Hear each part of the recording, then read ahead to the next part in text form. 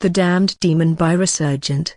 Chapter 422 A Bond Stronger Than Any Curse. Chapter 422 A Bond Stronger Than Any Curse. As Raziel turned around to face Matron Celine again, his eyes trembled with a mixture of confusion and sorrow. "Why did you say that, do you?" he began, his voice trailing off, unable to complete the question that weighed heavily on his mind. Celine looked at him with eyes that seemed to carry the weight of many untold memories. "I don't know when it started, but I began to feel as if we've had this conversation many times on this very day. It felt impossible and didn't make sense, yet it felt real," she explained softly, her gaze holding his steadily while carrying a hint of confusion. "But now, I remember everything." Raziel's expression crumpled as he heard her words. "No. No, you shouldn't be," he stammered, the realization that she remembered each iteration of his failed attempts overwhelming him. It was a truth he had hoped would remain hidden, to spare her the pain. He couldn't understand how it was possible since Dracarys said they could only remember everything in their last moments. "Not like this." Celine stepped closer, her hands gently cupping his face. Her eyes, filled with sorrow, gazed deeply into his. "You can tell me everything, Raziel. I will help you escape whatever hell you are trapped in," she said, her voice a soothing balm to his tormented soul. "I can't bear to see you in pain anymore and endure it alone. No, a broken bar. It's impossible." "Yeah, broken bar." Raziel felt a lump form in his throat as he began to explain everything. With each word, the reality of his torment became more evident, and Celine's eyes widened in shock and understanding. The burden of his story, now shared, seemed to lighten ever so slightly, yet the pain never lessened. Celine's eyes shimmered with unshed tears as Raziel concluded his heart-wrenching tale. She tenderly caressed his face, her touch gentle yet filled with a depth of emotion that spoke volumes. "I had no idea you were suffering so much," she whispered, her voice quivering with emotion. "And to think all this wouldn't have happened if not for us." Raziel, overcome with a mix of relief and sorrow, held her hands tightly. "No, Matron Celine," he insisted earnestly, shaking his head. "I chose this. I couldn't bear the thought of losing you all. I wanted to see you live happily, at least for a day longer, but my naivety only made things worse. You shouldn't forgive me for dragging you into this. You never deserved to go through this." "Raziel," Celine said softly, her voice barely above a whisper. Her eyes held a gentle warmth as she continued, "There's nothing to forgive. Had I been in your place, I would have made the same choice. I can't imagine a life without you in it. We are selfish in that way." Raziel's eyes widened while her gaze took on a distant, nostalgic quality as she added, "When I first came to your tribe, I was a broken woman, longing for the end after losing everything. But then, I met your mother, and she handed me a ray of hope. You, as a baby, in your innocent eyes, I found a reason to live again. Your happiness, your innocence, they reminded me that I could be happy again. As you grew up, your smile made me smile as well. You gave me a reason to stay, to have a purpose. That is why I can never let you die on my watch. Your death would mean the end of my world as well." Matron Celine, broken bar. Tears trickled down his cheeks as the weight of her words, her unconditional love and support, overwhelmed him. Before he knew it, he leaned forward, closing the distance between them, and gently pressed his lips to hers. Celine's brows briefly rose, but then her expression softened as she closed her eyes. A single teardrop trickled down her left cheek as she embraced his kiss, the two conveying years of unspoken emotions. In this serene moment, Raziel found solace as her lips entwined with his in a tender embrace. The kiss, initiated with doleful feelings, soon blossomed into a passionate expression of their shared emotions. Their bodies pressing together, Raziel, caught in the whirlwind of feelings he had never dared to acknowledge, found himself surrendering to the moment. The kiss deepened, fueled by the affection they had bottled up inside their hearts. Celine's response became even more passionate, her lips moving against his with a fervor that spoke of her deep-seated emotions for him. As their kiss intensified, Raziel could feel the layers of his pain and sorrow being peeled away, one tender touch at a time. Her lips felt so soft and gentle enough to melt the cage of pain his heart was trapped in. He never expected he would find a balm for his fractured soul like this, a soothing warmth that coursed through him, healing and comforting. She held the back of his head as she gracefully lowered Raziel onto the ground while following suit until she was sitting atop him. Below his waist, Raziel's face was flushed, and his eyes widened as she undid the sash of her red robe, letting it pool around her calves. Matron Selenia broken by his breath caught in his throat as she revealed her unblemished skin, porcelain pale and flawless beneath the crimson sky. He had never seen such a beautiful sight in his life before. Without warning, Celine took hold of his nervous hands and guided them to the swell of her curvaceous bare breasts, his hands cupping the soft pair unconsciously. Her cheeks had a reddish hue as she said with a soft smile, "Call me Celine. In this moment, you are not my disciple, you are my man, and I am your woman. I know it's wrong for me to say, but there is no point in holding back when we have no tomorrow. Or am I repulsing you?" Raziel knew it was taboo, but he shook his head as he said with a complicated smile, "Celine, the last thing you can do is repulse me. I have loved you ever since I met you, but now I love you as my woman." Celine warmly smiled as her hand moved below his waist. "Then allow me to let you feel how much I love you." With a soft sigh, he surrendered himself entirely to Celine's embrace, allowing himself to lose himself in the sweetest sin of all, the simple act of loving the woman who saved him before his soul could shatter. Their whispers and the moans mingled with the rustle of leaves and the humming of crickets, as they gave themselves fully to the thrall of their feelings and the depth of their own ardor. Nothing else existed beyond those two souls entwined amidst the trees near the stream. They moved together like two halves of one soul, their limbs twinned seamlessly, syncing with the rhythmic beating of their hearts. Every caress, every brush of fingertips against silky skin, carried with it a weight of longing and desire so heavy it threatened to overwhelm them both. There were occasional sharp intakes of breath from either of them as they sought deeper connection. There was no need for words as their bodies spoke volumes, conveying the fervency of emotions unsaid. Instead, they communicated through the language of touch alone, exploring every inch of each other with reverent care. As they lost themselves further in the intimacy of the night, Celine felt herself drifting closer and closer to the brink of ecstasy, teetering precariously on the edge of oblivion. With a final thrust, Raziel joined her, sending her tumbling into a sea of pure pleasure. Together, they floated there for a short while, bound by the sacredness of their first time together. Not long after, in the serene waters of the stream, the two found a momentary escape from their cruel reality. The water lapped gently against their submerged bodies as Raziel held Celine from behind, embracing her firmly as if he were afraid of losing her. Celine, sensing his inner turmoil, smiled softly, her voice calm and reassuring. "You don't have to be afraid. I am not going anywhere," she said, her words echoing in the quiet around them. Raziel's grip tightened as he grappled with the harsh truth of their situation. "You know what is going to happen, and it hurts to know that I am too weak to do anything to prevent it from happening. Why should our fates be sealed like this?" His voice was laced with pain and helplessness, reflecting the depth of his despair. Celine turned within his arms to face him, her movements fluid like the water around them. She lifted his hands to her lips, kissing them softly before meeting his gaze with warmth and affection.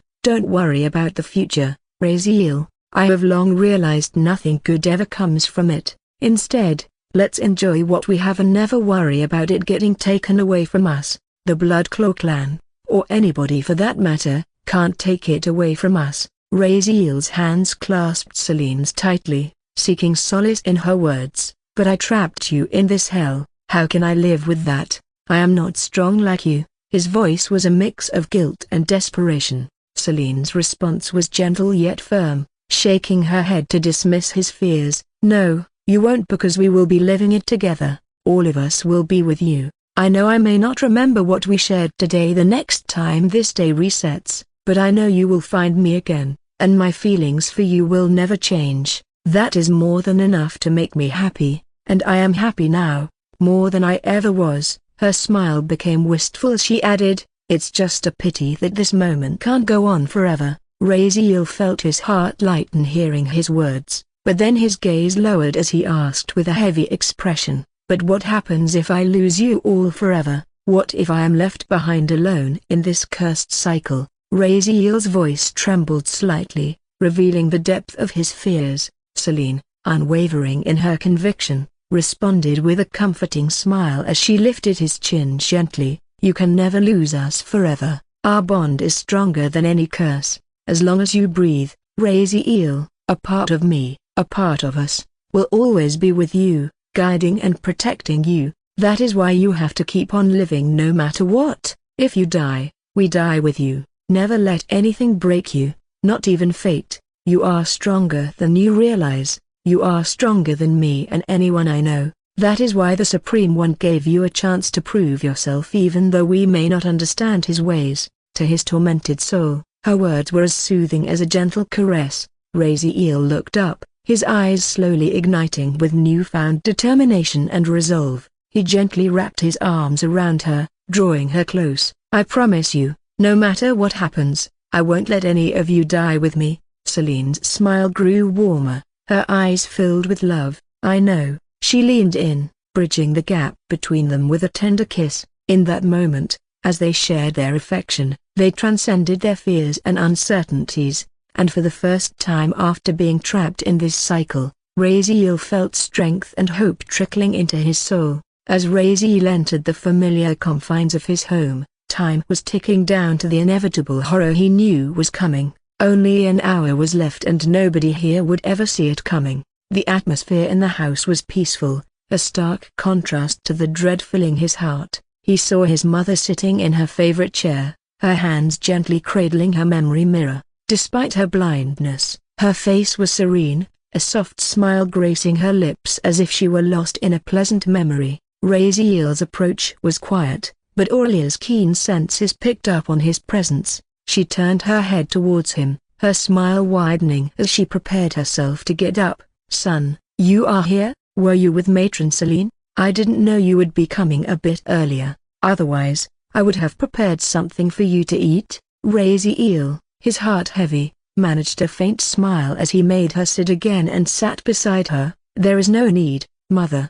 I am not hungry," he replied, his voice barely above a whisper. His eyes then drifted to the memory mirror she held so tenderly. "But I always wondered why you always hold on to it even if you can't see my image," Raziel asked, a mix of curiosity and melancholy in his voice. Aulia's smile turned warm and affectionate as she ran her fingers over the mirror. "I cannot see it as everyone does, but to me, this image is more than 1,000 words. It's 1,000 memories, 1,000 feelings, all of you, my child." Raziel's heart ached with a mixture of love and regret as he listened to his mother's words. He could no longer hold back the flood of emotions that surged within him. With a complicated smile, a facade to mask the storm brewing inside, Raziel leaned in and embraced her tightly. His head rested gently on her shoulder, tears welling up in his eyes as he whispered, his voice laden with sorrow, "I am sorry, Mother, you suffered a lot because of me, and I might cause you pain in the future as well. I wish I knew how to stop it, but I ended up being a burden to you." Aulia blinked her eyes upon sensing her son's distress, but then her expression softened as she gently caressed his head. With a voice filled with warmth, she whispered, "I don't know why you are feeling sad about being my son suddenly. If anything, I always fear that I would be a burden to you and that I might be holding you back from achieving great things. You could never be, Mother," Raziel said fervently as he continued to hold her firmly. Aulia's warm smile remained as she said, "The same goes for you, my son. Even if you think I suffered, every hardship pales in comparison to the love and happiness you've given me. I am ready for any suffering I might face in the future as long as you continue to be my son." Raziel's expression became resolved, nodding and firmly declaring, "I will never let you go no matter what happens." His voice softened as he smiled reassuringly, "Forget what I said earlier, I will never give up until I find a way to make you happy forever." Aulia, sensing the determination and warmth in his words, reached out with her hands, searching for his face, gently cupping his cheeks. She said with a warm look, You don't have to because I already am. Her words were simple yet profound, reaching deeply into his soul. She then leaned forward, and with a touch as light as a feather, she kissed his forehead. As Raziel basked in the warmth of the moment, his eyes closed in a serene smile. However, the tranquility was short-lived. In the blink of an eye, he found himself abruptly transported back to the cold, rocky surface of the mountain. Kneeling there, he felt the stark contrast of the chilling air against the warmth he had just experienced. Raziel became bewildered, the cold wind biting at his skin. His gaze lifted to meet the enormous, glowing crimson eyes of Dracarys above him. With a shake of his head, filled with confusion and a hint of defiance, he questioned as he stood up, "Why did you bring me back?" Dracarys' voice resonated with a calm yet imposing tone. "You didn't do as I instructed. Do you truly not desire to end this?" Raziel's gaze fell, his fists clenched tightly as he said, "I can't do what you asked," he confessed, his voice resolute yet heavy with emotion. "I could never destroy the people I love just to save myself. It completely betrays the very reason I ended up here." Dracarys' eyes seemed to narrow as he probed further. "Does this mean you are willing to endure this suffering for eternity?" Unwavering, Raziel lifted his gaze, his eyes cold yet burning with determination. "Yes, I would rather destroy myself than harm them. Without them, your power holds no value for me, nor would my life." Dracarys' response was tinged with a mix of disbelief and curiosity. "How foolish! Anyone would eagerly accept my power rather than endure a perpetual nightmare with those doomed to perish." But Raziel remained steadfast, his expression hardened by his resolve. "I may be a fool, but as long as my people are with me, it can never be a nightmare," he countered. Closing his eyes, Raziel braced himself for the inevitable cycle to continue. "So you can send me back," he said firmly. "I will keep trying to save them. No matter how hopeless it is, I will never give up on them. Finally I found a worthy one to become my successor," Dracarys said with a deep hum. Raziel opened his eyes and his brows raised, his emotions a whirlwind of confusion and disbelief. "What are you talking about?" he asked, his voice echoing his bewilderment. "You passed my test, boy," Dracarys declared, his voice resonating with a deep and profound sense of finality. Raziel's eyes widened in shock, unable to comprehend the turn of events. "I don't understand. I failed to do what you said. You told me that was the only way I could pass your test. You said my ambition for gaining power wasn't enough to be your successor," Raziel stammered, his voice tinged with surprise and confusion. Dracarys hummed thoughtfully before explaining, "Yes, and the only way to pass it was to not do what I told you to do. I never wanted someone with blind ambition to gain power at any cost. They wouldn't hesitate to destroy our world if it would gain them power." Raziel blinked his eyes as Dracarys added, "I sought someone who would never abandon their faith, their roots even if it meant their own destruction. You almost broke, but then you remembered what mattered to you most and why you were doing this.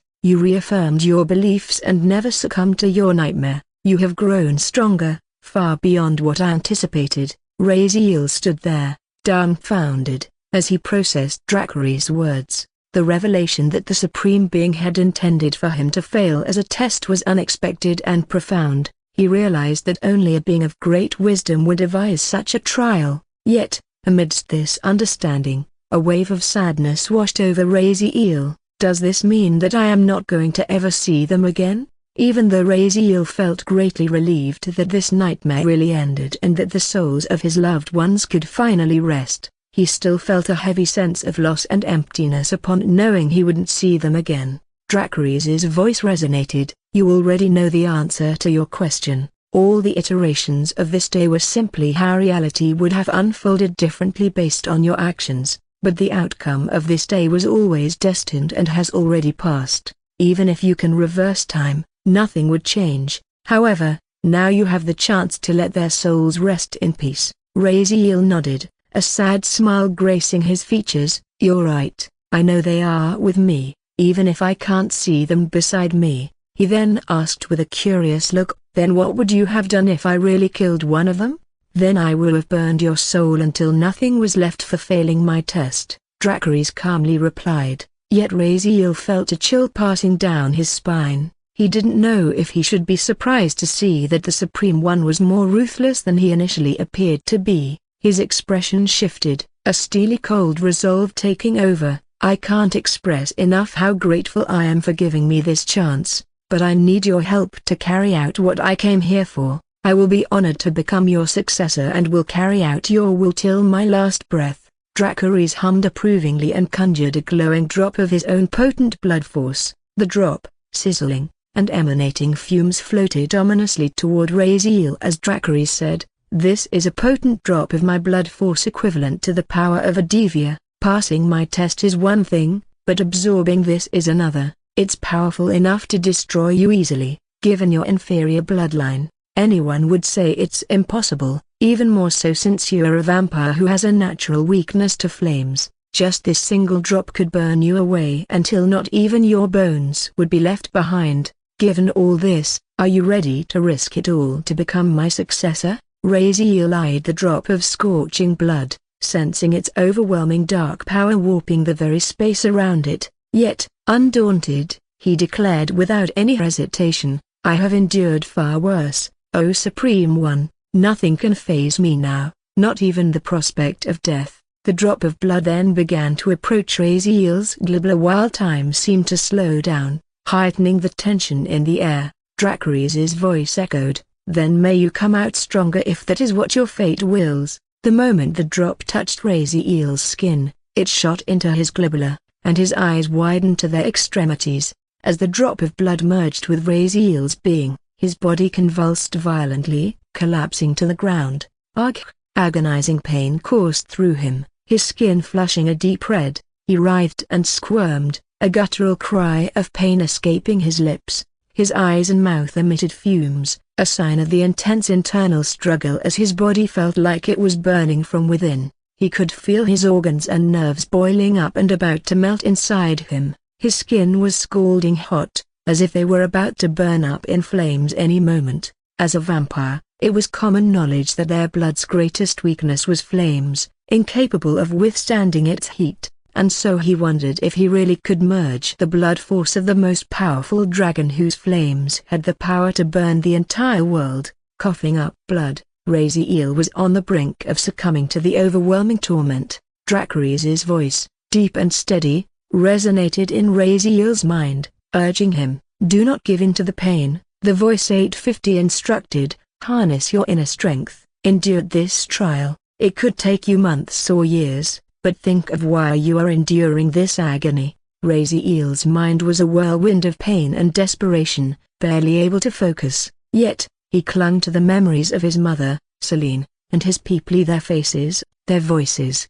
The unjust and brutal end they met at the hands of the werewolves. These memories, these images of suffering and loss, fueled his resolve, igniting a cold determination within him to survive and seek vengeance. As he concentrated on these memories, the pain began to forge a new resolve within him. Each image of their demise steeled his will, transforming his anguish into a weapon of inner strength. He can't succumb now and let down his people. He remembered the promise he made to his mother and Selene. He has to live to keep those promises. He held on to these thoughts, these reasons for his struggle, as his body began to get covered by a scorching thick layer of blood until it enveloped him completely while his screams completely died. Weeks passed, and a large crimson egg-like cocoon rested on the mountain summit, pulsing with a deep crimson glow.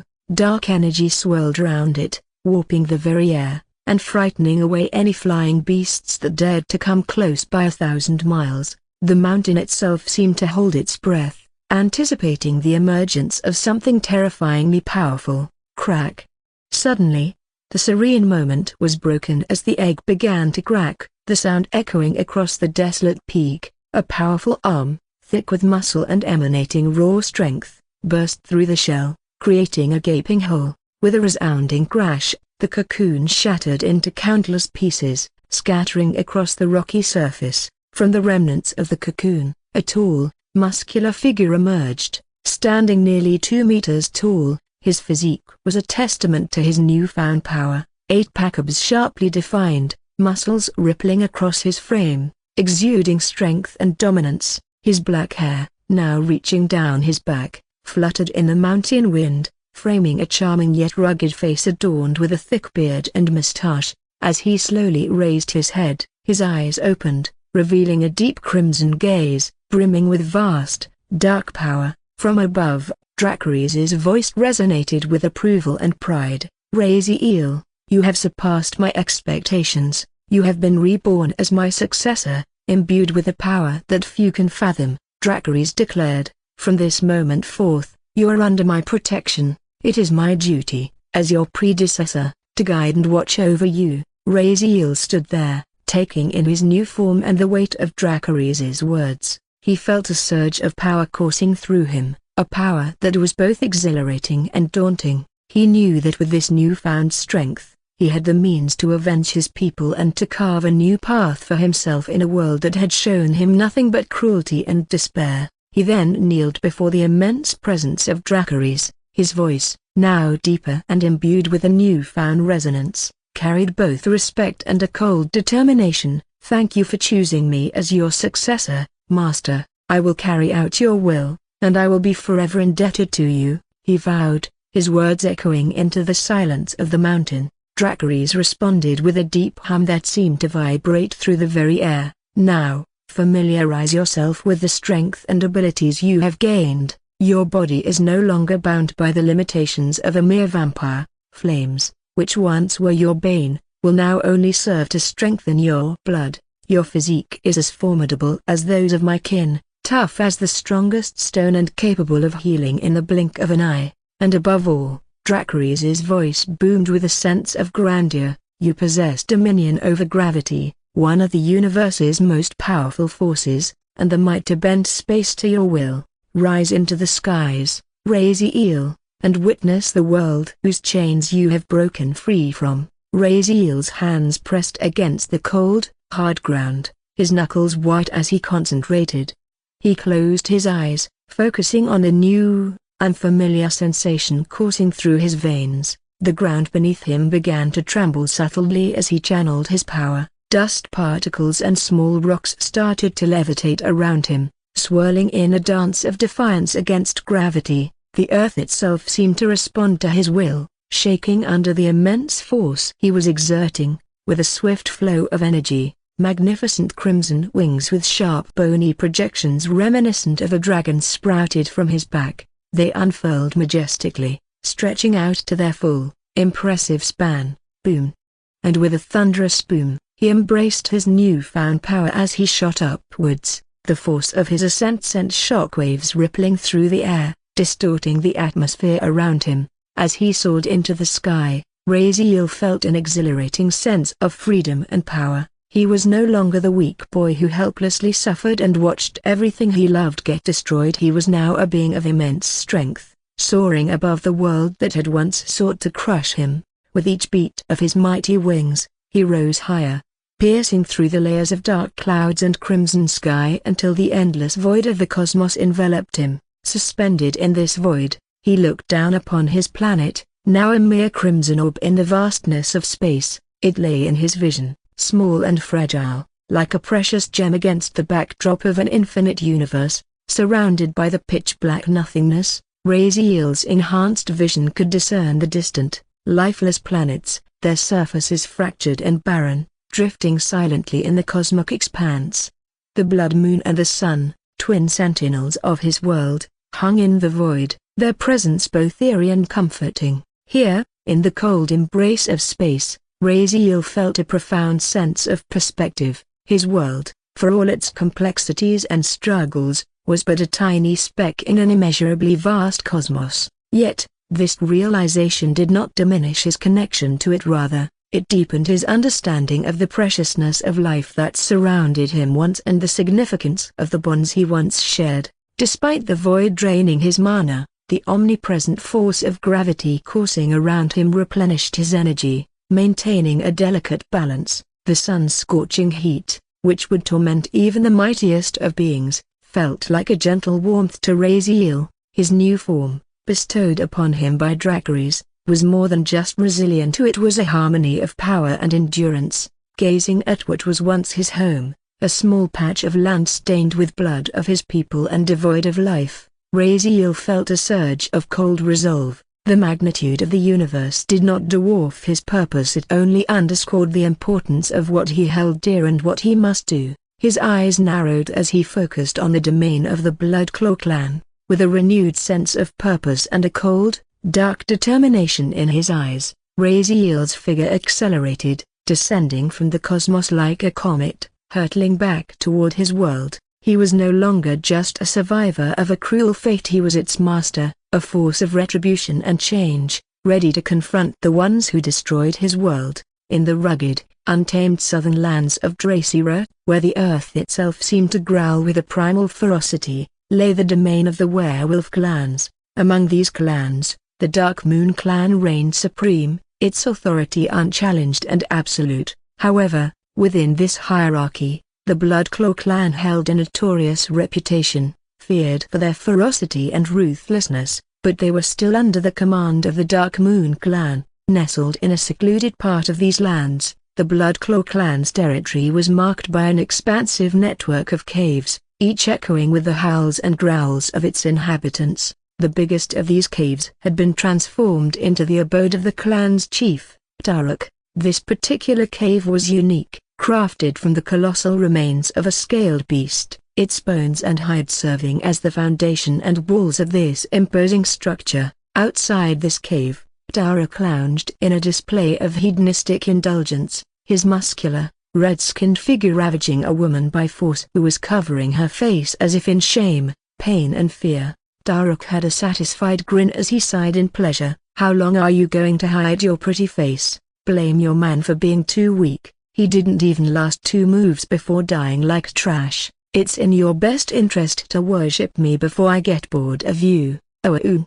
The woman was muffling her moans as tears trickled down her cheeks while his dirty claws were roaming all over her curves, but under his intimidating presence, there was nothing she could do to escape her fate. Suddenly, the steamy atmosphere was interrupted by an elderly voice. "My chief," he began, his tone serious and filled with an underlying gravity. "Forgive me for the disturbance, but this couldn't wait," the elderly man said. His short gray mustache twitched slightly as he spoke, his voice resonating with the weight of the impending matter. Taruk's irritation was palpable as he turned his attention away from the woman, his eyes narrowing at the interruption. "Elder Roku, it better be something important for you to disturb me at a time like this. You know I hate it when a good time gets interrupted," he grumbled, his voice a low growl of annoyance. "It's the Dark Moon clan. They are coming here to pay us a visit, including Chief Zoran. I have already informed the others to make sure everything looks good,"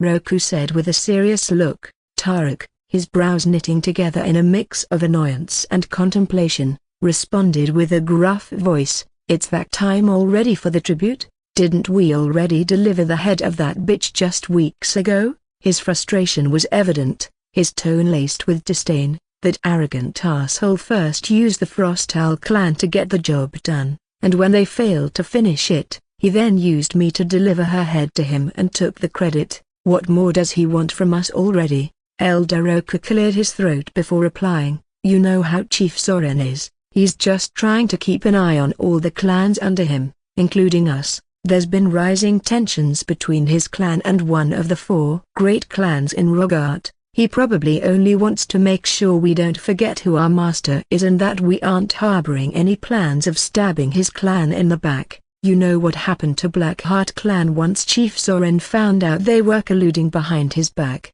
Taruk's frustration boiled over as he grumbled, "Why the fuck should I get tangled in his business? We have been loyal to his clan more than anybody else. He first promised us 5% of the lands and women from the Frostal clan as long as I brought him her head. And now he's trying to establish dominance without even fulfilling his word. If only we had the right backing, we wouldn't have to eat his shit. We should rumble." Their conversation was suddenly disrupted by an ominous, growing rumble from the sky. Both Taruk and Roku and everyone around them, their expressions morphing from confusion to alarm, turned their gaze upwards. What they saw was a sight both terrifying and awe-inspiring. a crimson ball of flames, trailing fire, hurtling down from the skies directly towards their lands. "Is that it?" Daruk began, his voice trailing off as he tried to comprehend the celestial anomaly, but before he could finish, Roku, with urgency lacing his voice, interjected, "Chief, we have to get inside." The heat emanating from the descending fiery orb was oppressive, even from miles away. Without hesitation, Tarek, Roku, and everyone dashed into the safety of their adobe, just as the blood-red comet made its earth-shattering descent. Elsewhere, the men and women of the Bloodclaw clan, who had been going about their daily routines like mating under the sun or torturing their enemies, stopped dead in their tracks, faces turned skyward. They witnessed the fiery streak rapidly approaching. Panic ensued as the reality of the imminent danger dawned on them. "Get inside and raise your barriers," a clan member bellowed, his voice resonating with urgency. The clan, heeding the warning, scrambled towards their caves for cover, but time was not on their side for some. Boom! With a colossal boom that reverberated across the landscape, the crimson ball impacted the earth. The explosion was cataclysmic, unleashing a shockwave that obliterated everything in its path. Trees were incinerated instantaneously, rocks shattered under the immense force, and craters pockmarked the land, transforming the once familiar terrain into a desolate, smoky wasteland. The earth quaked violently under the impact, as if the very realm was quivering in fear. The air was thick with smoke and debris, clouding the once clear skies of the domain of this clan. In the midst of this landscape transformed into a nightmarish scene, Daruk and his contingent of Bloodclaw warriors cautiously but quickly approached the massive crater that now marred their lands. They wondered if some meteor fell from the skies, though they were still highly wary since they were picking up an unfamiliar scent that made them feel uneasy. The aftermath of the frightening impact was a scene of devastation. Their once proud and fearsome domain was reduced to rubble and ash. The air was thick with smoke and the sharp tang of scorched earth. His clan members, those who had survived the initial blast, tentatively emerged from their caves. Their expressions were a mix of terror and disbelief, many coughing violently as they tried to clear their lungs of the acrid fumes. The less fortunate ones had been obliterated instantly, not even having a chance to seek shelter. Even the barriers that had been their last line of defense crumbled under the sheer force of the explosion, crushing those who had sought refuge within. Only those far from the crater managed to somehow survive behind the shattered barriers. Elder Roku, his face etched with worry, coughed through the lingering smoke. "Thank the devils, we were under the protection of the Dark Moon clan's barriers. Otherwise, none of us would have survived this," he remarked, his voice heavy with the gravity of their narrow escape.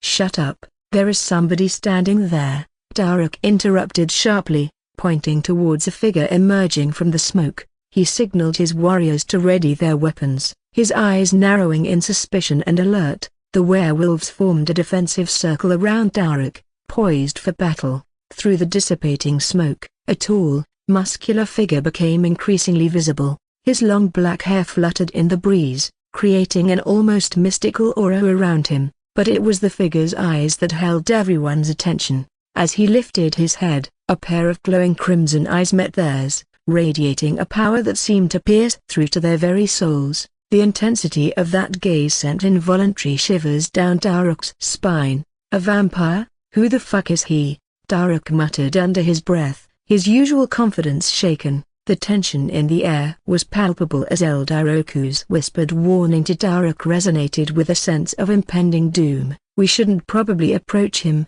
Roku hissed anxiously. "Something about him feels wrong, and he reeks of danger. If he really was the one who crashed on our land, provoking him could be our last mistake." Despite the gnawing sense of danger, Daruk's rage boiled over at the sight of his ravaged domain. The loss of his warriors too great a wound to his pride. Only he knew how hard he struggled to nurture these warriors and the resources he spent to keep up with the other clans. Struggling to contain his fury, he pointed a trembling finger at the mysterious vampire. "Blow up that bloodsucker, let him explode into bits for messing with our clan," he commanded. His voice laced with venom. The werewolves around him, having anticipated Daruk's orders, swiftly unleashed a barrage of massive, energy-charged cannons towards the vampire's location. "Wait, have you thought this through?"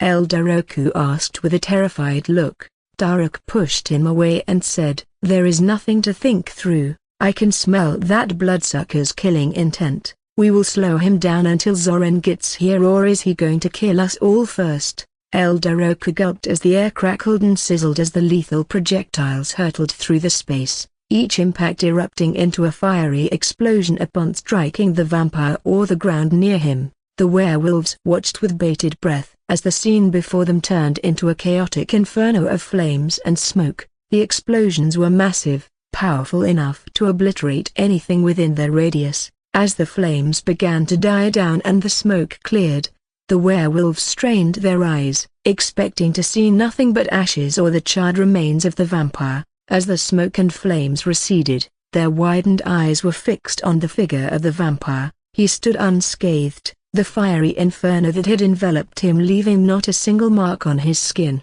His piercing crimson eyes seemed to bore into the very souls of those who dared look upon him. Elder Roku, visibly shaken, whispered in a tone laced with fear, "What kind of a monster is he?" His words echoed the collective dread that gripped the hearts of all present. Even a peak soul devourer vampire would have flinched upon taking on so many explosive attacks head-on without even bothering to shield themselves. Not even a wisp of mana was used to shield himself, and yet his body remained unscathed. Daruk stood frozen, his eyes trembling with a mix of disbelief and dawning horror. The werewolves, hardened warriors all, could only watch in stunned silence. They were experienced in dealing with almost everything, but nothing in their combative lives had prepared them for this. This vampire's immunity to flames defied all logic and understanding. Adding to their growing terror, the vampire began to advance towards them. With each step he took, the flames that had cloaked him were extinguished, as if snuffed out by an unseen force. His approach was slow, deliberate, and each footfall resonated like a hammer striking their hearts, amplifying the fear that coursed through their veins. Seeing his people trembling, Daruk felt even more unsettled but also incensed at the same time. With a growl, he transformed into his true form, though his voice betrayed a tinge of fear as he pointed a clawed finger at the approaching bloodsucker. "Don't you dare take another step. Our clan is under the protection of the Dark Moon clan. You will regret." His threat trailed off into a gasp of shock and disbelief. This bloodsucker continued his advance, utterly indifferent to his warning. The realization that even the might of the Dark Moon clan seemed to hold no sway over this intruder sent a wave of panic through Daruk. Even the leaders of powerful covens wouldn't dare mess with the Dark Moon clan, especially attacking a clan under their protection without reason. As the distance between them closed, the vampire's chilling aura of killing intent became palpable, freezing the blood in the veins of the werewolves. Daruk's bravado crumbled, replaced by raw survival instinct. "Everyone, run and keep blowing the fucking horn," he barked, the command dripping from his throat as he too turned to flee while Elder Roku already beat him to it. There was no way he could take on someone who didn't even flinch after taking all those explosives head-on. Just as Roku said, this was a monster. What kind of hell did he crawl out from? The sight of their chief, usually unshakable, now gripped by fear and running for his life, shattered the last vestiges of courage among the werewolves. In a frenzied, desperate scramble, they bolted in all directions, their growls and cries of fear echoing through the stronghold. But suddenly, they found themselves gripped by an overpowering, chilling sensation. It was as if an invisible force had seized control of their very being, freezing them in their tracks. Their bodies rigid and immobile, panic filled their eyes as they struggled to draw breath. The sensation in their blood was both searing and icy, a paradoxical torment that seemed to wreak havoc within their veins. Amidst the chaos, Daruk also found himself ensnared by this inexplicable force. His large, muscular frame was shaking with uncontrollable tremors. The fear that gripped him was visible in his eyes, which darted around in terror and confusion as he saw all of his people were petrified as well. He couldn't fathom what kind of power could render them all so helpless. They then found themselves getting forcibly turned around, facing the source of their terror, The monster with the penetrating crimson eyes stood before them, his presence dominating and unyielding. He finally broke the silence, his voice resonating with a cold, authoritative tone. "Are you wondering who this blood-sucking insect is?" The question sent a ripple of bewilderment through the werewolves, their terror-stricken faces turning toward their chief. They silently questioned if their leader somehow knew this monstrous figure. Daruk himself was the most perplexed and frightened of all. He scrutinized the man's face, yet he couldn't even feel any sense of familiarity. He had never seen this monster before in his life. Raziel's voice, cold and chilling, cut through the tense air as he declared to Taruk, "You don't know me, but you are going to die knowing that this insect is going to devour your blood and those of your people until nothing is left of your clan." His words sent shivers down the spines of the werewolves, their hearts pounding in terror. Lights. In an instant, the immobilizing sensation that had gripped them vanished, and they could move again. The werewolves, though terrified, felt a glimmer of hope at regaining control over their bodies, but Taruk, recognizing the direness of the situation, knew that escape was not an option. He was banking on the imminent arrival of the Dark Moon clan, signaled by the continuous resonation of the horn. But until they get here, he can't let this fucker destroy everything. With a mix of fear and rage, Taruk commanded his warriors to attack. "Tear this bastard apart," he growled, emboldening his men. They lunged towards Raziel, their jaws gaping wide, aiming to rip him to shreds, but their assault was short-lived. In a grotesque and shocking display, their bodies exploded upon nearing Raziel, splattering the ground with their blood. The scene was one of macabre and utter disbelief.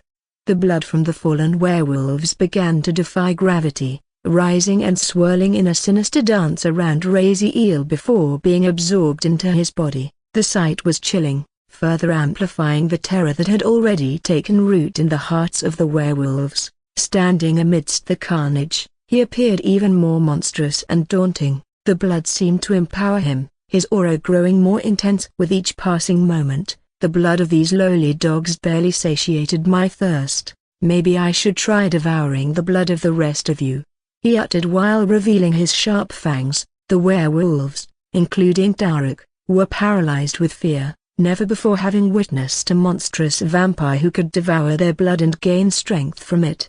Taruk found himself stumbling and collapsing to the ground, overcome by the grotesque spectacle he had just witnessed. Panic seized the remaining werewolves as they attempted to flee, only to be struck down by the same paralyzing force that had immobilized them earlier. They writhed in agony on the ground, unable to escape the invisible grip spreading over the blood that held them. In this chaos, Raziel's figure materialized before the kneeling Taruk. With a swift and brutal motion, Raziel grabbed Taruk's head, causing him to growl in pain. Taruk growled as he raised his arm to claw away at this bloodsucker's face. "Ugh!" But Raziel effortlessly tore off his arm, eliciting a guttural howl of agony from Taruk as his blood spilled onto the ground. "Shhh!" Raziel commanded, silencing Taruk's cries of pain with a simple gesture of placing his finger against his lips. He then pointed at the werewolves writhing on the ground in agony and whispered coldly, "Look at your people. Can you feel them dying?" Taruk's gaze swept across the scene of his dying clan members. They were in excruciating pain, their bodies betraying them as they succumbed to the invisible force that Raziel wielded. Their fur withered, vapors emanated from all their orifices, and blood filled their eyes, an image of terror and helplessness that struck fear into Taruk's heart. Raziel's whisper was like ice, cutting through the air as he demanded, "I am boiling their blood very slowly so that I can give you enough time to apologize to me for bearing your dirty maw at me. So why don't you try before your clan melts to death? They are what gives your clan strength. Without them, you will be the chief of nothing." Taruk became enraged, but he was forced to suppress his anger, faced with the realization of his clan's impending doom and the absolute power that Raziel held over them. If his clan dies, then his fate would be no better than a dead man. He might even get enslaved by the other clans. Forgive me a broken bar." Taruk forced himself to mumble with gritted teeth, his voice barely audible, laced with a mixture of rage and fear. Raziel's voice was dripping with cold contempt as he addressed the broken chief. "What kind of pathetic apology is that to someone who can kill you with a glance? I can still feel your killing intent." The words fell upon Daruk like a sentence as a chill passed down his spine. As Raziel spoke, a horrifying transformation unfolded before Daruk's eyes. The bodies of his people began to melt as their blood boiled to the extreme. Their cries and growls of agony soon faded into eerie silence as they were reduced to lifeless forms. Daruk, overwhelmed by grief and terror, could only watch in disbelief. "No!"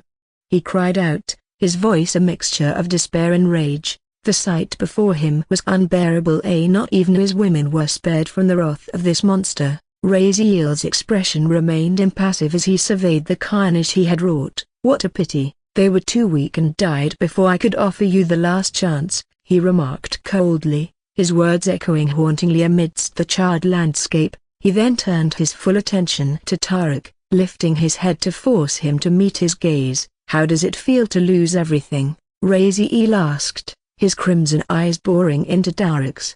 Daruk was fuming, his emotions boiling over as blood and saliva mixed together and continued to spill out of his mouth. His eyes were bloodshot, but the moment he looked into those cold yet fiery crimson eyes, all he could see was a reflection of his own despair. Broken and desperate, he gritted his teeth and managed to utter, "Why? Are you doing this to me?" His voice was laced with fear and confusion, seeking some semblance of reason after witnessing his clan getting destroyed. Raziel's voice, cold and devoid of any emotion, answered, "You don't get to ask that question after killing my people. You may not remember their faces, but I am sure the name Selene rings a bell in your mind." His words were like a dagger, aimed precisely to evoke a certain memory. The mention of Selene caused a flicker of realization in Daruk's eyes. His mind raced, trying to connect this monstrous bloodsucker to Selene's coven, but he failed to recall anyone of this monster's caliber associated with her. In his growing panic, Daruk blurted out a desperate defense, "Why, you don't understand. I was only a brute who carried out the kill order. It was the Dark Moon clan who wanted her head, and I merely delivered it. Please let me go." "Why, you got the wrong man." Raziel's response was chilling, a mere whisper that carried the weight of impending doom. "The Dark Moon clan? It seems like I have to extend my plan." His words sent a shiver down Daruk's spine, but Daruk couldn't help scoffing inwardly. Does this fool really think he can take on the Dark Moon clan? However, Raziel's next words shook off Daruk's thoughts. "As for you, I am going to let you go." Daruk's face lit up with a glimmer of hope, thinking perhaps this fucker was truly an idiot, not that he wanted to complain. To the pits of Tartarus, but Raziel's next words extinguished that hope mercilessly. The finality in Raziel's voice was unmistakable. Daruk's relief turned to horror as he realized his fate was sealed. "No!"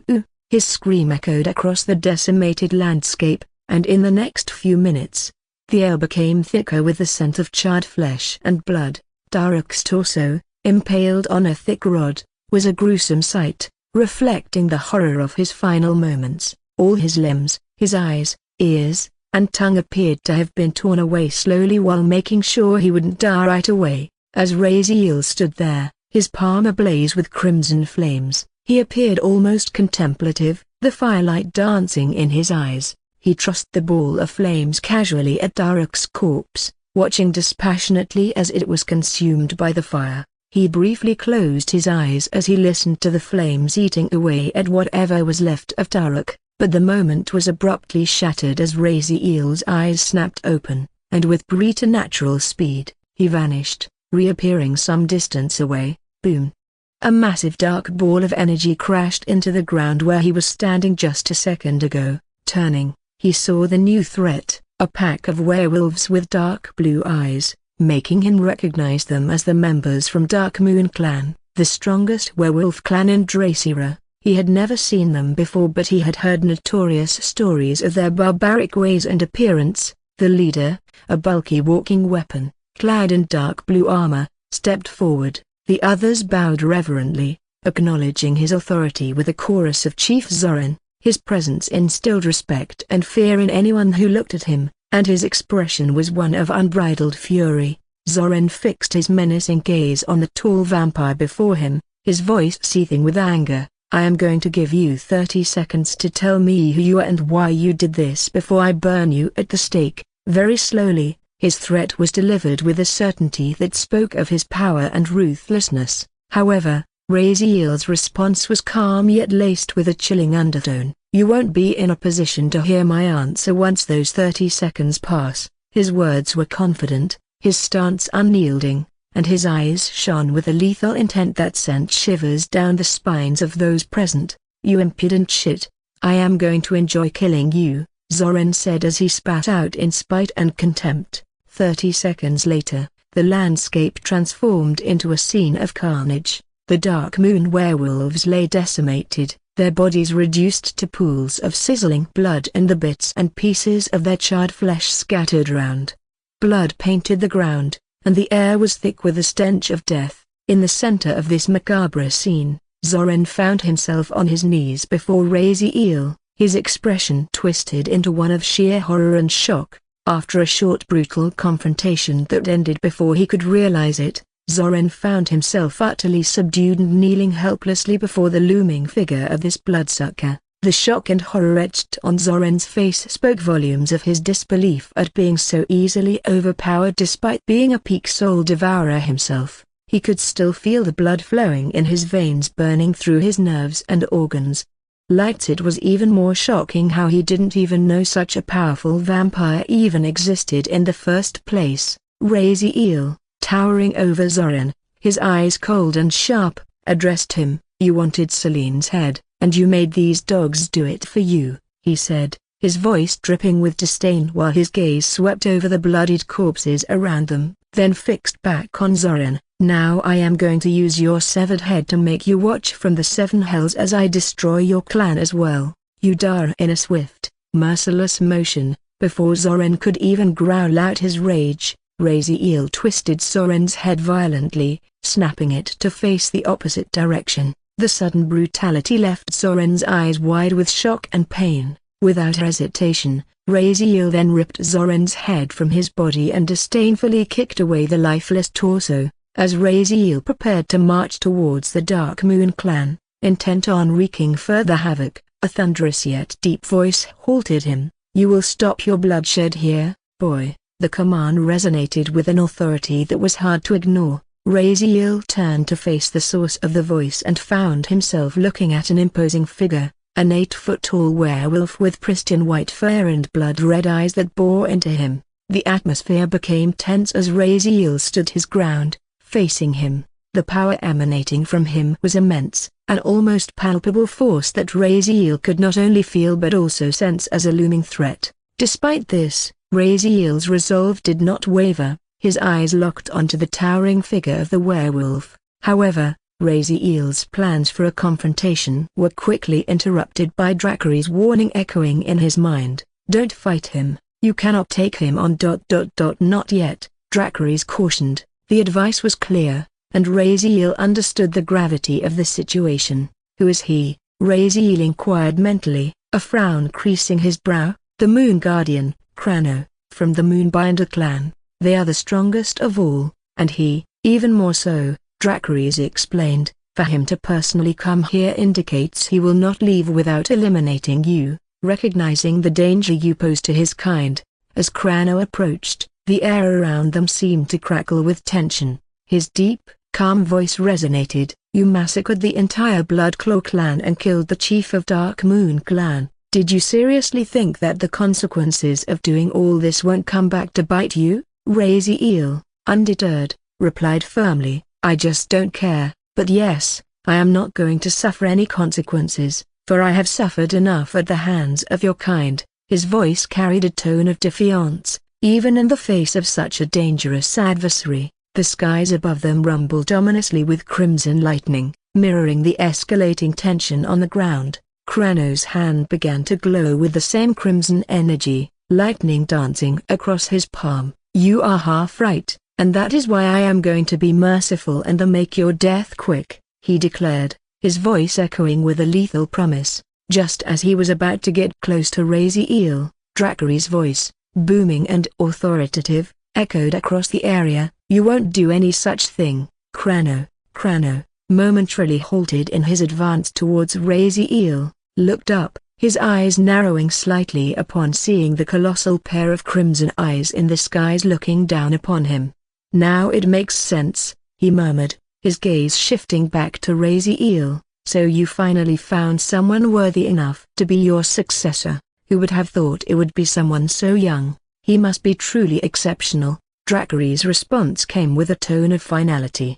"He is worthy in many ways, but now, Crano, you will go back to where you came from." Despite the warning, Crano's demeanor remained composed as he declared, "I will leave, but only on one condition. Your successor must give his word to cease his quest for blood immediately. I will not tolerate his wish to massacre one of our great clans." Raziel, his fist clenched tightly, raised the severed head of Chief Sorin, his voice cold and unyielding. "You should have considered the consequences when he first targeted my people." Crano, shaking his head, replied, "Boy, you have no idea what you are dealing with here." He then looked up once more at Dracary's eyes, his voice carrying a warning. "Remember, the moon is watching us. You wouldn't want to upset the balance, would you?" Dracary's gaze slowly shifted to the blood moon hanging in the dark skies before turning away. Raziel furrowed his brows, wondering why Crano was talking about the moon,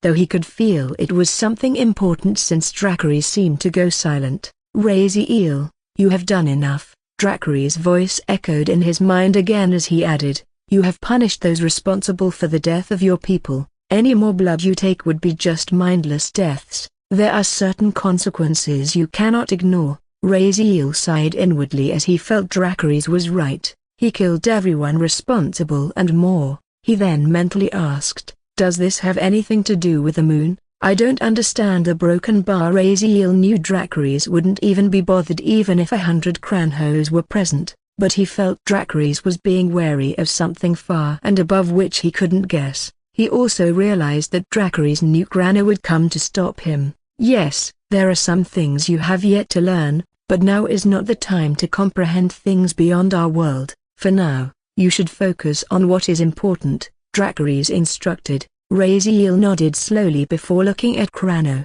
"I will agree with your proposition, but I won't tolerate the Dark Moon Clan or any of your kind's existence in Dracira. It belongs to me and my master. You better make them move to your lands, otherwise, I will make them." Saying so, Raziel walked past Crano, who slowly turned around to look at Raziel's disappearing back as he mumbled with narrowed eyes, "The perfect omen. How unexpected." Raziel knelt solemnly by the freshly covered grave, his heart weighed down with the enormity of his loss. It was already the next day when he returned to the place that was once his home and buried all the corpses or whatever was left of them. The soft earth beneath his hands seemed to absorb not just the physical remains of his loved ones but also the depths of his sorrow and resolve. His cold crimson eyes softened as his determined voice broke the silence. "I will build the strongest kingdom to ever exist in our world over your blood, everyone. You can watch me make you all proud and fulfill my promise.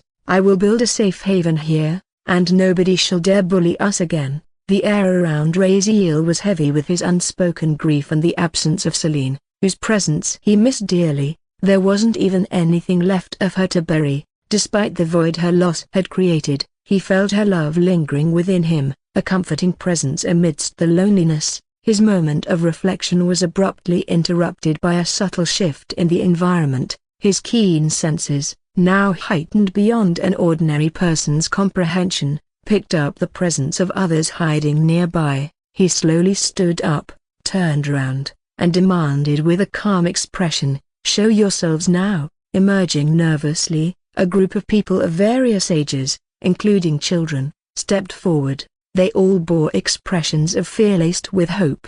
These vampires, along with few other people from weak races, burdened with heavy bags as if in the midst of travel, cautiously approached him. As someone who had been part of a nomadic tribe, he could guess that these people were from similar tribes and seemed to have traveled great distances. Raziel's voice, colored with a hint of confusion, broke the silence. "Who are you people? In response, the group collectively fell to their knees, foreheads pressed to the ground. An elderly woman, her voice quivering with emotion, spoke up, "O Savior, we are nobodies who were tortured or living under fear because of those werewolves and their underlings, but your actions have saved us all. We are willing to follow you and pledge our lives to you. Without you, we would have never lived to see this day." Raziel was surprised yet heartened by their arrival. He hadn't anticipated such a gathering of people seeking him for protection and loyalty. His heart, however, swelled with a sense of purpose and resolve, knowing that his plans to safeguard people like them were now even more crucial. "Rise and no need to worry anymore." Raziel's voice was firm yet reassuring as he addressed the crowd. "You all are under my protection now, and those werewolves won't ever be seen in our lands again." He paused for a moment, his gaze sweeping across the faces in front of him, noting the relief that washed over them at his words. A question lingered in his mind, prompting him to ask, "But tell me, how did you people know how to find me?" "It was us." Suddenly, a gentle and smooth voice echoed, making Raziel shift his gaze to the side. Two elegantly dressed men emerged, their presence commanding and auras distinctively potent. They were clearly peak soul devourers, and Raziel had never come upon such powerful people of his kind. The first, charmingly handsome with ruby-red hair and eyes, carried himself with an air of grace in his exquisite red robes and had a clean-shaven face. Raziel felt a pang of familiarity upon seeing him, his features eerily reminiscent of Celine's. The second man's presence was starkly different. Cloaked in dark blue attire, his chilling aura matched his inexpressive, cold demeanor. His ghostly red eyes and thick black moustache added to his imposing figure. The man in red, with a polite smile, broke the silence. "Forgive us if we were being rude, but rumors of someone who can devour flames and the blood of werewolves alike had spread like wildfire. Never before in our lives or in history have we heard of someone as powerful as you. For the first time, we saw hope after millennia of suffering and getting suppressed by the werewolves." Raziel, intrigued, stepped closer to the duo, his gaze flitting between them, recognizing the power they wielded as peak soul devourers. "Who are you?" he inquired, sensing their significance. The man with the ruby-red eyes winced slightly as he said, "Ah, where are my manners? I am Lord Valentine, and my friend here is Lord Thorn." His expression turned grim as he added, "Our covens are dying, and I heard not long ago my sister died in this very land, slaughtered by those barbaric dogs." Raziel's eyes widened in surprise. "Celine was your sister?" The pieces of the puzzle were coming together, explaining the striking resemblance and her exceptional talents. He also remembered Daruk mentioning how she was once very powerful but was weakened. Valentine's expression softened with a mix of sadness. "Yes, she was. It seems you knew her well. Had I known she was here, perhaps I could have saved her." "Lights, I don't understand. She never told me she had a brother. She said she lost everything. So if she didn't, why didn't she ever go back to you or ask for help?" Raziel asked with furrowed brows. Valentine sighed as he said, "She was married into another coven, which was completely destroyed by the werewolves because of some feud they had. It wouldn't be a surprise if she never came back to not burden her own coven or me, since the werewolf clans had a bounty on her head. She wouldn't want to risk anyone associating her with her coven. That is how she always was, looking out for others." Raziel closed his eyes as he felt it made sense and could imagine Celine making a hard decision like that. Valentine added with a look of gratitude, "Your act of avenging her death means more than you can imagine.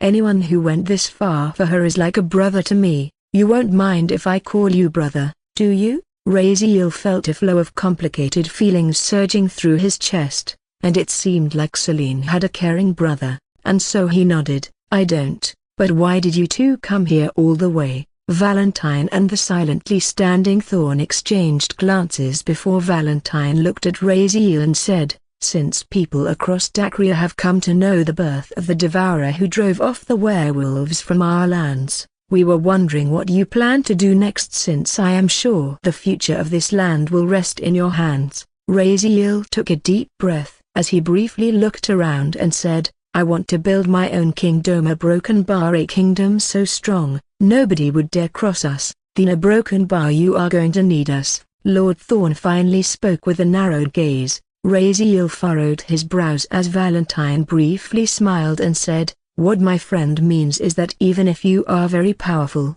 building a kingdom is no small feat, even more so if you want it to be the strongest to ever exist. My friend and I possess devices that could help you quickly build a strong foundation for the kingdom. Besides that, you can use our experience to guide you about matters that you may have doubts about. You can consider us as pillars of the kingdom who exists to support you." Raziel fell into contemplation as Valentine raised his right palm and said, "So, are you willing to work together with us like brothers to build a new future for our people?" Valentine shot a side glance at Thorn, who raised his hand and placed it atop Valentine's palm. Raziel, his eyes narrowed with resolution, placed his hand atop Valentine and Thorn's. "I will take up on your offer," he declared. Valentine smiled as he nodded and said, "Very good. So did you happen to have a name in mind for your kingdom?" After a moment of contemplation, Raziel subtly raised his chin and said, "I want to name it the Bloodburn Kingdom. Let our enemies who hear this name shudder as the very mention scorches their blood and withers their spirit." "They absolutely will," Thorn said as his eyes glowed with a chilling light. However, in an instant, the world around Raziel faded into darkness. A deluge of memories cascaded through his mind, vivid and intense, all that felt like his own. What in the name of the how did I end up here? Only then did he realize he was not Raziel but Asher, who had entered the Tower of Torment to conquer it. But he saw through the eyes of Raziel, felt his sorrows, his pains, and the heart-wrenching loss of his people. All of it felt very real, as if he was really Raziel. He could still feel the sorrow and pain of losing those people, but what shocked him the most was that Raziel's mother had the same face as that of his mother when he was a human,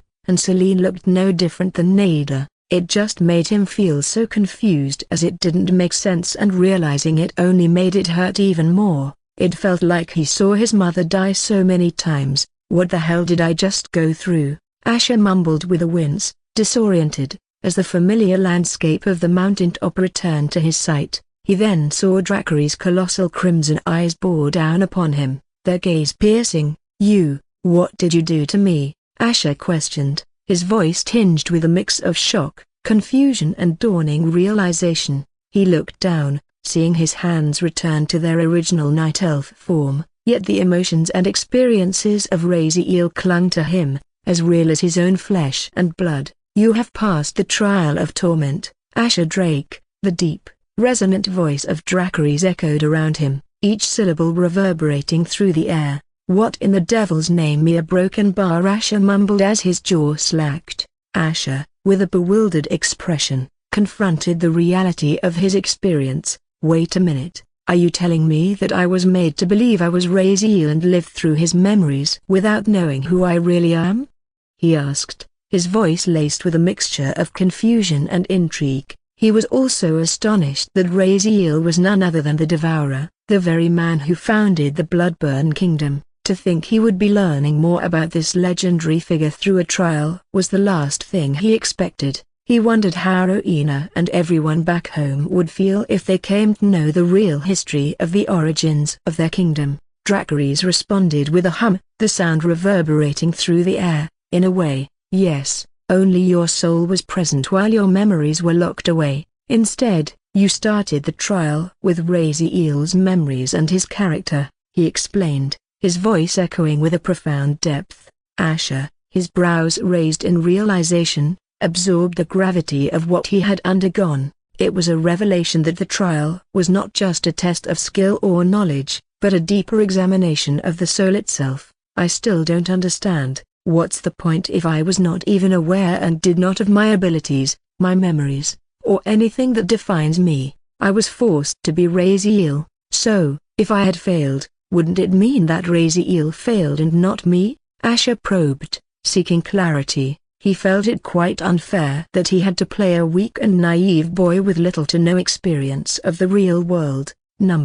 "It was still your soul that was present, The decisions and every action you carried out were influenced by Raziel's memories, but they were driven by your soul. If your soul wasn't worthy enough, you would have failed just like countless others, Dracarys elaborated, providing insight into the complex nature of the trial. Intrigued, Asher asked further, how did they fail? What did they do in my place? His brows furrowed. Dracarys revealed the sobering truth. Most of them succumbed to my offer of giving them a way out. They killed Raziel's mother or Celine or someone they initially loved without any hesitation, for all they wanted was for it to end and gain power. Some of them didn't even make it that far. They broke before they reached that point, while others tried to run away and had their souls taken away for failing the trial. Very few were so scared, their fear stemming from their soul overwhelmed Raziel's feelings, and they ran away without even climbing up here.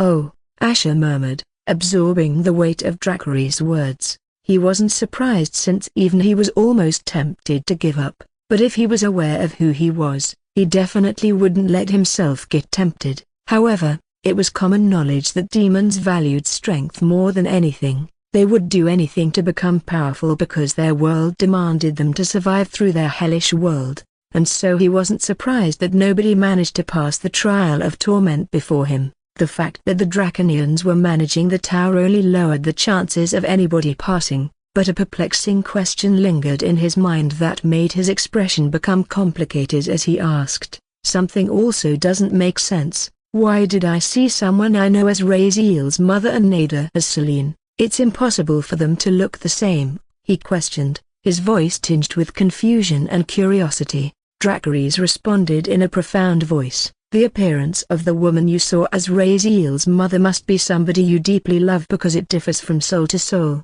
If it was somebody else attempting this trial, they would have seen a different face or not, but only the appearance differs while the rest always remains the same. His words echoed around them. Asher's expression turned somber as he digested this revelation. The realization that he had witnessed the death of his mother from a past life, a pitiful woman who meant the world to him, brought a sense of sorrow and pain, a feeling that permeated his soul. Seeking further understanding, Asher inquired, then what about Celine? Asher still felt it a bit weird and strange now that he remembered seeing Nada as Celine, and to make things even more bizarre, both of them were of the same bloodline, with Celine being Nada's ancestor. He felt as if he had an affair with Nada even if he really didn't, not technically. He could only hope she wouldn't remember all this. It could make things very awkward and messy, though he was finding it hard to stop thinking about what happened.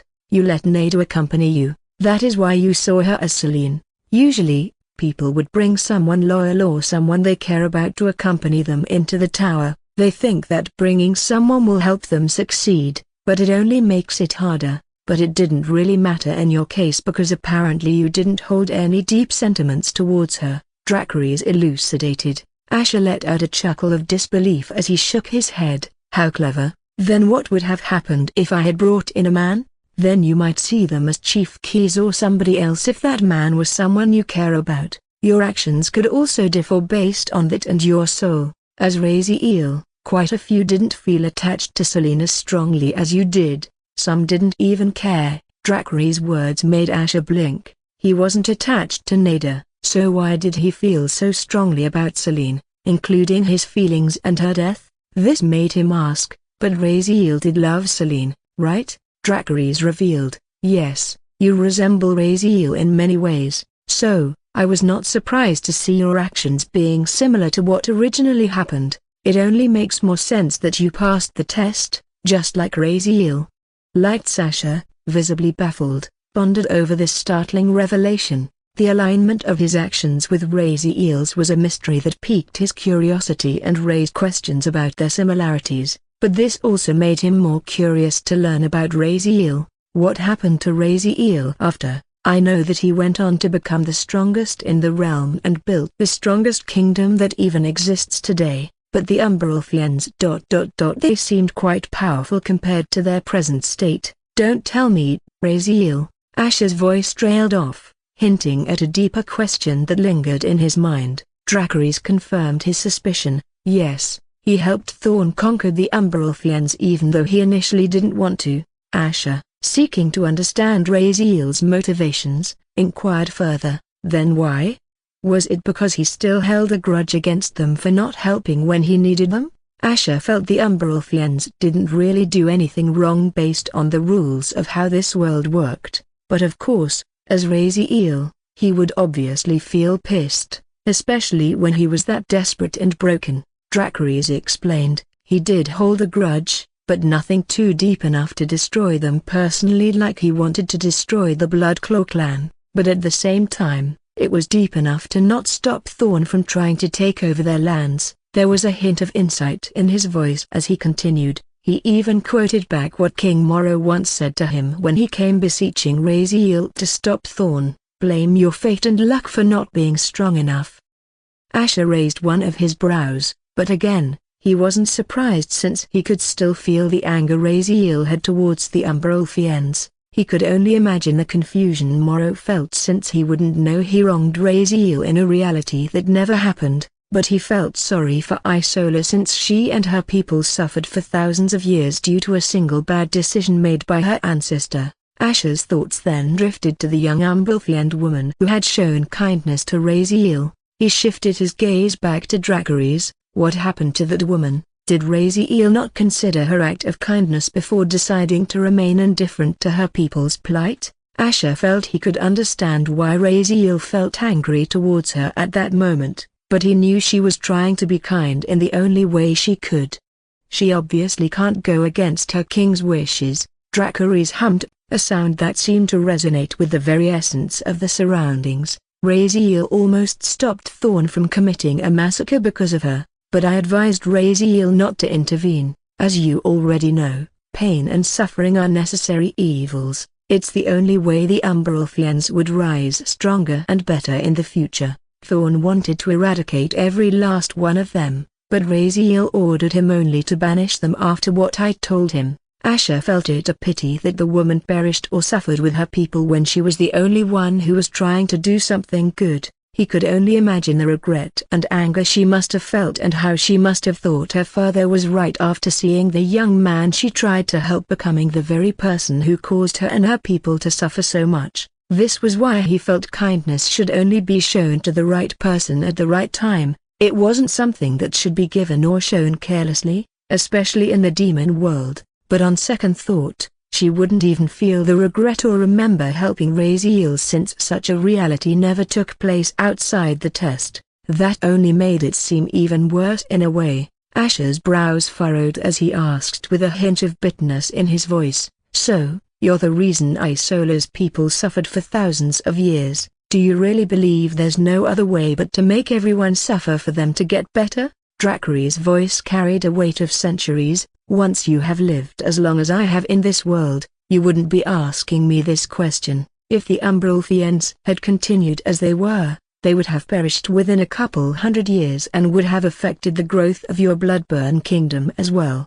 Isola wouldn't have come into existence as a leader figure her people need more than anything. Her leadership and power will help her people and kingdom reach greater heights than ever before." Asher felt he had a point and wondered if this big guy knew about the prophecy of the ancients. This made him ask with a narrowed gaze, "What are you exactly? Are you alive, or am I speaking to some spirit, or perhaps are you a devil?" After seeing everything through Raziel's eyes and standing in the presence of the progenitor of dragons, Asher came to realize that Dracarys was not a peak soul devourer but something far beyond with abilities and wisdom he couldn't comprehend. The fact that his blood force had the power of a Devia could only mean that he couldn't be immortal. This made him wonder what or who Dracarys really was and what happened to him. Dracarys revealed, "I am not immortal, nor am I a devil.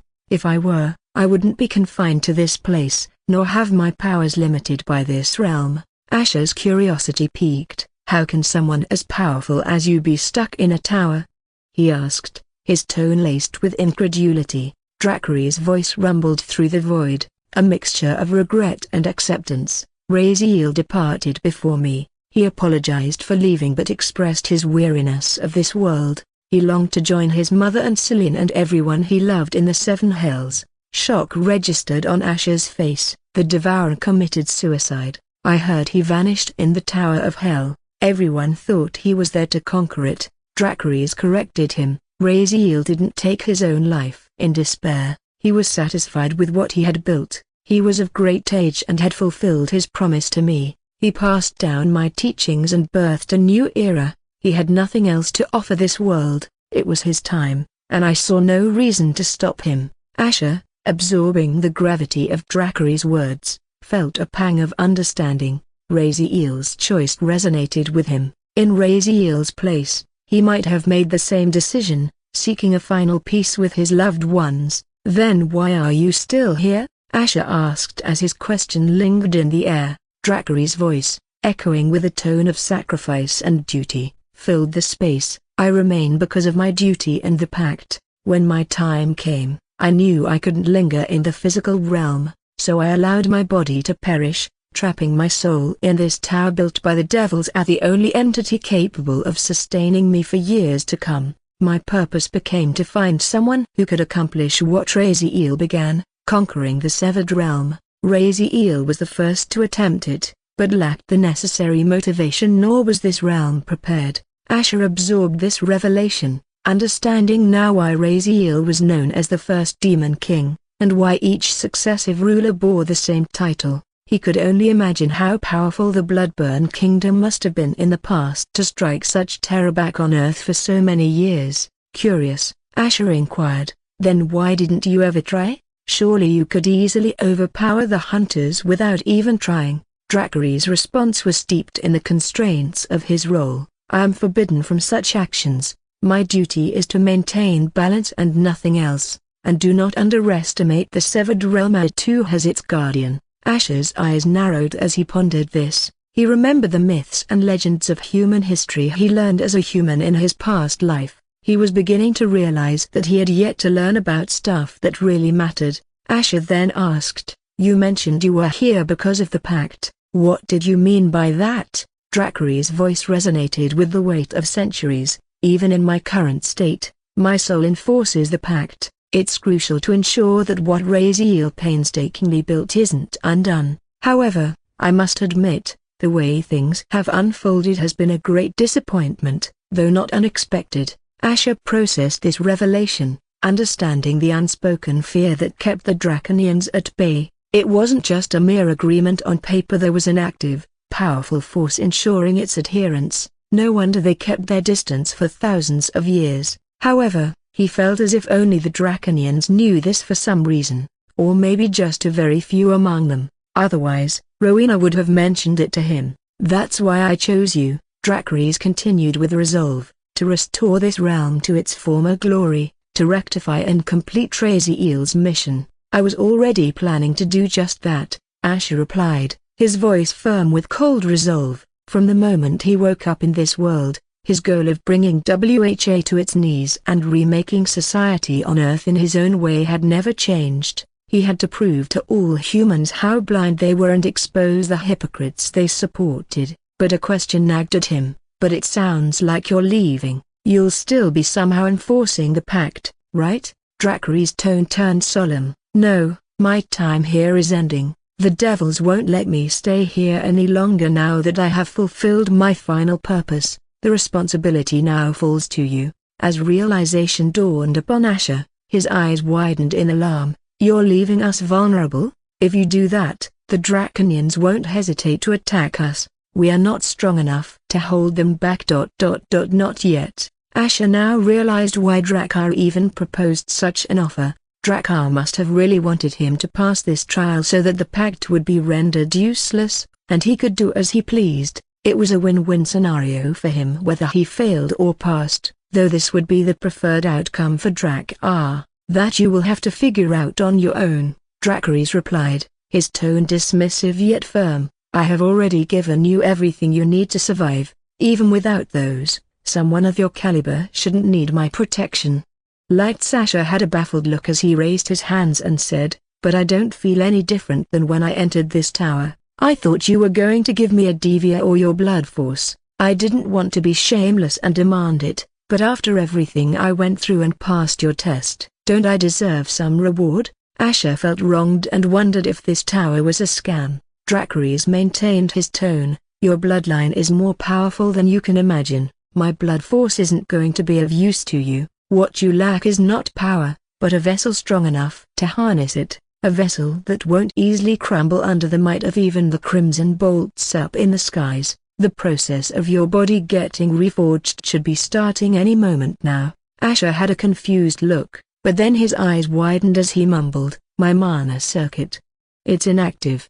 I am unable to use my mana. What's going on?" "Don't worry about it. Your body will be far stronger when it's done, but first, it will get worse before it gets better. Can't you just make this happen later?"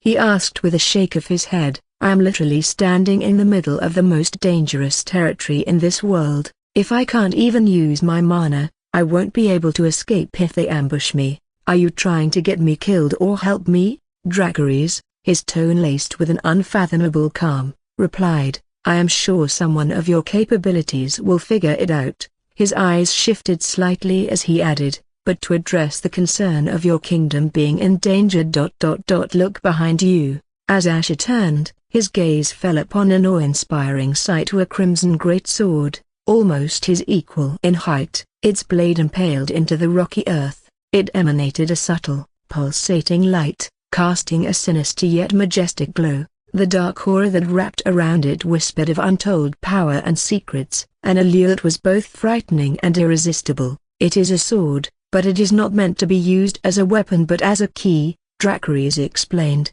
his voice echoing with a gravity that seemed to resonate with the very essence of the blade. "You can use this sword to protect your kingdom from any dangers for a while. Place it in the heart of your kingdom, and no one will dare attack, but be very careful where you keep it. This is a very unique sword and cannot be stored in any dimension other than the one you are standing on. In the wrong hands, it might threaten the safety of the entire realm." With a mix of intrigue and uncertainty, Asher reached out, his hands grasping the hilt of the great sword. As he withdrew it from its stony sheath, a surge of unimaginable power coursed through him. Item name: Void Reaver, enhanceable, grade, status, unpowered. Asher could see that there weren't many details about the sword, but he could guess this sword was definitely not forged by a mortal. "How long will this sword protect my kingdom?" Asher inquired, his voice barely above a whisper. Dracarys answered, "It will protect your kingdom as long as there are enough devices left to power it, but beware, this sword uses unimaginable energy, more than necessary for what you wish to use it for. I wouldn't advise you to use it longer than a year or two unless you want the devices of your kingdom to lose whatever power they have. This sword devours any energy you throw at it." Asher, his expression a mix of relief and newfound resolve, understood what this meant. The sword could safeguard his realm, but at a potentially devastating cost. He knew he needed to grow stronger, to stand against the Draconians and shield his kingdom without relying solely on the sword's voracious appetite for power. Otherwise, the sword will only end up weakening his kingdom even more and leave it completely vulnerable. Dracarys spoke again, his voice tinged with weariness. "It's time. You may return to your world, and I can allow myself to rest. I have to thank you for giving me a chance to release myself after all this time." As he spoke, his enormous wings, spanning kilometers, began to unfurl, stirring the air into a frenzy and causing the ground to tremble. Asher took a step back, the gusts of wind from Dracarys' wings causing him to fall back. He felt a strange sense of sentimentality and a tinge of sadness that Dracarys wouldn't remain in this world any longer. He wondered if it was because of Raziel's memories. To Raziel, Dracarys was not only just his master but was like a father figure as well, who guided him for his entire life and taught him the ways of the world. With a deep bow, Asher said in a sincere tone, "And I will be forever grateful for looking after my kingdom and its people. I will finish what Raziel started as you want me to." Dracarys, ready to depart, hummed before saying his final words, "Remember one thing always. In the shadows of deceit lies the truth you seek. May the darkness guide you." With that, his massive figure took flight, ascending into the crimson skies, leaving the realm behind. Asher watched with a confused expression as Dracarys disappeared into the horizon. What did he mean by saying that, or why did he say that? However, In the next moment, he felt an encompassing darkness envelop him, a sensation both familiar and yet something that reminded him that he was going back into the world filled with nothing but danger. As the colossal form of Dracarys disappeared, Asher felt the world around him shift. The darkness enveloped him, thick and palpable, a cloak of absolute obscurity that seemed to alter the very fabric of his surroundings. He braced himself, a sense of disorientation briefly seizing him, before his feet found solid ground once more. But this was no ordinary terrain. He stood enveloped in pitch-black darkness, a void where light dared not venture. Yet, Asher remained undaunted. His eyes pierced through the darkness with unnatural clarity. Unlike when he had first entered the tower, the absence of light, which would have blinded any other, was no obstacle to him. He saw the world around him as if bathed in the light of day, every detail sharp and defined. He knew his bloodline allowed him to see clearly in complete darkness and realized that when he entered, the darkness that enveloped him was not simple at all. "My king... Is that you?" The voice, soft yet distinct, cut through the stillness. Asher turned, his eyes immediately recognizing the woman. He could see Nada standing before him, her expression appearing a bit shaken. Her eyes, though unseeing in the blackness, were directed towards him, filled with a mixture of concern and relief. Asher's heart stirred at the sight of her. The resemblance she bore to Selene was uncanny, stirring memories and emotions he knew weren't really his. It was a disconcerting sensation,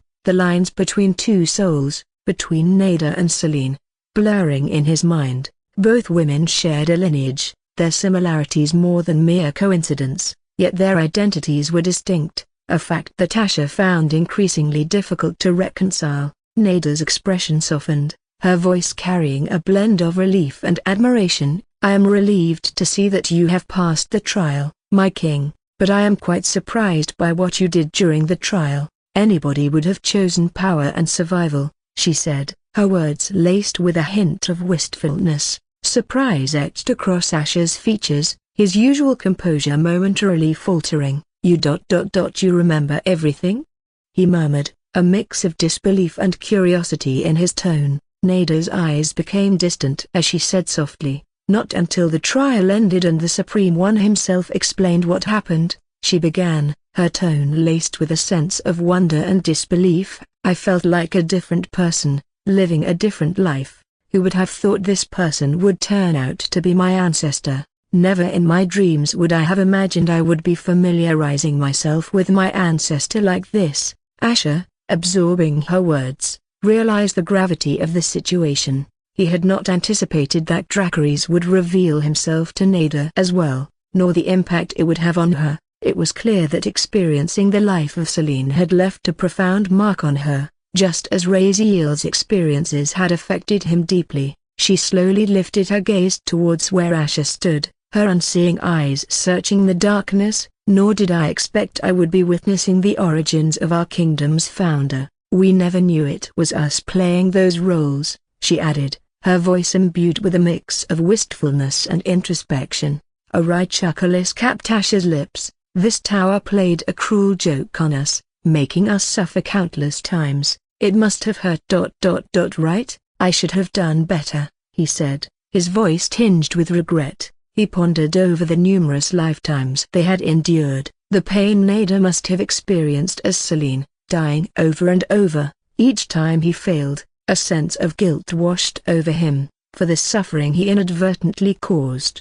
Even though he was unaware of his true identity at the time, Nada's gaze softened further, and a gentle smile graced her lips. "You have no reason to blame yourself," she said with a slight shake of her head. "Even if it hurt, it was worth it because I got to help you, albeit as a different person." Asher felt a heartening sensation since Nada didn't seem to hold any anger or grudge against him. Even if someone volunteered for this, they wouldn't have known they would be going through such suffering and would feel compelled to blame the one who caused them to go through all that. Most of them would have come out broken if they remembered all that, but since it was her, he wasn't surprised to see her survive that. However, he was surprised to feel the sincerity in her words. She really meant it despite what she went through. Rumble. The tranquility of their darkened surroundings was abruptly shattered as the ground beneath Nada and Asher began to tremble. Instinctively, they both tensed, their senses heightened in anticipation of an unseen threat. Asher's eyes scanned the interior of the empty tower. He noted with a growing sense of alarm that the once sturdy walls were now riddled with cracks, groaning under some unseen strain, as if the very structure was threatening to come apart. "Don't tell me this tower is going to collapse on us. I can't use my mana for a while," Asher uttered, his voice steady but laced with urgency as he searched for an exit amidst the chaos. Nada replied with firm resolve, "No need to worry, my king. I will protect you and try to find a way out." Her hands emanated a radiant red glow as she conjured a blood barrier, enveloping them in a protective shield. "I can't see the entrance," Asher stated, his voice tinged with frustration, as the ground continued to shake, each tremor more violent than the last. Lights. The ominous sound of cracking stones echoed around them, growing louder, a cacophony of impending doom. Just when they braced for the worst, an unexpected calm ensued. The tower vanished as if it had never been, replaced by the glaring brightness of the crimson sunlight, blinking against the sudden onslaught of light. Nada and Asher found themselves staring into a sea of faces. A gathering of draconians surrounded them, their expressions mirroring Asher's own disbelief coupled with great shock. The Tower of Torment was not only a sight of despair but also a symbol of their kingdom. It had stood here since the birth of their kingdom, and to suddenly see it crumble and disappear left them feeling a sense of emptiness and shock. They stared at the Bloodburn King with looks of horror, wondering what kind of monster he had to be to really conquer the tower when everyone else failed. Some were even awed despite holding grudges towards the Bloodburn Kingdom. Drakkar stood mere feet away, his shadow extending in an eerie way on the ground. However, despite a flash of surprise in his eyes, his lips began to slowly curve upon observing Asher's eyes. On an elevated platform, Lysandra and Ryger observed them with evident shock. Impossible. His eyes are broken, but they don't seem to be soulless. How did he come out without a scratch in his mind? Ryger felt angered and frustrated upon seeing that this alien managed to do something nobody could do on his own soil, and just like others, he wondered what kind of reward he must have got for completing it. It can't be anything ordinary. Fortunately, he doesn't seem like he has gotten any stronger, but now, at least, he would have the chance to deliver this alien's head on a platter to his mother. He could only imagine her look of happiness and satisfaction when she sees it. However, Lysandra slowly got up, her eyes brimming with astonishment, hope, and a sense of disbelief. Though she quickly masked, she couldn't help but wonder if he was not merely just a genius but someone special. He can not only achieve the impossible, but he can also communicate with those trapped in another dimension. The fact that the devils granted him such an ability made her wonder if he could really bring her son back. Someone with such special abilities and bloodline must be able to make it happen. She felt she made the right choice by resisting the urge to kill him, and instead, once he returned her son to him, she could use him to fix everything that was wrong. Leonidas, Kellum, Sylvan, Oberon, and Eradicator were also there, positioned exactly as they had been before Asher entered the tower. "I knew it, our king is the greatest of all time," Leonidas roared with a frenzied look while giving a contemptuous look at the draconians around him, who clicked their tongues and looked away with their faces burning. "It's quite magical. I wonder how long they must have spent in Sadia." Broken Bar Kellum mumbled, "This is a first. For all the previous attempts, nobody came out this fast. It must be because he passed the trial," Sylvan said with a contemplative look. Fuck a broken bar, fuck a broken bar, fuck. Oberon's right eye was twitching uncontrollably upon seeing this alien fiend coming out unscathed and causing the tower to self-destruct. Why were the devils favoring him so much? If only they could have made him lose his soul inside, things could have finally looked bright for him. He had just begun to dream how he could reclaim everything that Asher had stolen from him, but now, all those dreams were gone before they could even develop further in his mind. The scene before them was surreal. To Asher and Nada, it felt as though years had passed within the confines of the tower, yet for those outside, It appeared as if no time had elapsed at all. The disparity in their experiences, coupled with the outcome, created an air of confusion and disbelief. However, Asher's instincts kicked in. He realized that with the disappearance of the tower and Dracaries, they were no longer shielded by the pact that had protected them all this time. His mind raced, anticipating an ambush any time, and he was just about to caution Nada to be ready for anything when Dracar's voice cut through the tension. "I can't begin to express how impressed I am to see that you have once again conquered the impossible. You deserve the title Defier of Despair, which is meant only for the one who conquered it," Dracar said, stepping forward with a commanding yet amiable presence. He then spread his arms wide, a smile playing on his lips. "I am sure we will have a lot to talk about, but why don't we do it over a grand celebration to celebrate your act of making history today? Tonight, I will hold the celebration, and all your people are invited to come. I won't accept any refusals for an auspicious day like this," he declared, his smile deepening. Asher, taken aback by this turn of events, quickly masked his surprise. He had braced himself for confrontation, not an invitation to a celebration. Dracar's demeanor also seemed far from hostile despite having his tower conquered. He also seemed genuinely happy. Asher's eyes narrowed as he wondered what Dracar was up to. This wasn't exactly the ruthless and power-hungry king he had imagined in his head.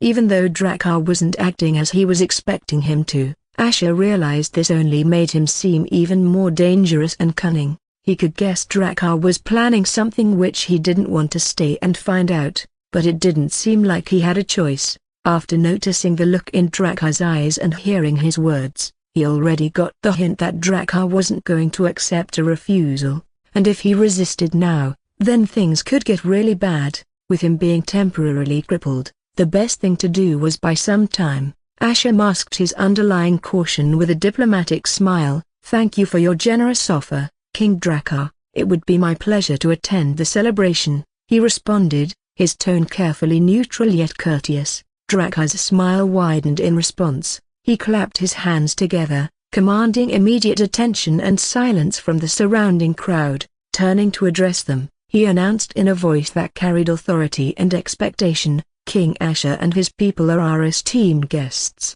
I expect everyone to extend to them the highest treatment they deserve. If I hear anyone slighting them in the least, they and their 3 generations of family would be burned at the stake." The crowd gulped down and deeply bowed with trembling bodies, conveying that they wouldn't dare to disobey his command even if the skies were to come crashing down. However, they wondered why their king was giving so much respect and preferential treatment to their mortal enemies, but they knew better than to question the actions of their king. "What is he thinking? He is making us lose face here." Broken Bar Riga grumbled in frustration but made sure to lower his voice so low that not even his mother would hear.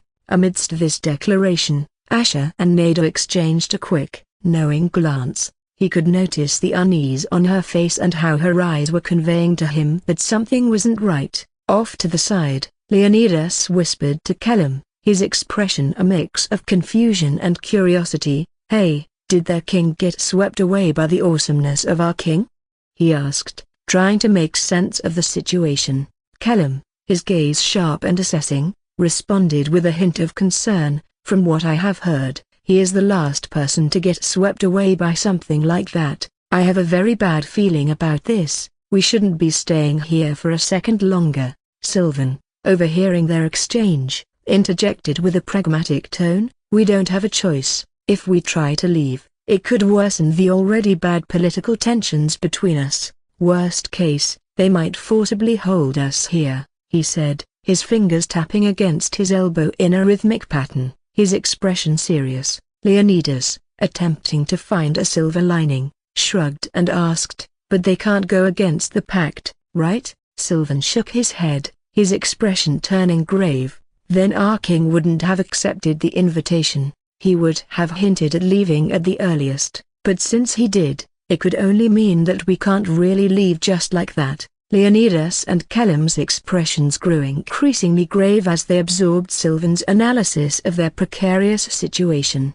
The air around them seemed to get thicker with the tension they were feeling. However, Oberon scoffed at their concerns. "Oh, "Shut up. Stop trying to scare us. These draconian cunts can't do shit to us. The pact has protected us for thousands of years, and you think it's suddenly going to stop doing that?" His words were laced with scorn, but internally, he couldn't shake off a creeping sense of unease. He wished his mother was here, since she would have somehow found a way for him to sneak out. Meanwhile, on the elevated platform, Lysandra, her expression a blend of cold frustration and disappointment, began to unfurl her wings. Ryger, noticing the change, looked at her with raised brows. "Where are you going, mother?"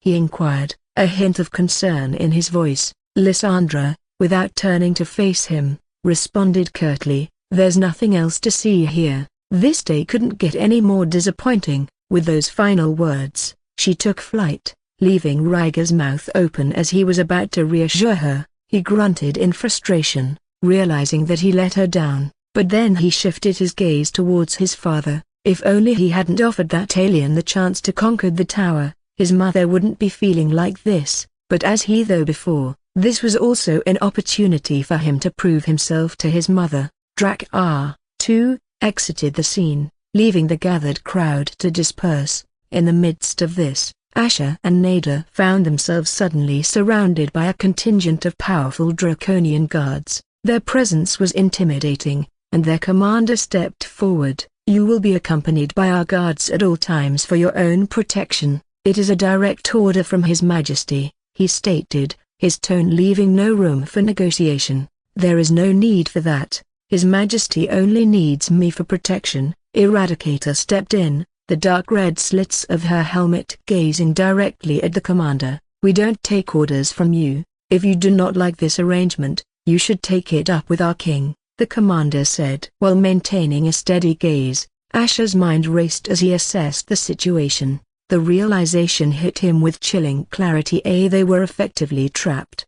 Lights. He then noticed Eradicator and the commander having an intense stare down. "You can stand down, Eradicator. Extra protection can't hurt us," Asher said, making Eradicator look at him and bow as she stepped back. "Let's just go back to the palace and have some rest," Asher said as the others nodded while his eyes searched around for Lysandra. Where the hell did she go after seeing all this? He was hoping to talk to her to get out of this mess, but how was he supposed to get in touch with her with all these guards keeping an eye on him and everyone accompanying him? He can't also ask for Nada's help since they would be watching a powerful figure like her even closer. In the grandeur of the massive Draken Palace, Lysandra, her demeanor marked by resolve, approached Drac R. He stood on the roof of the palace, his gaze cast outward, a smile playing on his lips as he surveyed the horizon. Lysandra wasted no time in addressing the burning issue. "What are you planning to do?" Even though the pact wouldn't allow us to kill him on the spot, there was no reason to show our enemy any respect. "You shouldn't have let him enter the tower, and now he conquered it," she said, her expression hardening with each word. Drac R, still facing the horizon, responded with a slight curvature of his lips, his tone calm and assured. "Relax, Lysandra. You have no idea how special today turned out to be. Today is a historic day. My forefathers are going to be proud of us. You will soon be rejoicing. He is going to be very useful for us." Her eyes narrowing, Lysandra voiced her skepticism and underlying hope. "I can never rejoice as long as he is breathing. Are you planning to bring him to your side through this celebration and use him to destroy their kingdom before killing him in the end? If that is the case, I can get behind that." Shifting his head briefly to look at her, Dracar's expression was one of unwavering confidence. "You will find out soon, but I can assure you that you will be in for a surprise," he stated before looking away. Lysandra, her eyes narrowed, slowly took a breath, a mix of doubt and wariness in her eyes. Asher, followed closely by the draconian guards, made his way to the floor where his room was situated in the Draken Palace. The guard's presence was like a shadow, unyielding and constant. Asher, feeling the weight of their surveillance, turned around to confront their commander with a hint of sarcasm. "Are you planning to accompany me into the bathroom too? Don't tell me you guys have a particular interest in other commander," sensing the impropriety of the situation, quickly interjected, clearing his throat. We shall be standing around the floor. If you have any need, you can let us know," he said, signaling his men to disperse. They moved swiftly, taking up positions at strategic points around the large floor, their presence pervasive yet less intrusive. Nada, observing the situation, commented with a shake of her head, "They are so annoying like pests, it's going to be hard to shake them off." Asher, his expression serious and focused, replied, "We can think about that later, but first, I want to talk to you about something important." Moments later, they were inside his room, away from prying eyes and ears. From within his robe, Asher produced an object that immediately drew Nada's attention. It was a crimson hilt that seemed to belong to a great sword, but the blade itself was conspicuously absent. But even just as a hilt, one could feel the humming dark and otherworldly aura emanating from it. Despite having such an aura, it was unnoticeable unless one laid their eyes on it. Nada's eyebrows arched in curiosity. "What is that?" she inquired. Asher held the hilt, its presence both ominous and powerful. "This is the thing that is going to help protect our kingdom from the Draconians now that the pact is void." Dracaris called it a key even though it seems like a weapon, but right now, I don't have the power to protect it. It can't even be stored anywhere but outside with us. After a moment of brief hesitation, he extended the hilt toward her. "So, can you keep it safe until we return to our kingdom?"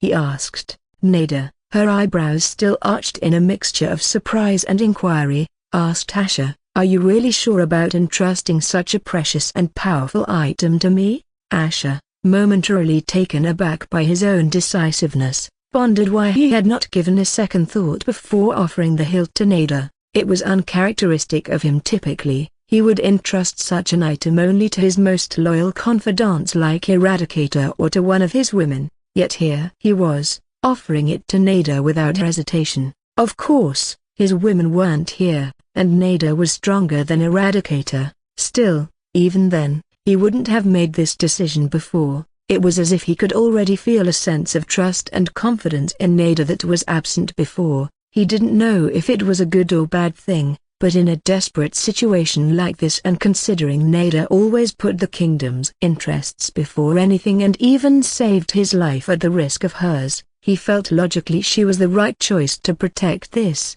He looked at her, a brief smile playing on his lips, and said with certainty, "There is nobody else more capable to protect this right now. You have after all, mastered the art of letting people see what you want them to." He also was feeling a strong sense of protectiveness towards his kingdom, especially the desire to keep it safe no matter what. He already had it before, but because of Rowena and for her sake he was willing to do anything to help her protect the kingdom. But since he had only been living there for a few years, he never truly felt as if he was part of the kingdom or feel attached other than the people living in it. However, now, it was as he could feel the desire to protect his kingdom gushing forth from his soul. Never before had he felt so worried and concerned about the future of his kingdom. It felt no different than holding one's heart in your hand and having the will to protect it from any harm.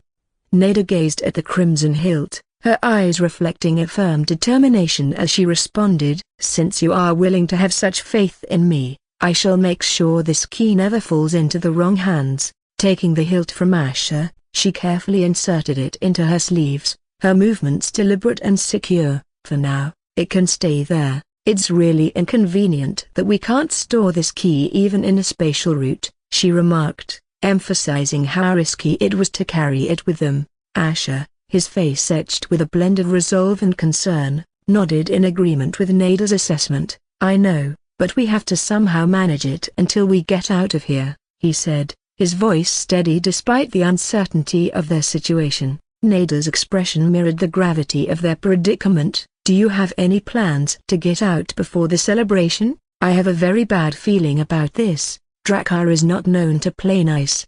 He must need something from you, otherwise, he would have already had us all killed," she pointed out. Hearing this from someone whose intuition was honed from years of navigating the treacherous politics of their world made Asher believe that they were even more in danger than he had expected. His demeanor turned serious. "I have no plans as of now. he admitted. "I wasn't expecting the pact to suddenly fall off the face of the world and put us all at risk. We can't even send a message to our kingdom since the Draconians are blocking all forms of communication from leaving this place." The broken bar Nada's concern deepened, but before she could completely voice her thoughts, Asher continued, "I never thought Isola's worries would come true, but Lysandra is our best bet now. If she really wants to see her son again more than anything, then I am sure she will try to get in touch. Otherwise we are. Let's not even go there," he said, shaking his head with a frustrated look. Seeking to offer some comfort, Nada gently placed her hand on his shoulder as she looked up to meet his gaze. "Do not worry, my king. No matter what happens, I will ensure nothing will happen to you. That is the least I can do for you," she said, her voice carrying a reassuring tone and her ruby-red eyes peering into his. Asher felt a familiar sensation at her touch, reminiscent of Celine, stirring something within him, making his gaze unconsciously shift toward her hand.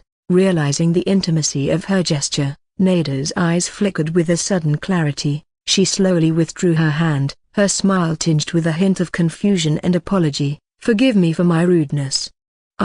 It's fine," Asher interrupted, shaking his head gently before their gazes unconsciously met each other, their thoughts melting into the silence that suddenly filled the subtle air of tension between them. But the next moment, Nada shifted her gaze as she turned to leave. "I should head back now. If I stay here any longer, Lysandra might not try to get in touch with you," she said.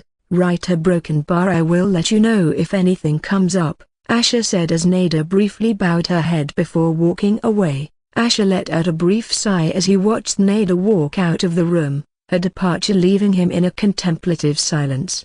He rubbed his head and felt now was not the time to get distracted by what happened in the tower. Cough. As if on a sudden impulse, Asher let out a sharp cough as he covered his mouth with his palm. His eyes widened when he slowly moved his palm away and saw blood on it. "What the broken bar? Am I sick?" Asher mumbled, but then he remembered Dracarys saying that his body was going to get worse first before it got better. He knew whatever was happening was for the good of his own body, but seeing the effects taking place now only made things seem even more grim in his current situation. Even if the worst happens, he can't escape into his damned dimension. Lights knock. The unexpected knock on the door caught Asher off guard as he wiped off the blood on his palm. He wondered if it was Nada who returned with additional information or concerns. "Your Majesty, may this servant come in to serve you some drinks?" A woman's low voice echoed from outside the door. Realizing that it was just a maid probably sent by "I'm not in the mood for drinks," Asher replied curtly, his mind preoccupied with more pressing matters, but the woman persisted, her voice carrying a note of insistence. "But these are drinks specially prepared for you, Your Majesty," she added. This statement piqued Asher's curiosity, his brow furrowing in contemplation. After a brief pause, he called out, "Come in." The door opened to reveal a young woman clad in maid's attire, her demeanor polite and her smile practiced. She stepped into the room, carrying a tray adorned with exquisite-looking drinks. After closing the door behind her, she placed the tray on a table. Then, unexpectedly, she began to walk towards Asher, her steps measured and deliberate. Asher's wariness intensified as he watched her movements. His hand instinctively moved towards a defensive position as she suddenly produced a knife. He frowned as he wondered if she was here to try to assassinate him, though he wasn't worried since his body was still strong as a peak soul purger, and she didn't seem that strong. However, instead of advancing further, the maid stopped in her tracks. To Asher's astonishment, she turned the blade upon herself, slashing her wrist in a swift, deliberate motion. "What are you doing?" Asher mumbled with a confused look, his brows furrowed. The maid, her expression one of respect and solemnity, bowed her head slightly and held out her bleeding wrist towards him. "Please drink this, Your Majesty," she implored. Asher, still grappling with the surreal nature of the situation, shook his head firmly. "In case you didn't notice, I am no vampire to drink blood," he said firmly, his gaze fixed on the maid. "Who told you to do this?"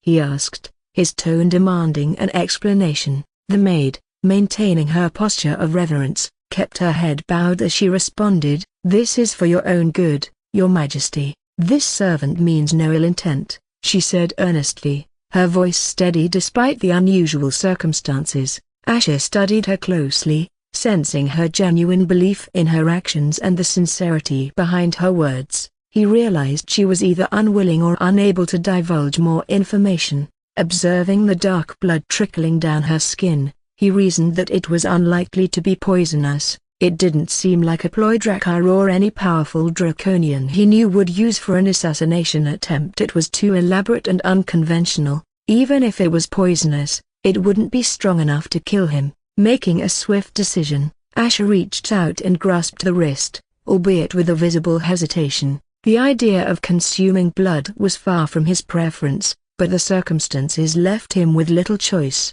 Closing his eyes momentarily, he held his breath and pressed his lips against the skin of the wrist, drawing the blood into his mouth. As he did so, an unexpected sensation overcame him. It wasn't just the metallic taste of the blood or the strangeness of the act, it was the sudden, clear echo of Lysandra's cold voice in his mind. "There isn't much time or the means to meet you face to face, so, just keep this in mind. Drakkar plans to hold the celebration in an old royal building. I don't know what he plans to do with you, but you don't want to stay around and find out, so get inside the carriage that will be prepared for you and your people. Don't ask any questions, and let the carriage take you outside this kingdom. I know you also wouldn't want to attend this celebration, so consider this as a favor I am doing for you. You have no idea how much I am risking to get this message across and to get you out of here alive, so once you are outside, you better keep your promise,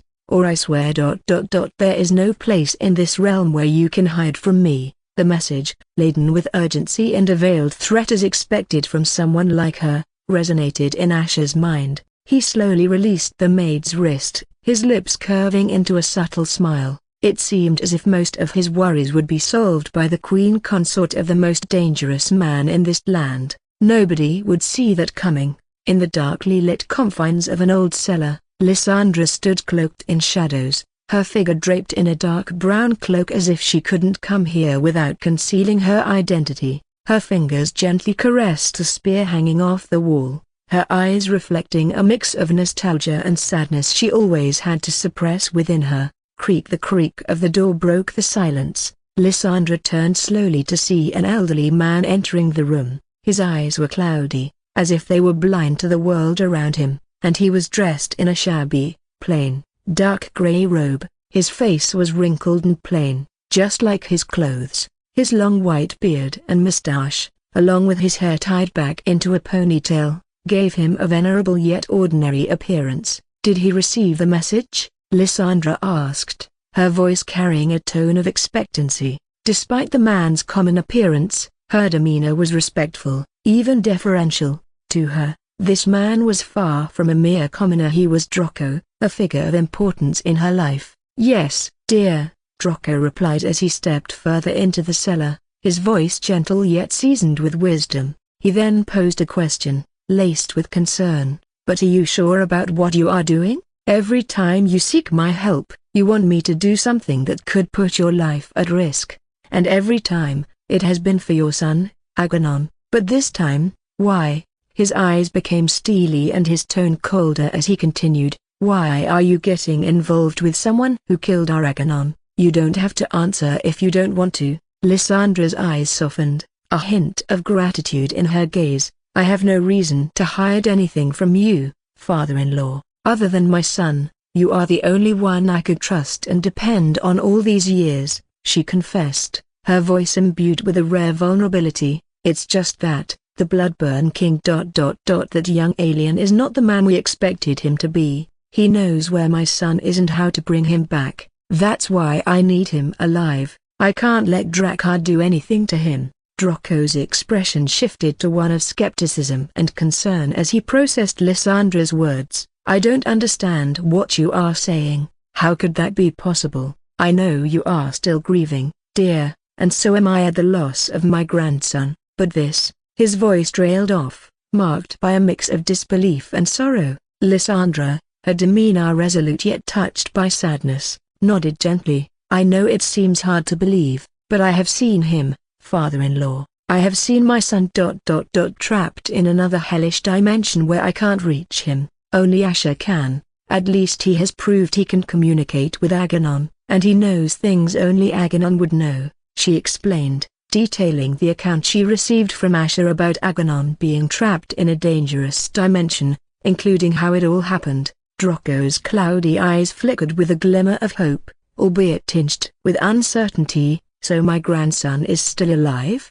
He mumbled, his voice barely above a whisper. I want to believe it, and I want to believe that Asher is not lying to you. He is still our enemy, and he wouldn't be doing this unless he wanted something that would benefit him. But I will let you be the judge of it and do what you have asked me to do. Just, if Aghanon really comes back to us, I want to at least see him once and tell him things I couldn't. I want to tell him how proud his father would be. Lysandra's eyes briefly trembled with emotion. You will, she affirmed with a firm nod, but I won't stop at that.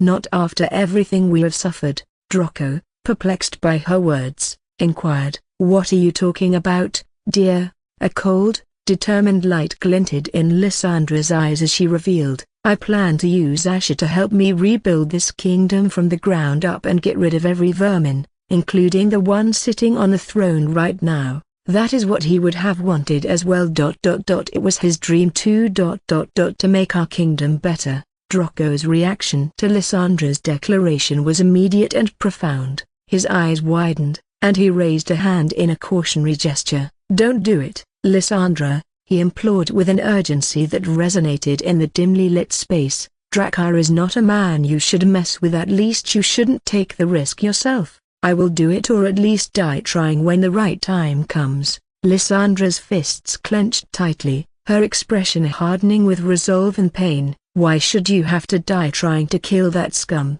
Haven't we lost enough at his hands? You are the only family I have left other than Aghanon. I can't lose you too. You have been a father to me, more than my own father ever could, who happily sold me to Drakkar, she said, her voice laced with a mix of cold anger and sorrow. Draco's expression softened. I understand what you are feeling, but you know what happened to my bloodline, right? I don't want the same to happen to you. Everyone considered me a powerful duke, but when the time came and Drakkar saw my family as a threat, even after killing my son, he easily labeled me and them as traitors and had them killed. I lost my eyes and had to change my face to protect you. You also suffered a lot, and more, to give birth to Aghanon. You shouldn't let the efforts we painstakingly took to survive go to waste. We should never depend on an outsider, let alone the king of our enemies. Lysandra closed her eyes slowly, her eyelids trembling as she absorbed his words. After a moment, she gently nodded, her resolve evident as she reopened her eyes. Okay, I will listen to you, father-in-law. For now, I will just focus on getting Aghanon back. Then the three of us can work together to make him pay. Draco nodded, his look softening yet remaining determined. We will do it. I swear on the soul of my son, he said, his tone turning cold with resolve. I have held on for so long not only to protect you but also to make him suffer together. The last thing he deserves is an easy death. Lysandra's lips pressed together firmly in agreement, her resolve mirrored in her stance. I will leave now and get ready to bring them outside, Draco announced, turning towards the door. Please be careful, father-in-law, Lysandra said, her tone laced with concern. Lights. Draco offered a brief, warm look in response before exiting the cellar. The door closed behind him, leaving Lysandra alone with her thoughts and a growing tension. The night had descended over the Draken Palace, the blood moon casting its light over it and giving it a grand yet ominous presence. Asher, Nada, Leonidas, Kellum, Sylvan, Oberon, and Eradicator stood at the front, awaiting the arrival of the carriage while draconian guards were still surrounding them in every direction.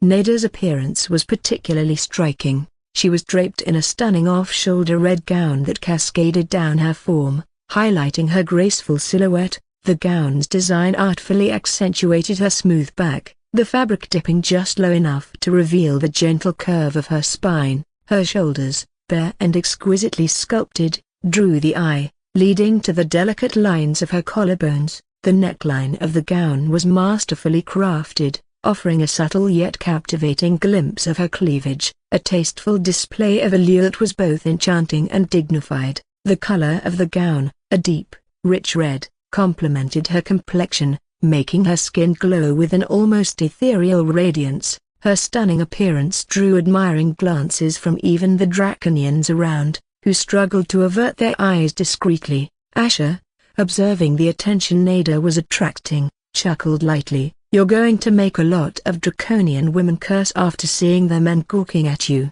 he commented, amusement evident in his voice, though he also couldn't deny that there was an undeniable magnetism about her, even more in this dress. Nada glanced at Asher, who was clad in royal and exquisite black robes. With a smooth arch of her rosy lips, she replied, "My king, you should be the one to look out for these men since you're going to steal the hearts of their women if they see you. But let's blame the royal dresser who picked these clothes for us." Leonidas, standing a certain distance away, whispered to Kellum, "Do the two seem closer ever since they returned, or am I just overthinking it?" Kellum sighed, his eyes closing. "Sometimes it's better to pretend to be blind," he murmured, making Leonidas wince as he decided to not ask any more questions on the topic. Ever. Nada leaned towards Asher, her voice low as she briefly glanced behind them. "So we aren't going to tell them until we get out?"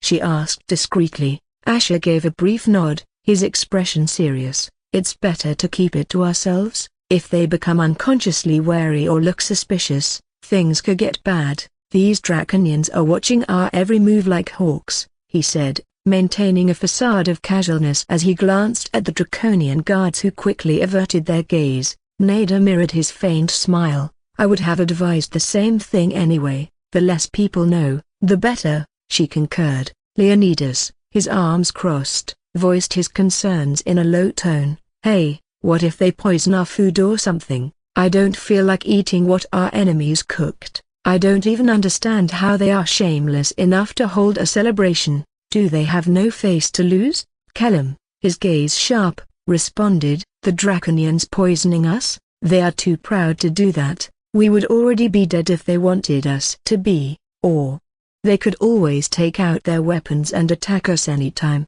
His Majesty did tell us to always be on guard." Leonidas let out a subtle scoff. "That's why I always carry around my trusty weapon, even though I would hate to damage it," he said, his tone carrying a hint of defiance mixed with uneasiness. Suddenly, the sound of hooves and wheels echoed, making them all shift their gazes. A large, imposing black carriage, drawn by a team of powerful horses, rolled towards them. Its presence was both grand and impressive, shrouded in the night's embrace. Asher's attention was immediately drawn to the driver's cabin. Seated within was an old man, his figure obscured by the dim light. Narrowing his eyes, Asher turned to his companions. "It's time, let's get in," he announced, his voice low but firm. As Asher and the others settled into the spacious interior of the carriage, Leonidas immediately noticed something amiss. "Hey, the windows, I can't see outside," he mumbled, his expression one of confusion and slight concern. Asher, too, had observed this peculiar feature upon entering. He scrutinized the windows, his brow furrowing. "Why are these windows sealed with mana?" he questioned aloud, noting that the windows weren't just tinted black, but completely obscured, preventing any light from penetrating, thus rendering the outside world invisible. The old man driving the carriage, his voice respectful and steady, responded from the driver's cabin, "Forgive me, Your Majesty, but it is for your own protection, considering the circumstances." Leonidas shrugged and chimed in, "Oh well, it does make sense, maybe to discourage those trying to assassinate us on the way, not that they would succeed anyway," he said with a confident smile. Asher acknowledged the logic behind Leonidas' words, since it would prevent anyone from seeing who was inside the carriage, but still, he found it odd since there should be lots of powerful draconian guards accompanying them. That also made him wonder how Lysandra was planning to make this carriage lose these guards and ride out of this kingdom without anyone knowing. The carriage eventually came to a halt, the sudden stillness prompting Asher and Nada to exchange glances. A silent question passed between them. Had they successfully left the kingdom, or was this an unexpected stop? "Your Majesty, we have reached," announced the old driver, his voice carrying through to the carriage's interior. Asher's brows furrowed in suspicion, his hand moving to open the door. However, Eradicator, quick to respond, declared, "Please allow me." Eradicator stepped out and scanned the surroundings closely, but her fists clenched as she turned round and simply looked at the king with a focused gaze. Asher frowned as Nada also noticed the look Eradicator gave and said, "Let me a broken bar." Nada gracefully stepped out second, her eyes immediately scanning the surroundings as well, but the moment she took in the sight before them, she also frowned. They were in front of a grand old building, resplendent and alive with activity. Dozens of draconian guards were stationed around, and a few powerful draconian figures could be seen entering the building, which radiated with a festive energy. Nada stepped forward and peered through the glass of the carriage at the driver. "Where did you bring us?" she demanded with feigned curiosity. The driver, maintaining his respectful demeanor, explained, "This is the banquet hall built by our first king. Our king wanted to hold the celebration here since the first king had once declared that a grand celebration should be held here the day the Tower of Torment gets conquered." Nada's frown deepened at the driver's explanation, her gaze shifting back to Asher as he stepped out of the carriage. His expression, like hers, turned serious as he stared at this building. The realization dawned on both of them that something had gone awry. The plan, as they understood it, was to be escorted out of the kingdom, not to the heart of the celebration gathering they were trying to avoid. They stood there, a mix of bewilderment and wariness in their eyes, as they tried to comprehend this unexpected turn of events. Did Lysandra betray them? No. A broken bar. Asher felt that she had 100 chances to do it before. He also had the feeling she wouldn't give up on her son like that. Kelem stepped forward with a look of doubt. "Your Majesty, is there a problem?" he asked, his tone laced with concern. Asher, maintaining a semblance of calm, shook his head and offered a brief smile. "Nothing, but be prepared for anything, like I told you before," he responded, his voice steady and low yet hinting at the need for vigilance. Kelem nodded, his eyes reflecting a newfound seriousness, and he relayed the message to Leonidas with a subtle glance. It was clear to both of them that their king was on extra guard for some good reason. Sylvan, trailing behind, narrowed his eyes as he observed some of the elite draconian guards entering the building. He took a moment to carefully scrutinize their appearances and movements. Then, leaning in towards Asher, he whispered something discreetly, making Asher nod slowly in response. "I will keep that in mind," Asher affirmed, his gaze following Sylvan's earlier line of sight. As they entered the building, they were greeted by an array of maids and servants who bowed respectfully. The group was led to a grand pair of doors, which 4 guards opened with a ceremonial flourish. The doors swung open to reveal an opulent banquet hall, its grandeur surpassing anything Asher had seen before, even eclipsing the celebration he attended for the first time at Demonstone Castle. However, the hall was sparsely populated, with more guards than officials, a detail that did not escape Asher's notice. There weren't even any other consorts or royal members other than a few powerful noble figures and some elders. However, his attention quickly shifted from the lavish setting to the elevated platform overlooking the banquet. Seated there were 3 figures of importance. Ryger shot him a scornful smile, but Asher ignored him as he felt Lysandra's gaze, whose face was a mask of cold like always, but he saw the subtle hint of confusion flashing past her eyes upon seeing him, making him realize that she was just as puzzled as him about this situation. However, his gaze then shifted to the center upon feeling Drakkar's gaze, whose smile broadened upon seeing him. Drakkar rose to his feet, his voice carrying across the hall. "Welcome, King Asher. Please, come and take a seat at the foremost table reserved for you and your people," he announced, gesturing grandly towards a prominently placed table. Asher and the others took their seats at the foremost table, which was prominently placed and exquisitely arranged. Drakkar, with a wide smile, addressed Asher directly once again. "Are you pleased with the banquet I have prepared for you? Over 500 of the best cooks in my kingdom have worked tirelessly to ensure you would love it." Asher, maintaining his composure, returned the smile politely. "I appreciate the effort, and I have no doubt I will enjoy it," he replied, his voice laced with a blend of courtesy and caution.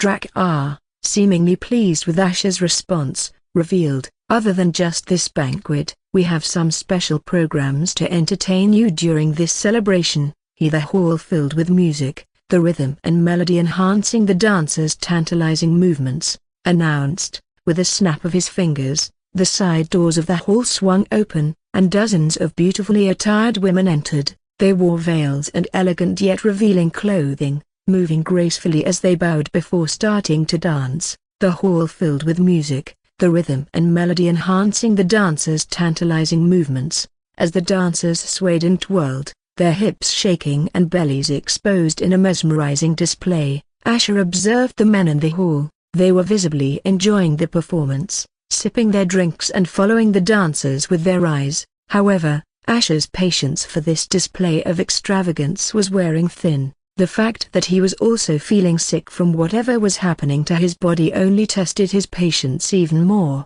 He turned to Drak-R, his tone casual, so broken, barking, "Drak-R, what did you want to talk about?" he asked, keen to cut through the pleasantries and get to the heart of the matter. Drak-R responded with a hint of theatricality, "I have a lot to talk about, but since you are already eager to know, allow me." With a snap of his fingers, the lively music toned down, and the dancers continued their performance in a more subdued manner. Asher's expression turned questioning as a servant entered through one of the side doors. The servant carried a silver tray, upon which lay an item shrouded by a silver lid, its contents obscured from view. Then, with a deep bow, the servant stepped onto the platform and carefully placed the tray on Drak-R's table. Lysandra, observing from her position, appeared deeply preoccupied, her gaze fixed on the unfolding scene yet betraying a mind elsewhere. Ryger had a confused look with hidden frustration in his eyes, wondering what the hell his father was doing by feeding and entertaining these blood-burn dogs. Drak-R let out a measured sigh,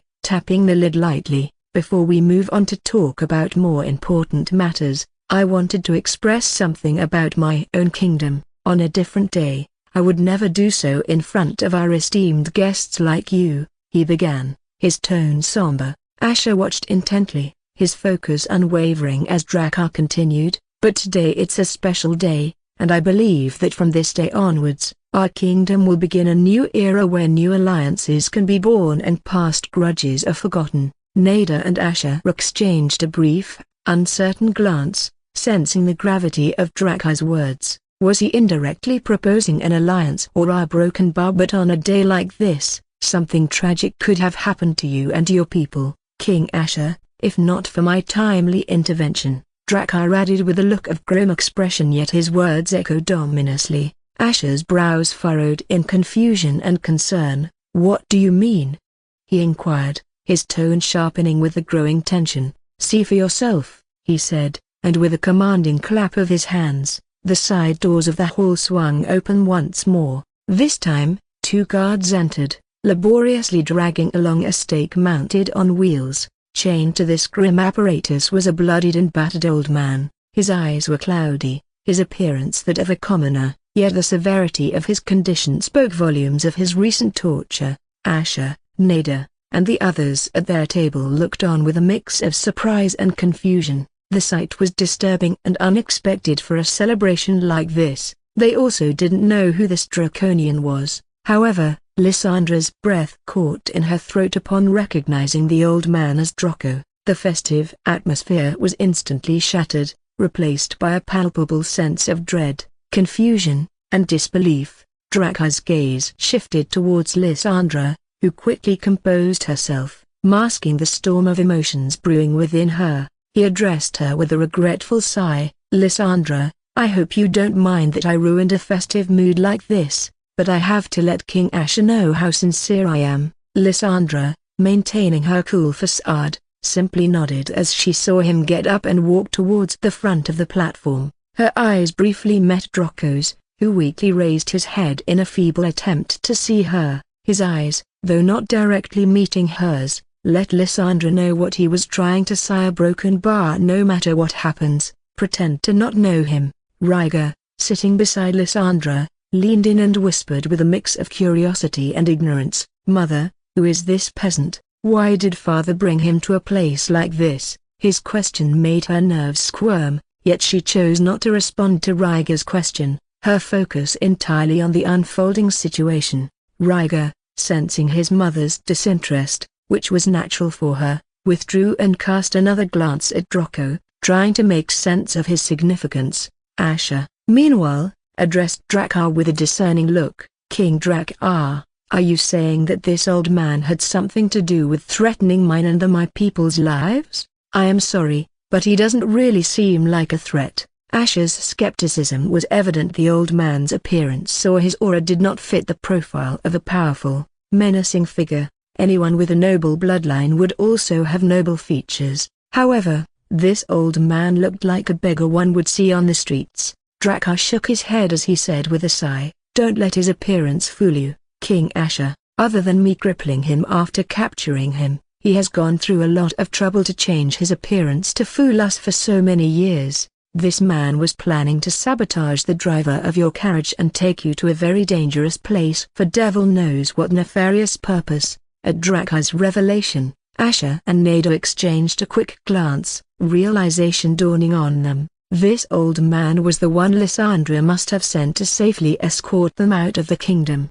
Asher took a quick, short glance at Lysandra, but he couldn't read her face. But if she really knew him, then the last thing she would do was let herself get suspected. Asher, his curiosity piqued by the old man's wretched state, inquired, "Who is he?" Drakkar's smile broadened, and he gestured theatrically with his forefinger. "I am glad you asked that. Would you believe it if I told you that this man was once known to everyone as Duke Draco, the patriarch of the strongest noble family at that time, and was once the chief commander of my father's armies? He was a very powerful man in his prime, and I mean it when I say that every man below my father's family feared him." Asher listened, surprised to learn that the frail, bloodied figure before them was once a decorated and powerful draconian noble. "But I bet you are curious how a man like that ended up like this," Drakkar continued, his gaze locking with Asher's. Asher felt a sense of unease but was indeed curious about Draco's downfall,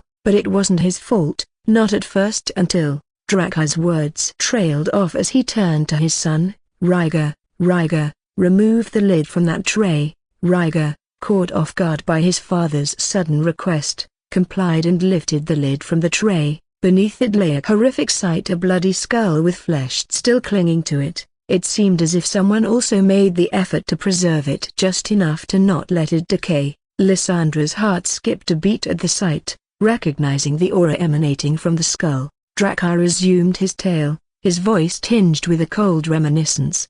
His son tried to take what was mine. Even to this day, I still remember beheading him when he challenged me arrogantly to claim my woman, who is my beloved queen now, as his own. His gaze then shifted towards Lysandra. "I hope you liked the surprise, my love, only I know how much this man tried to torment you, including trying to come up with plans to forcibly take you away from here. I hope his head, or whatever is left of it, will bring you some solace." Asher wondered how obsessed Drakkar was with hating her lover to the point of carrying around his skull like a trophy. Draco's reaction was palpable.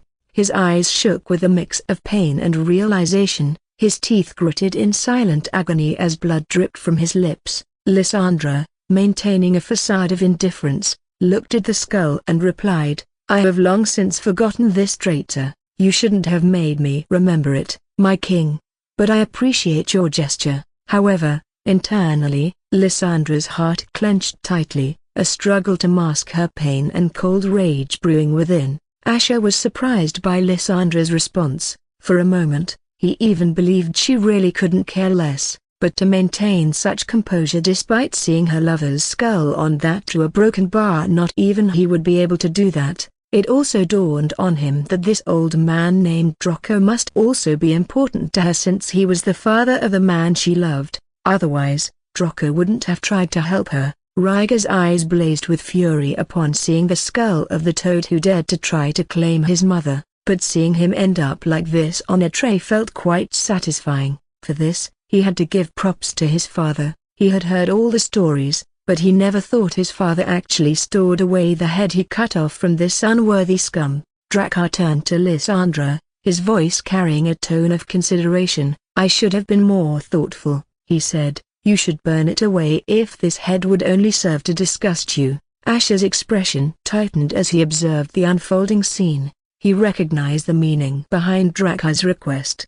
Liked if Drakkar was aware of Lysandra's secret, then he was far more loathsome and terrifying than he ever expected him to be. If she refuses or tries to avoid it, it could only make her previous words appear less truthful, but by doing so, it would be no different than burning away a part of her soul. For Asher, who had witnessed the repeated deaths of his mother and Celine, the pain of such loss was all too familiar. He would do anything to not feel that pain again. But if Drakkar really knew, then why would he keep Lysandra around and even raise the son of his enemy? It would be no different than humiliating himself every day. It left Asher feeling puzzled and unsure of Drakkar's intentions. To his astonishment, however, Lysandra showed no hesitation. With a swift gesture, she conjured the ball of dark red flames, which she directed onto the skull. The remains were consumed by fire, disintegrating into ashes within seconds. Lysandra then averted her gaze with a cold look of indifference. Draco, chained and battered, couldn't contain his pain as he heard the flames burn whatever was left of his son. "You will rot in the pits of Tartarus, Drakkar. There will be a special hell for you," he mumbled weakly, his voice seething with spite and anger. The guards by Draco's side moved to bash in his mouth, but Drakkar raised his hand, signaling them to stand down. He then addressed Draco with chilling coldness. "How shameless of you to say that as a traitor to this kingdom. You not only tried to cover up your son's crimes, but you also made your entire family get involved, turning them into traitors as well. You killed them all, Draco, not me. It is you who should be worried about what kind of hell is waiting for you, or maybe you are already living in it," Drakkar said, his lips curling into a cold, contemptuous smile.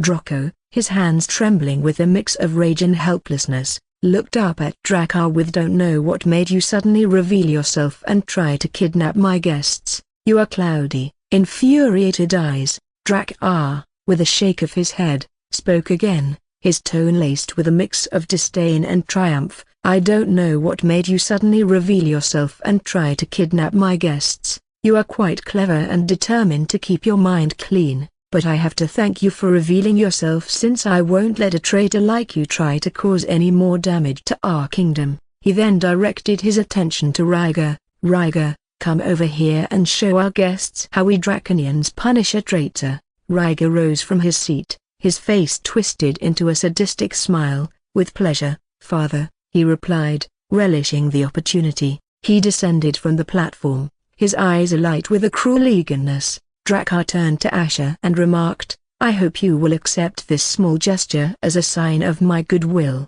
Asher offered a brief smile, sure. His mind, however, was racing, desperate for a way to get the hell out of here. The bad feeling that was pooling in his guts was only getting worse. Lysandra watched, her heart pounding and her composure on the brink of shattering, as Ryger approached Draco.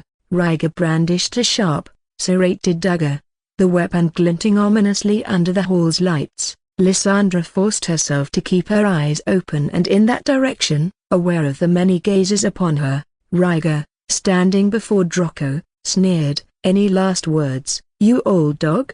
he asked contemptuously. Draco, summoning a final ounce of defiance, raised his head only to ignore Ryger and look at Drakkar. "May your lineage wither and crumble as you have shattered mine. Your ignoble deeds will be your downfall." Drakkar merely looked at him with scorn upon hearing his words. Ryger, feeling pissed off from his curse, plunged the dagger into Draco's stomach. "That's enough from you." He then slowly dragged the blade upward, slicing through flesh with sadistic precision. Draco's face contorted in excruciating agony, yet he emitted no sound of pain, enduring the torment in stoic silence. Asher was impressed by the defiant demeanor of this old man even in his dire state. Lysandra's gaze remained fixed on the gruesome scene, each second of Draco's suffering making her chest heavier. The gruesome spectacle escalated as Ryger's dagger reached just beneath Draco's neck, who was still breathing. With a sadistic flourish,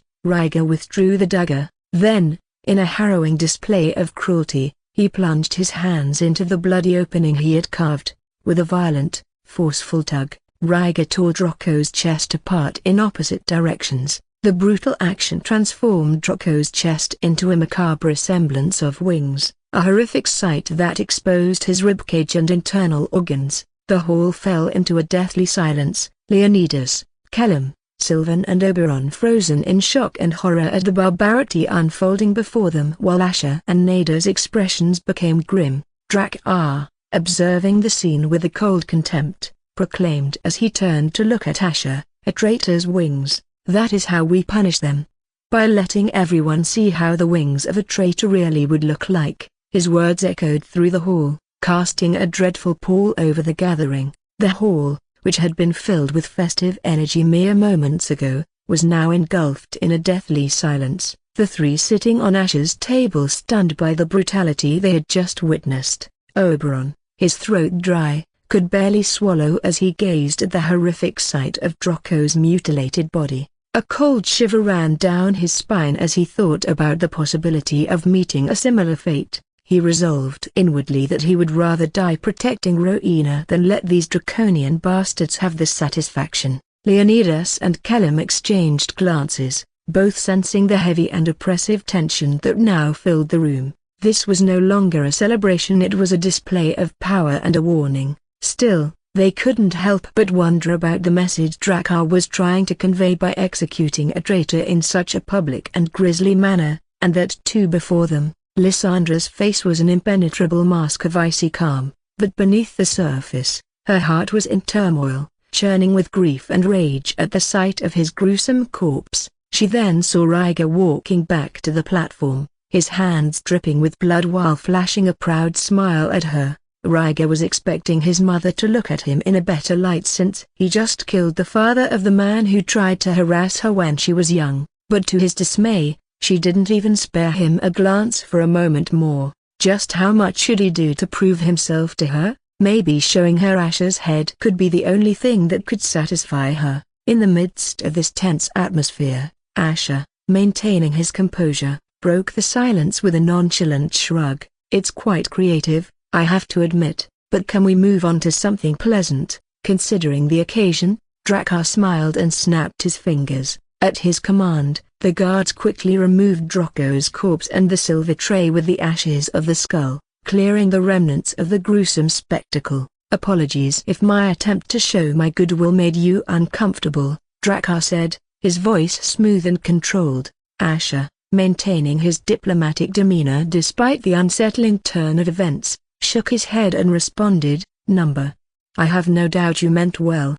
He felt he just had to play along as long as possible and see where Drakkar was going with this. Drakkar's smile deepened, pleased with Asher's reaction. "Good, then let's move on to the matter that would concern the future of our kingdoms. It's been something I have been thinking a lot about for a long time," he said, his tone taking on a more serious note. Asher and Nada exchanged a glance, their expressions betraying a hint of wariness. Drakkar continued, "Our kingdoms have been trying to slash at each other's necks for thousands of years, and things could have been worse if not for the pact, but we have no reason to continue this animosity because of our ancestors' quarrels. The past is past and long gone." Asher internally questioned Drakkar's motive. A genuine alliance seemed unlikely, given their history and the recent display of cruelty, so why was he suddenly changing his kingdom's stance? Drakkar then revealed, "My father named me after Dracarys to honor him.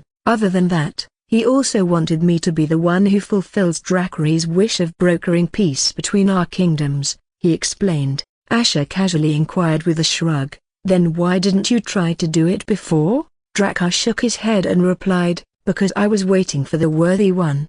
You have earned Dracarys' favor, and since you conquered the trial of torment, the burden of enforcing the pact has fallen onto you. You have released the Supreme One from his duty, and I couldn't express enough how grateful we are for letting him rest." The hall erupted in a collective gasp of surprise, the revelation catching everyone off guard. Ryger, Lysandra, and the other Draconians widened their eyes in shock. Was the pact really not enforced by Dracarys any longer? Asher inwardly frowned as he realized other than Drakkar, the other Draconians had no idea about the pact being rendered ineffective, but Drakkar announcing it publicly now only meant this situation was getting worse for him. He could already feel the dozens of sharp stares falling on him from the Draconians around him, especially Ryger, who looked as if he couldn't wait to butcher him. Eradicator's hands slowly tensed, even though she was always ready to move her hands quickly towards the hilt of her heavy sword. Oberon's breath froze as he realized he was fucked. This alien fiend was going to let them all get killed. Sylvan's eyes were subtly shifting around as if to observe something while Leonidas and Kelem's bodies were tensed, preparing themselves for the worst. Ryger couldn't believe the pact was really gone the moment Asher came out of that tower. Then why the fuck was his father not doing anything to have him tortured and killed instead of holding a celebration for him? If only his father wasn't here, he could bring Asher's head to his mother right now. Lysandra pulled together her brows, her nerves brimming with tension as she realized Asher was completely in danger. At least before, she was holding on to the hope that the pact would at least protect his life, but not anymore. Her gaze landed on Drakkar's back as she wondered why only he knew and why he never told anyone until now. Asher, intrigued yet cautious, probed further. "How did you know about Drackary's soul enforcing the pact through the tower? I don't remember any of your people mentioning it before," he asked, his gaze fixed intently on Drakkar. Drakkar responded with a sigh. "My ancestor who founded this kingdom decided to build here not just because of the abundance of land, but because the Supreme One, Drackarys, told him to. He said he would be watching us from the tower for the years to come. The Supreme One also mentioned that he would stay here until someone at least as worthy as the Devourer comes along and upholds the pact in his place." Lights.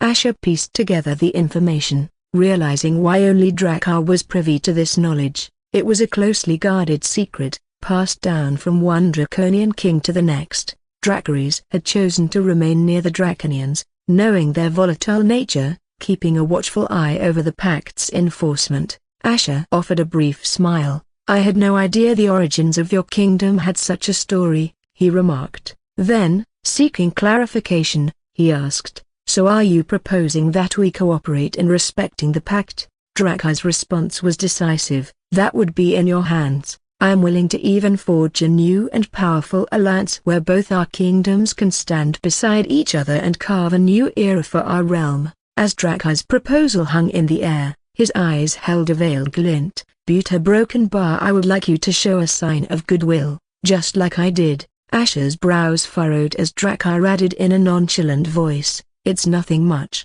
All I would require is just the key you got after completing the trial." Asher and Nada's expressions shifted to grim understanding. It was now clear what Drakkar truly coveted and why he was doing all this. It seemed as if the key must hold great importance for Drakkar for him to go this far, but this also made Asher realize that the only reason Drakkar hadn't killed him yet was because he must not know where the key was or didn't want to risk it until he was sure. Asher also thought that Drakkar must not know that the key cannot be stored in any pocket space or dimension. Otherwise, he would have searched them all in their rooms. Ryger mumbled with an intrigued look, "A key, a broken bar? What kind of key could it be? Broken bar?" He felt it must be something powerful since not only was it given to Asher as a reward for completing the trial, but his father also seemed very interested. He had never seen him express such an interest in anything before. Was this the reason why he let Asher enter the tower?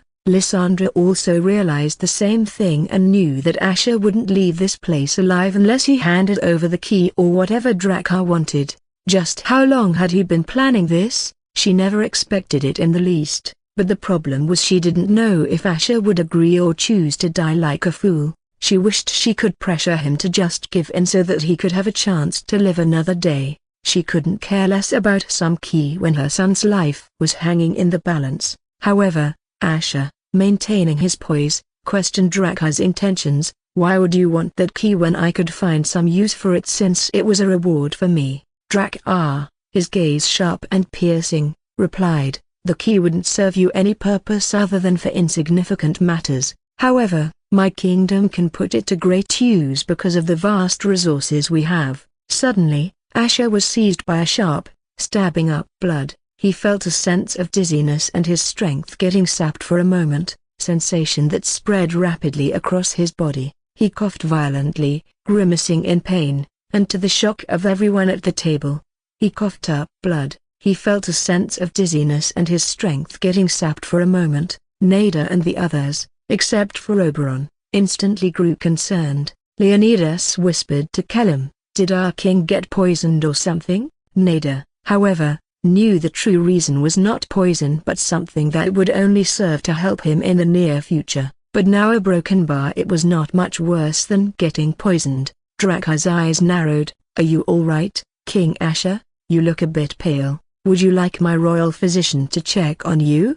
he offered. Asher, trying to downplay the severity of his condition, shook his head. "I'll be fine. It's just the backlash of exerting myself too much during the trial." He sighed internally, aware that Drakar and the other Draconians had likely realized he wasn't in his best shape. He could only wonder what they might do if they knew he was temporarily crippled, or maybe it didn't really matter in this situation. Drakar, sensing Asher's vulnerability, pressed on. "I see, then I assume you can give an answer to my proposal right now," he said, his presence becoming increasingly imposing. Asher's expression hardened as he could feel Drakar's aura becoming heavier by the second, and if he gave an answer Drakar didn't like, then he had no doubt about what Drakar was going to do next.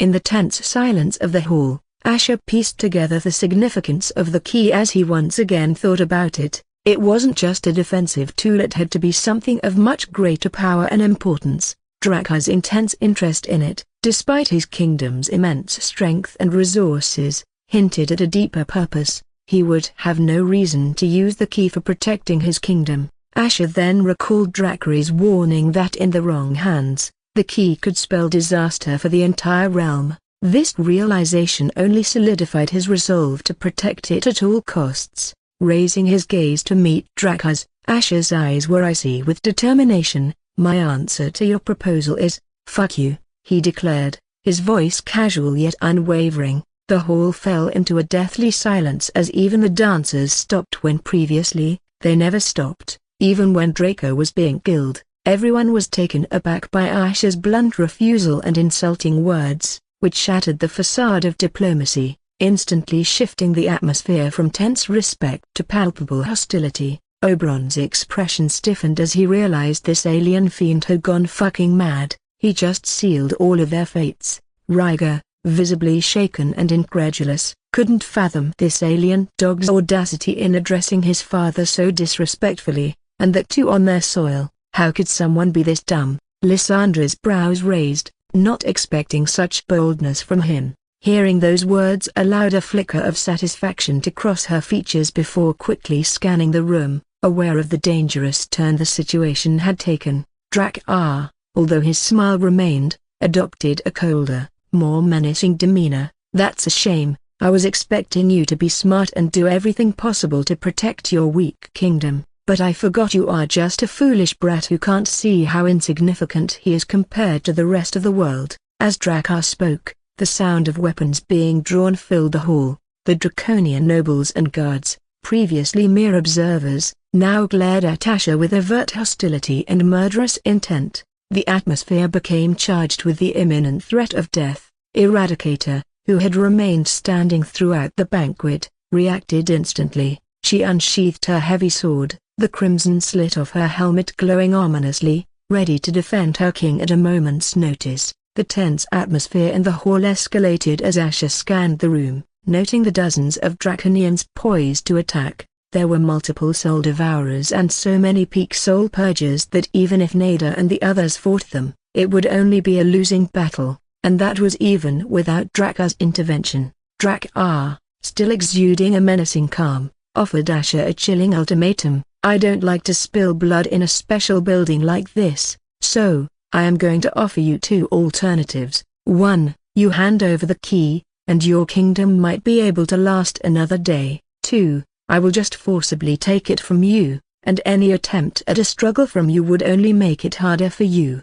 Asher, undeterred, scoffed at Dracar's proposition. He slowly rose to his feet, followed by Nader, Leonidas, Kellum, and Oberon. Their expressions were of cold determination except for Oberon, whose face was filled with frustration and apprehension. If you really wanted to take it by force, you would have already done that, Asher retorted confidently. But what makes you think I would keep the key with me when I know you might try something like this? If you kill me, you may never even know where I hid the key. Asher's statement was a calculated risk, hoping that Dracar was unaware of the key's inability to be stored in another space. Dracar's eyes narrowed as he processed Asher's words. Maybe you are not as foolish as I thought, but you would still be a fool to think that reason alone will protect you. That's why I am just going to capture all of you and torture you until you feel like handing over the key. I am sure even your wife, your queen, would do anything to save you,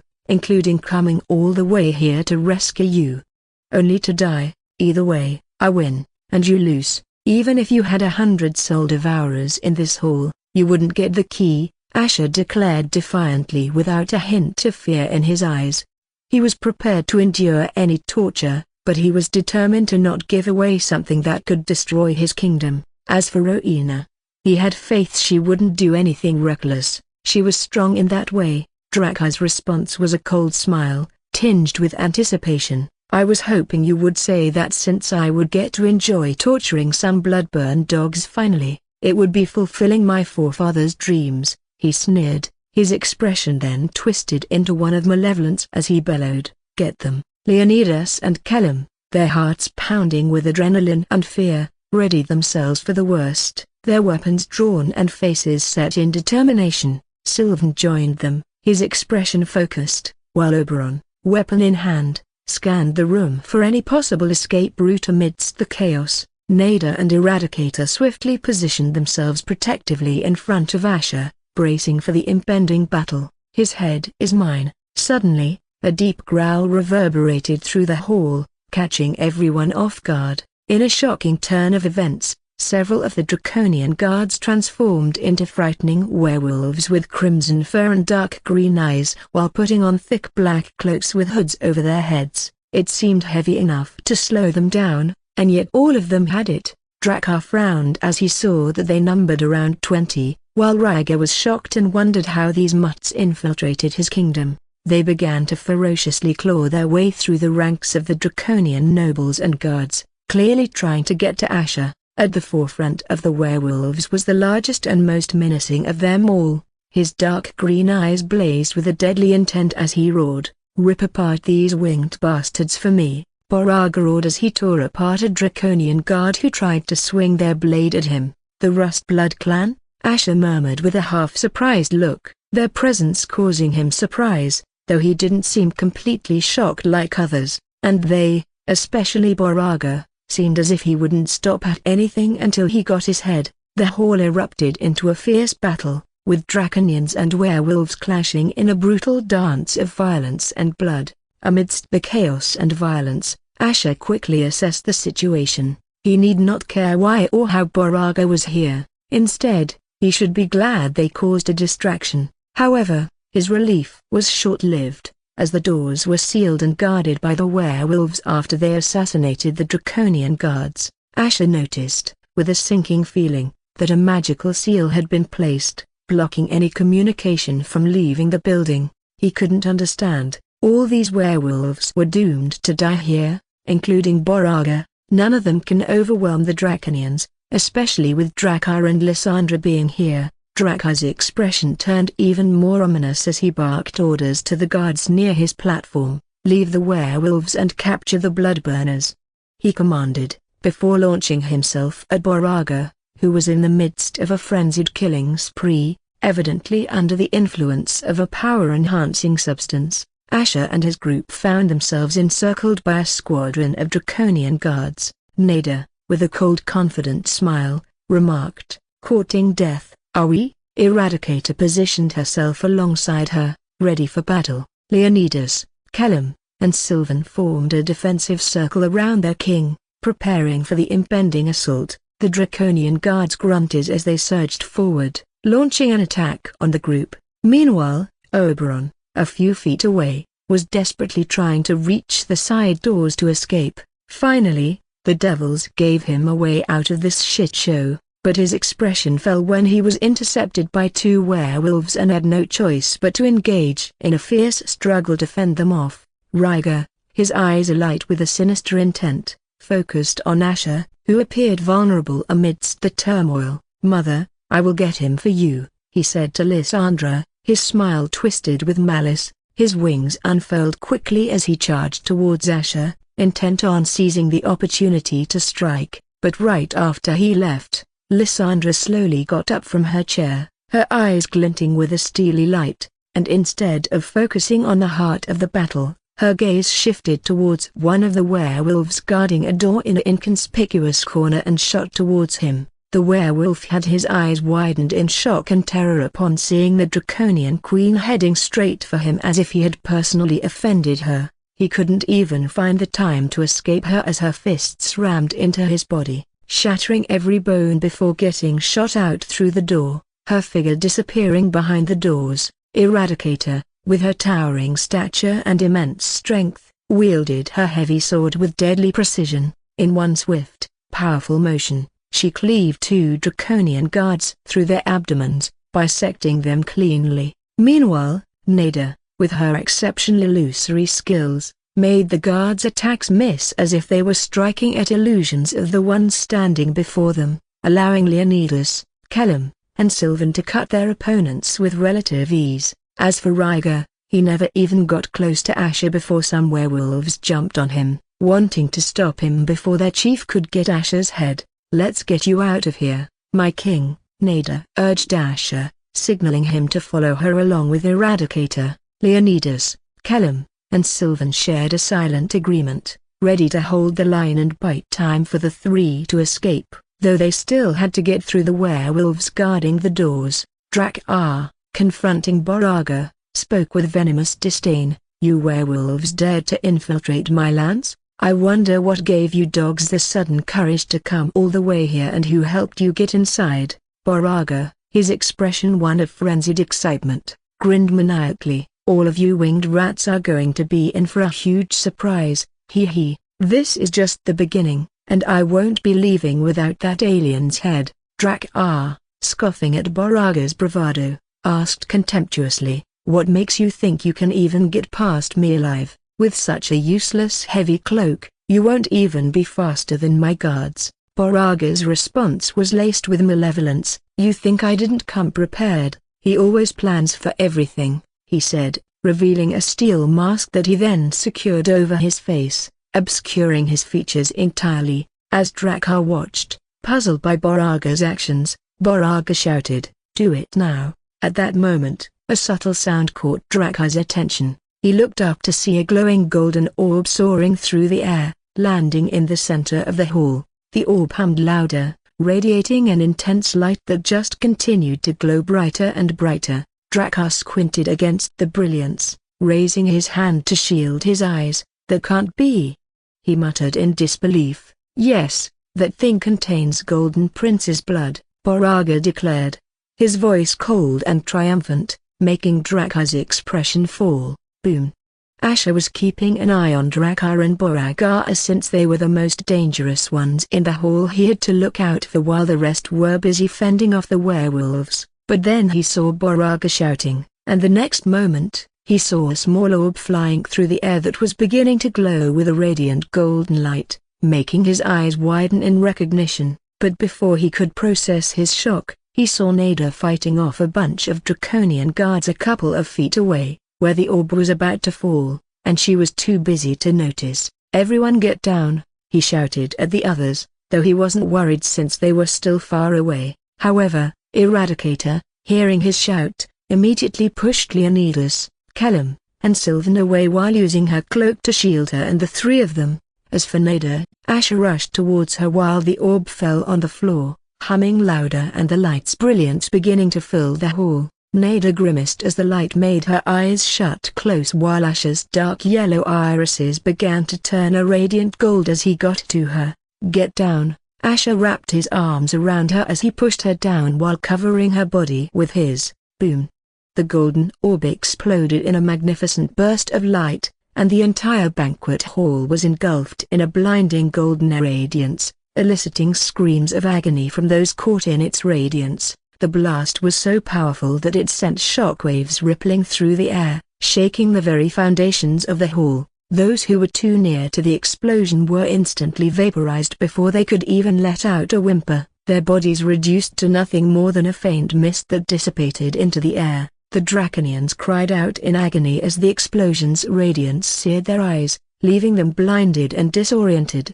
The intense light singed their scales, causing them to writhe and scream in pain. Drac-R, though less affected by the blast and having protected himself with his singed wings, was still left reeling as the radiant pulse from the shockwaves disrupted all his senses as he stumbled away. The werewolves, including Boraga, who came fully prepared with heavy cloaks and masks, weren't completely unfazed. They felt the force of the explosion as their feet were dragged backward, their grunts echoing as they struggled to face the bone-crushing shockwaves. The hall was filled with a deafening silence, broken only by the faint echoes of the explosion and the cries of the injured. Those who didn't even directly face it or tried to protect themselves, like Eradicator and the others, were still caught off guard. Their bodies lost strength temporarily as all their senses were thrown into disarray by the intense radiant mana that washed over them.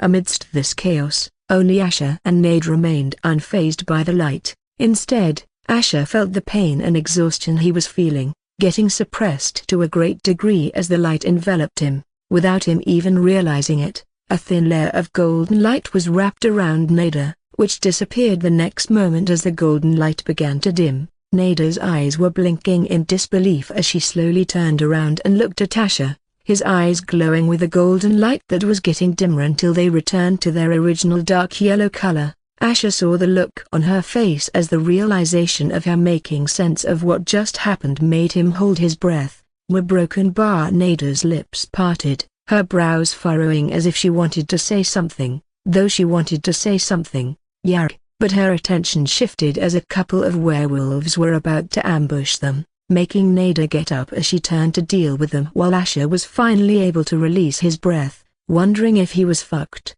Just why does it always have to happen in such unexpected ways? But most of all, how the hell did these werewolves get their hands on his blood? These demons are broken bar. First it was his head and now his blood. He also felt the pain and exhaustion slowly coming back. He couldn't understand how he was unaffected. He knew it was once his power, but he was a demon now. It wasn't making sense at all, though he didn't have the luxury to ponder about it now. In the aftermath of the explosion, as the light began to recede, Lysandra emerged from the side doors. Her entrance was timely, and she immediately took in the scene before her with squinted eyes. Her sharp gaze landed on Asher, who, unlike the others, stood unaffected by the blast. She furrowed her brows in confusion and disbelief, not expecting him to not get affected by such a powerful blast of radiant mana. But she quickly refocused her attention when she noticed Boraga and his werewolves exploiting the disarray, charging directly towards Asher. They were ruthlessly cutting down the disoriented guards and nobles in their path, their movements swift and deadly. Lysandra's eyes glinted with a deadly determination as her figure vanished from the spot. Boraga, who was leaping over the Draconians while clawing away at their necks, was surprised to see this alien brat still standing despite the explosion of such powerful radiant light, but he quickly refocused on his mission as he knew there was no time to linger around here once the Draconians recovered, especially Drac-R. Only mere seconds were left to make his move, but he was confident in his ability to seize Asher's head and make a swift escape. In his confidence, Boraga pulled out a disc-like metal object, glowing ominously with a dark red light. He threw it behind Asher, who was now encircled by werewolves, effectively cutting off his escape routes. but Asher recognized the disc as a very powerful item known as a portal disc that could open a teleportation portal to transport people dozens of kilometers away from their current location. No wonder these werewolves confidently barged in. Everything was so well planned that he wondered if the Moonbinder clan helped them out again. Just why were they so hell-bent on getting him?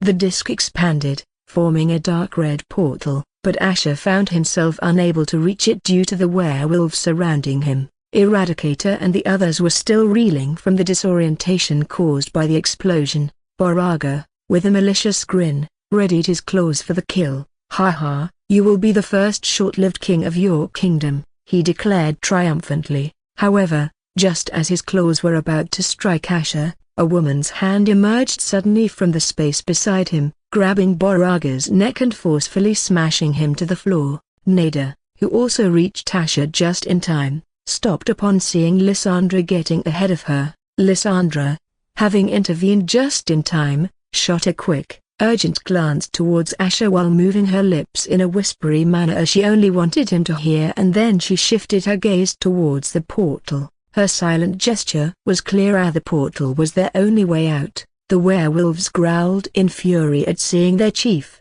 Baraga, sneak attacked by the Draconian Queen. Several of the more powerful werewolves lunged at Lysandra, intent on defending their leader, but Lysandra was not one to be easily overwhelmed. Her dark silver wings unfurled in the blink of an eye with a powerful burst of wind, and with swift, precise movements, she used the sharp ends of her wings to slice through their vital veins, causing them to collapse to the floor. Baraga, enraged by Lysandra's interference, growled fiercely, "Bitch, stay out of my way." He lunged at her, initiating a fierce and intense battle between them. The two engaged in a deadly dance of claws and wings, each strike filled with lethal intent.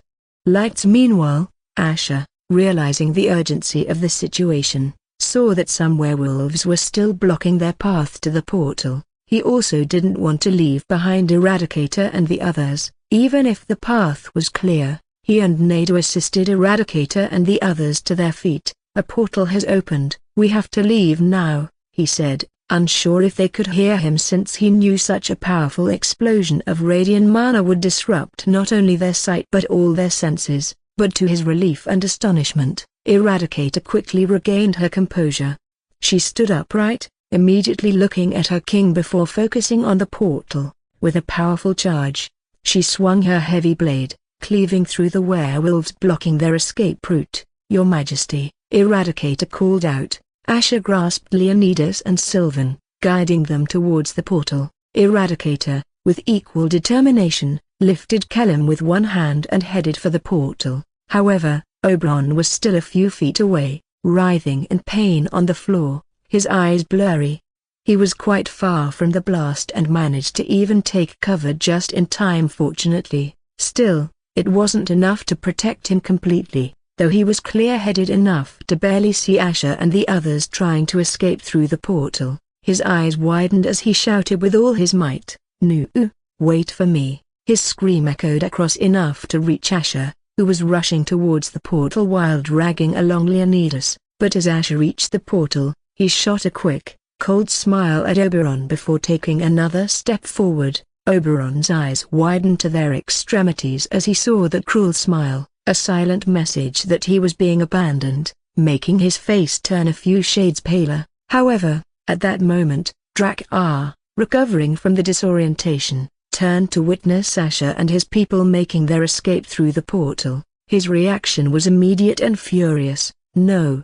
he roared, his teeth gritted in anger, his black wings unfurled menacingly as he charged towards the portal, his dark red eyes ablaze with a deadly resolve. But the portal was already beginning to close, making Drakkar get fueled by desperation and fury, mustering all his strength in an attempt to breach it. However, just as his hand was mere inches from the closing gateway, the portal snapped shut, thwarting his pursuit. He withdrew his hand sharply, coming to an abrupt halt. "They must not be outside our kingdom.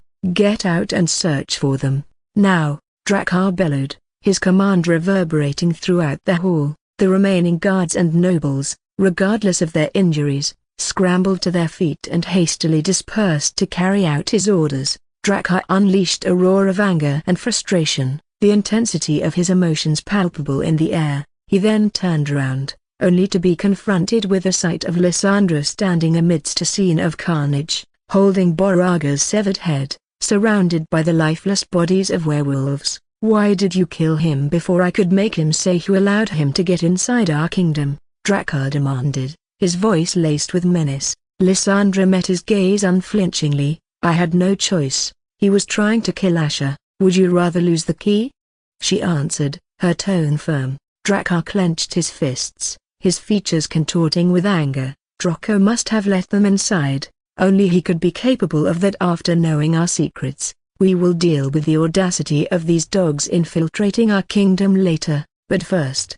"We can't let Asher get back to his kingdom with that key," he stated darkly. "And what happens if he does?" Lysandra inquired, her brows furrowing. "Then you can forget about killing him anytime soon," Drakkar replied, his eyes glinting with a menacing resolve. Lysandra's attention then shifted to Oberon, who was still struggling after a draconian guard beat him up. They stopped after receiving a glance from Lysandra. "What about him?" "We can hold him hostage as a backup. He might prove to be useful," she suggested. "You deal with it then. I have bigger things to deal with now," Drakkar responded dismissively before walking away, leaving Lysandra to make her decision. Oberon's body and senses were aching as he struggled to regain his bearings. His vision was blurry, still affected by the aftermath of the radiant and explosive chaos, but the pain of getting abandoned and left to die hurt him more than anything. He never expected those traitorous bastards would really dare to leave him, a decorated prince of the kingdom, in the middle of this death trap. Gradually, his eyes began to adjust, the sharp scent of blood and death permeating the air around him. As he looked around, the sight that greeted him was one of carnage. Dead werewolves and draconians lay strewn across the banquet hall. Determined to still try to find a way to escape, he attempted to rise with a gasp, but his movements were halted as a shadow loomed ominously over him. Lifting his gaze, Oberon found himself staring into the chilling eyes of the draconian queen, Lysandra. Her presence was suffocating, freezing him in place. A wave of terror washed over him as he knew what would happen if they got their hands on him. Oberon gritted his teeth as he felt Asher must have purposefully left him behind to suffer at the hands of these draconians. He would have rather chosen death than get captured. Ryger, stepping forward, noticed Oberon's plight. "Oh, this bloodburn pig got left behind? Maybe I can keep him entertained for you, mother. You don't have to bother with the likes of him," he said with a sadistic grin, relishing the opportunity to torment Oberon. "No. Just kill me," Oberon rasped out as blood trickled down his lips. "Do whatever you want, but don't let him die," Lysandra said with a cold look before walking away, her mind already distracted with other thoughts. Oberon, despite his fear, managed to retort defiantly, "Stay the fuck away. My queen won't let this go." He believed Rowena would try to get him out somehow. After all, he was still part of her house and she would still be holding some kind of sentiment towards him after knowing each other for all these years other than being related by blood. Ryger laughed cruelly, his confidence unshaken. "Your queen isn't here to save your sorry ass, he taunted, reaching down to grab Oberon. As Ryger's hands closed in, Oberon gritted his teeth, bracing himself for the worst. His vision was obscured by Ryger's looming figure, his fate now in the hands of his enemies. He didn't even dare to imagine if getting tortured under Asher's hands was going to be worse than his current predicament. In the outskirts of a deserted draconian town, enveloped in darkness and devoid of any nearby inhabitants, a dark red portal abruptly materialized. From it 6 figures stumbled out: Asher, Nada, Leonidas, Kellum, Sylvan, and Eradicator. Asher, vigilant and cautious, immediately turned to check if Drakkar was in pursuit. To his relief, the portal closed swiftly, reverting to its original disc form before fragmenting. Its purpose fulfilled, Leonidas, panting and visibly shaken, muttered in disbelief, "Devils!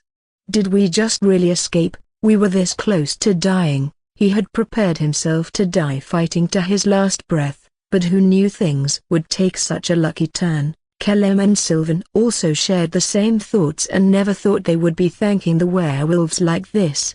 Neda scanned their surroundings. Don't rejoice yet, we are still in their lands. This seems like some town of theirs, she cautioned, her voice steady but alert. Eradicator immediately advised as she took a good look at her king. We shouldn't try to leave the kingdom like this, Your Majesty, not in your condition. Kellem echoed Eradicator's sentiment with a worried expression. That's true, you need time to recover, Your Majesty. Neda, understanding the gravity of their situation and Asher's depleted state, added, they are right. Drakkar must have already sent out guards to strengthen the patrol at the borders. We have more chances of escaping once you have recovered, and the Draconians in this area let down their guard. Neda knew that despite being a peak soul purger, Asher was stronger than any low-level soul devourer and there may be more. Asher, feeling the weight of his body getting heavier, let out a tired sigh. Let's just rest somewhere for the night, I know a place.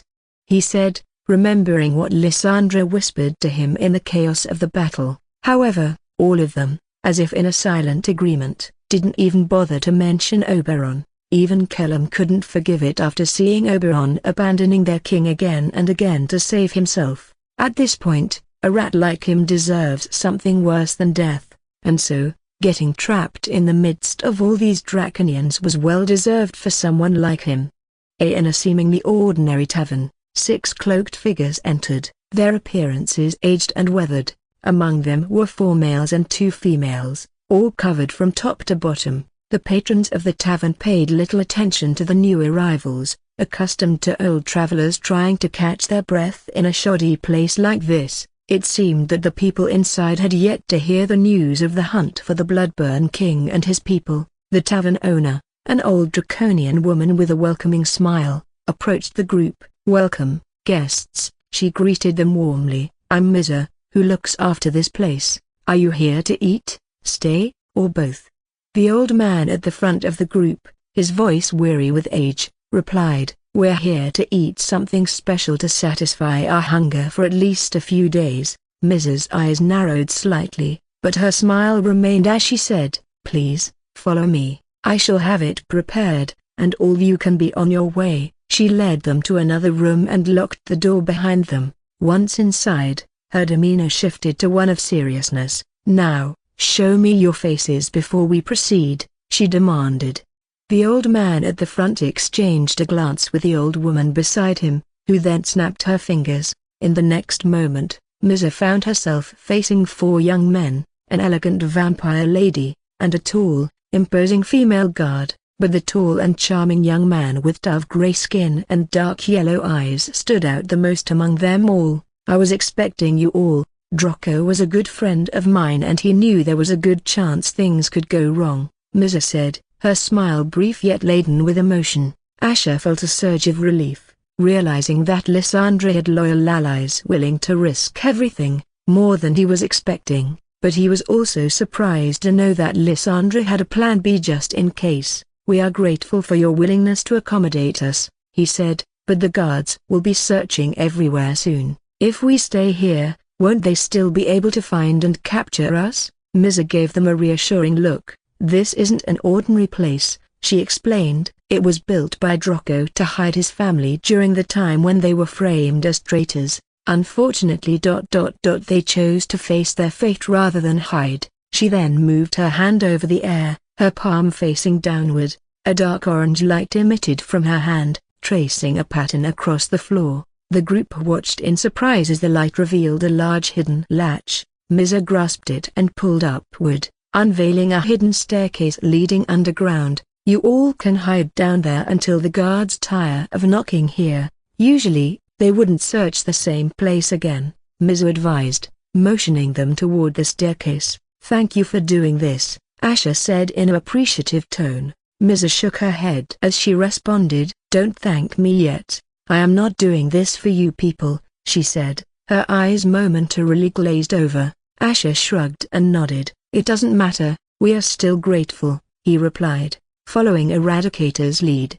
He descended into the hidden staircase, followed by the rest of the group, as Misa closed the latch behind them, sealing the entrance to their temporary sanctuary. She whispered to herself, "I hope your sacrifice won't be in vain, Draco." Descending into the underground space, Asher and the others were greeted by a surprising sight. The mana lamps flickered to life automatically, illuminating a large, grand hall with corridors leading to different rooms. The underground area was unexpectedly opulent, resembling a mini manor designed for nobility. Leonidas, his voice tinged with wonder, mumbled, "Who would have ever expected a place like this to exist under some old building?"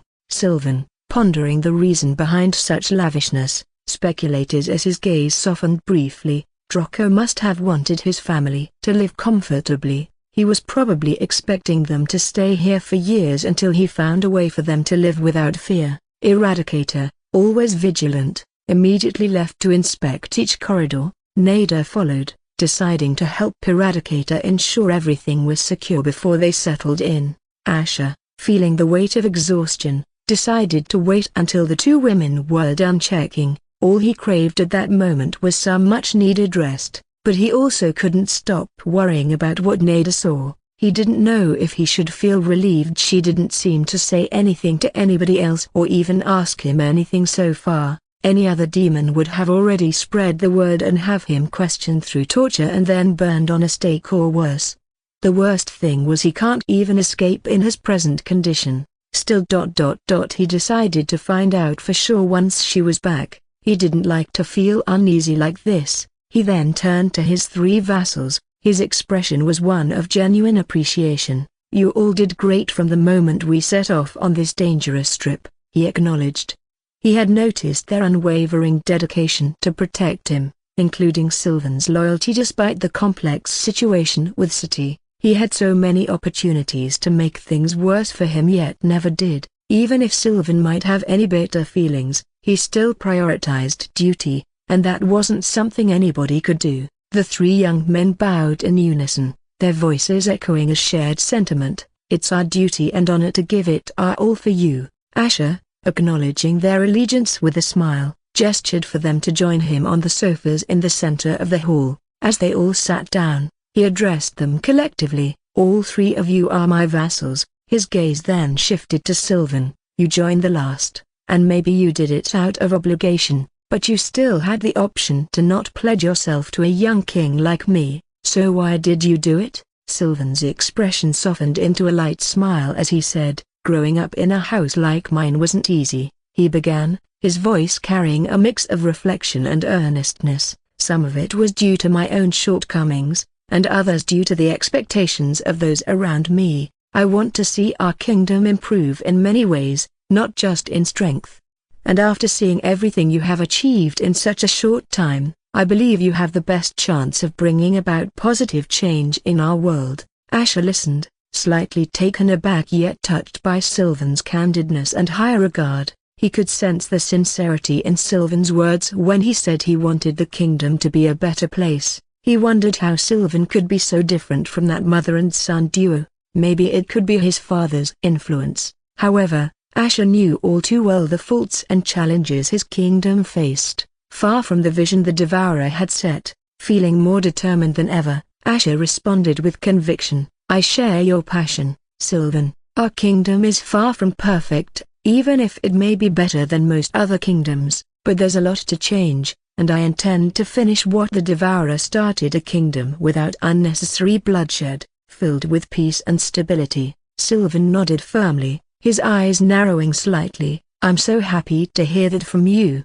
Your Majesty. I can't wait to see such a day happen. But first," Asher continued, "we need the strength to protect ourselves. Our kingdom shouldn't fear threats from outside. Only then can we afford to fix the way our kingdom works. Otherwise, our enemies will try to take advantage of us while we are distracted." Sylvan nodded with furrowed brows as Leonidas chimed in, his expression grave and serious. "I agree with you, Your Majesty. These Draconians can wage war at any moment now that they are out for our blood and the pact is no more. We have no time to waste. We have to prepare ourselves for the worst." Kellem interjected with a serious look, "Can we really survive a war against them?" Our dragons can protect us for a while and even deal serious damage to them, but they have the resources to overwhelm us. To a great extent. Asher, sensing the growing concern among them, offered a reassuring smile. Don't worry, he said confidently,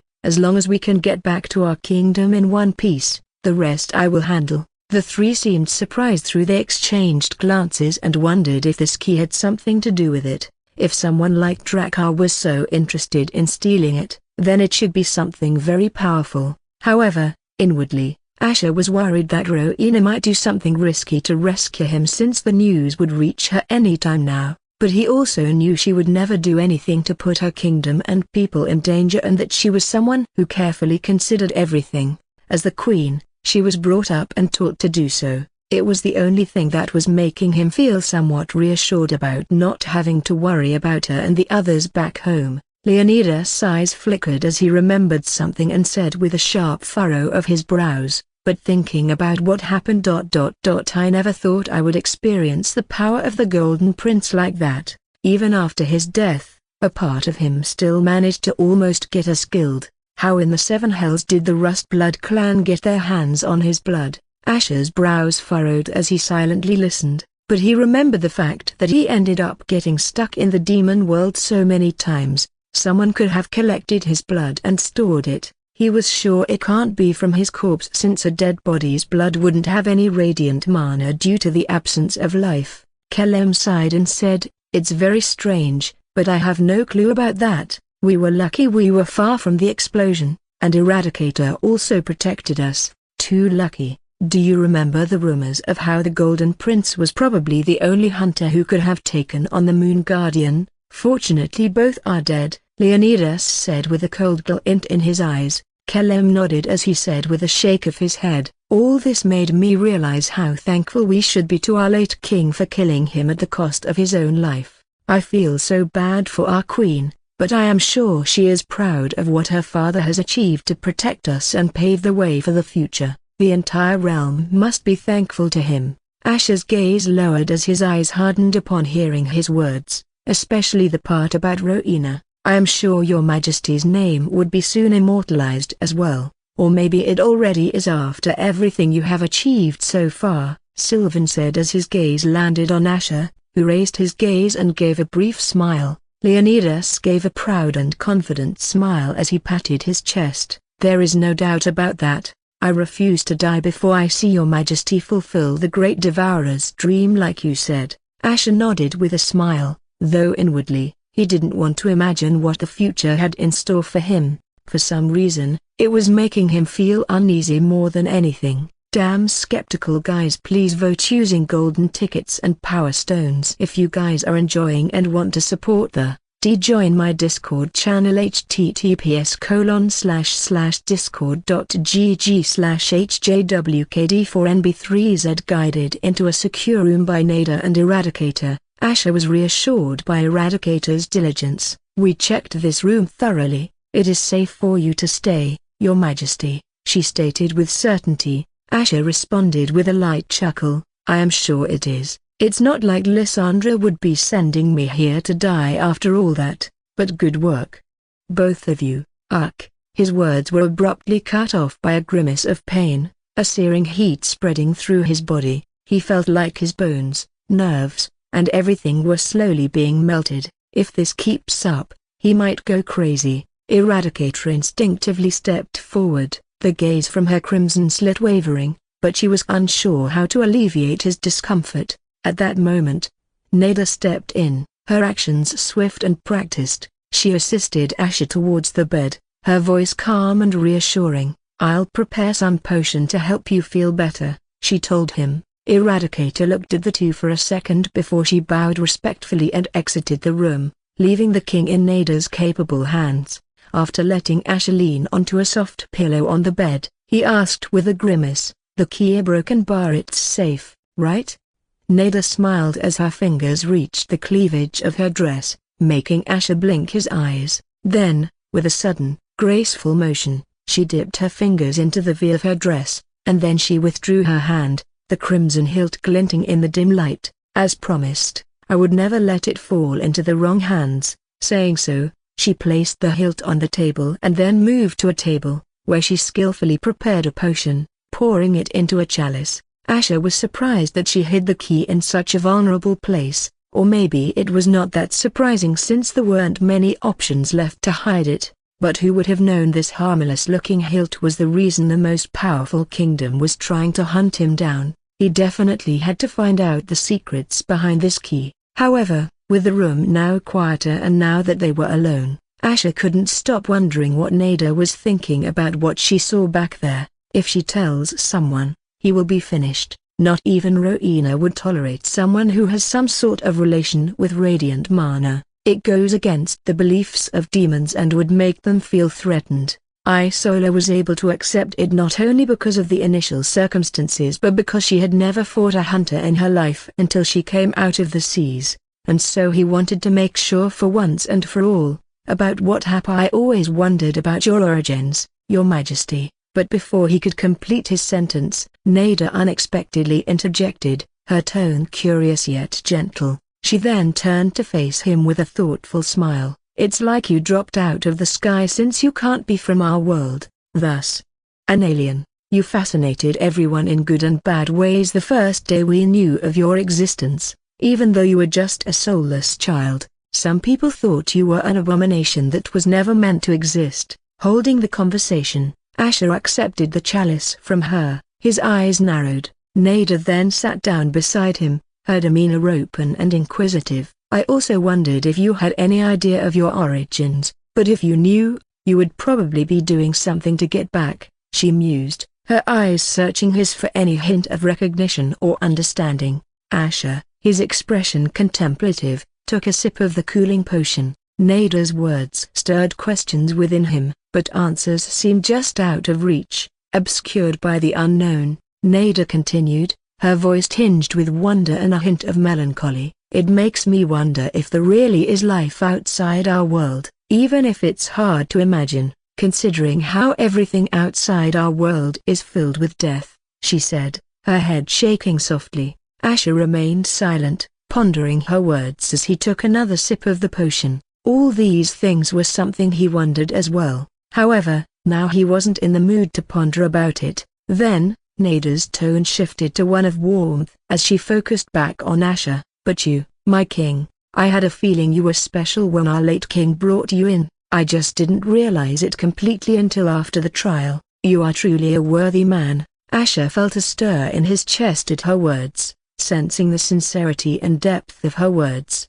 It prompted him to voice the question that had been lingering in his mind. Why aren't you asking me about what you saw? Nada's smile was gentle and understanding as she replied, other than the fact that you may not want to talk about it, I felt knowing the answer wouldn't change anything. Not for me, at least. Asher was taken aback by Nada's unwavering faith in him. Her trust, so blindly and resolutely placed, was unexpected, and it stirred a deep sense of feelings within him. Why would someone like her do so? Yet, he couldn't help but question her certainty. What makes you so sure? What if the truth would make you want to kill me, and nobody would blame you for it?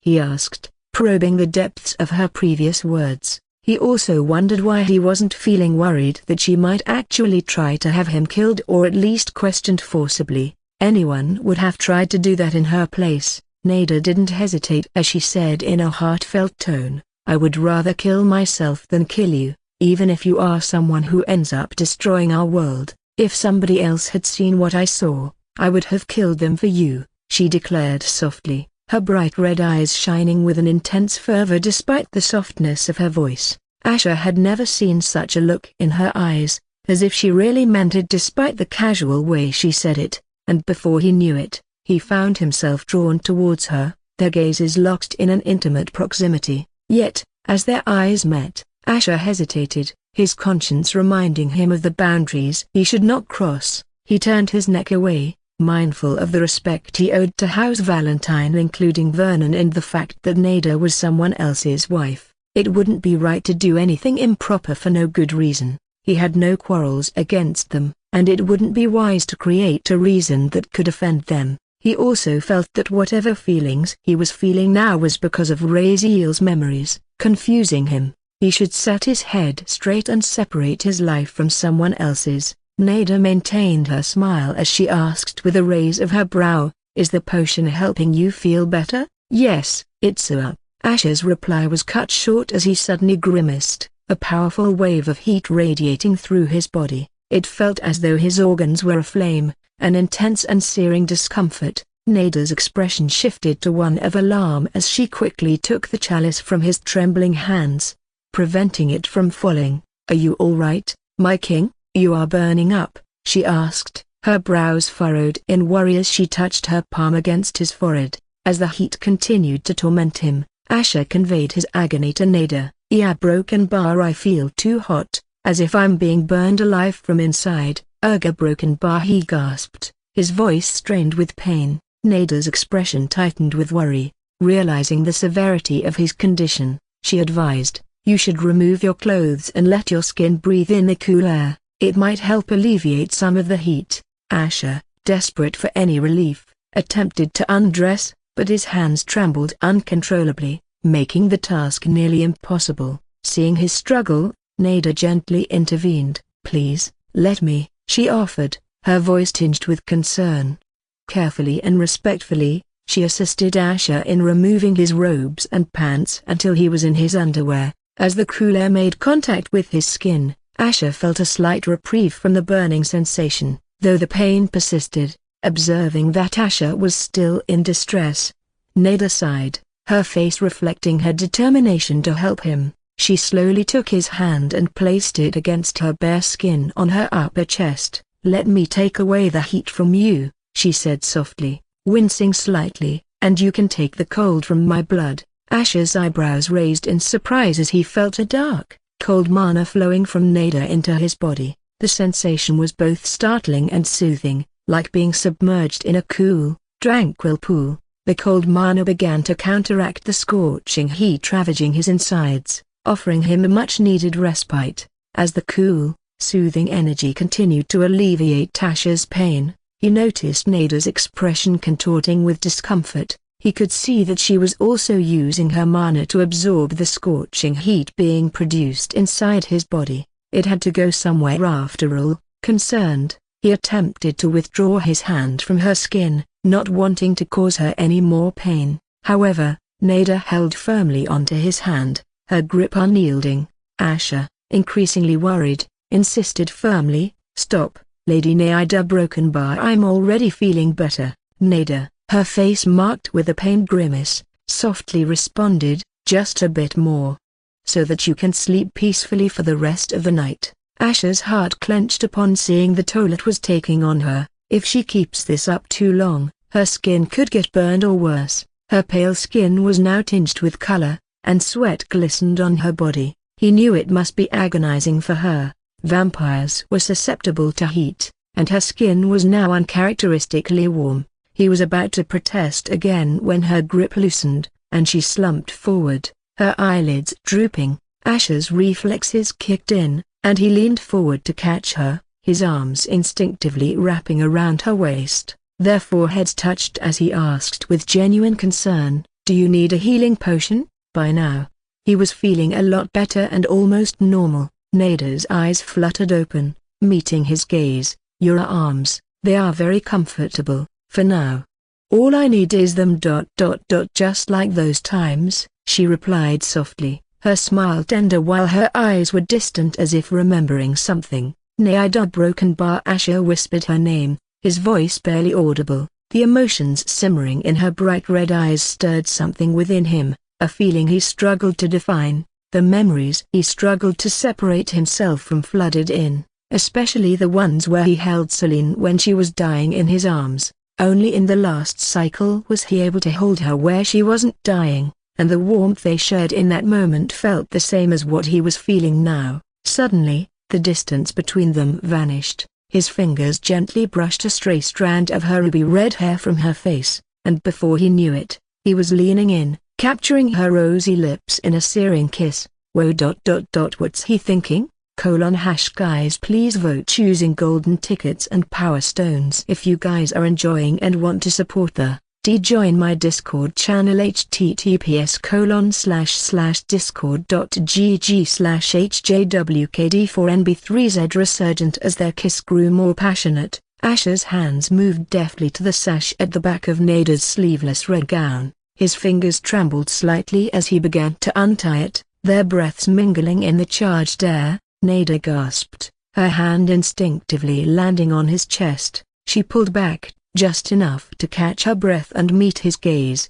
Her voice was a breathy whisper. "Are you sure? We can never go back if we do this." Asher's eyes, filled with desire and more, locked onto hers. "I think we're already beyond that point," he murmured, his voice rough with determination. He continued to loosen the sash, and the gown down her torso, pooling around her thighs. Her upper body was bare for him to see, her round, curvaceous breasts heaving with each restless breath she took. Asher's lips returned to hers, his tongue delving into her mouth, exploring every corner as if he couldn't get enough of her taste. His hand slid up her back, caressing her bare skin, sending shivers down her spine. He then trailed kisses along her jawline, down her slender neck, and across her collarbone. As he kissed, he basked in the scent of her skin, which smelled no different than roses.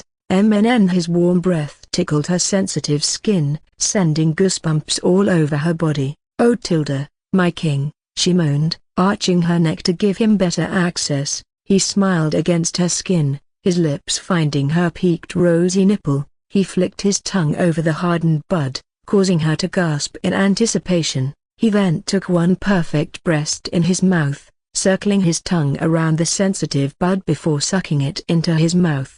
His other hand caressed her other breast, squeezing and kneading the soft mound. Nada moaned, her back arching into his touch. His lips and tongue were driving her insane, her body on fire. He moved to her other breast, giving it the same attention, sucking and teasing the hardened beak. His fingers pinched and twisted her other nipple, sending electric shocks straight to her core. "Oh Tilda, you are so good," she moaned, her hands caressing his moon-white hair. His mouth and hands were a delicious combination, sending her body into overdrive. "You have yet to see at my best," he whispered with a smirk, his voice low and guttural. He sucked harder, his tongue swirling around her nipple as he pushed her down on the bed. His lips trailed down her stomach, his hands deftly removing her undergarments, leaving her naked in front of him. Asher parted her legs, making her face flush red while he got a good glimpse at her pussy that was glistening in the light, its beautiful pink folds calling out to him.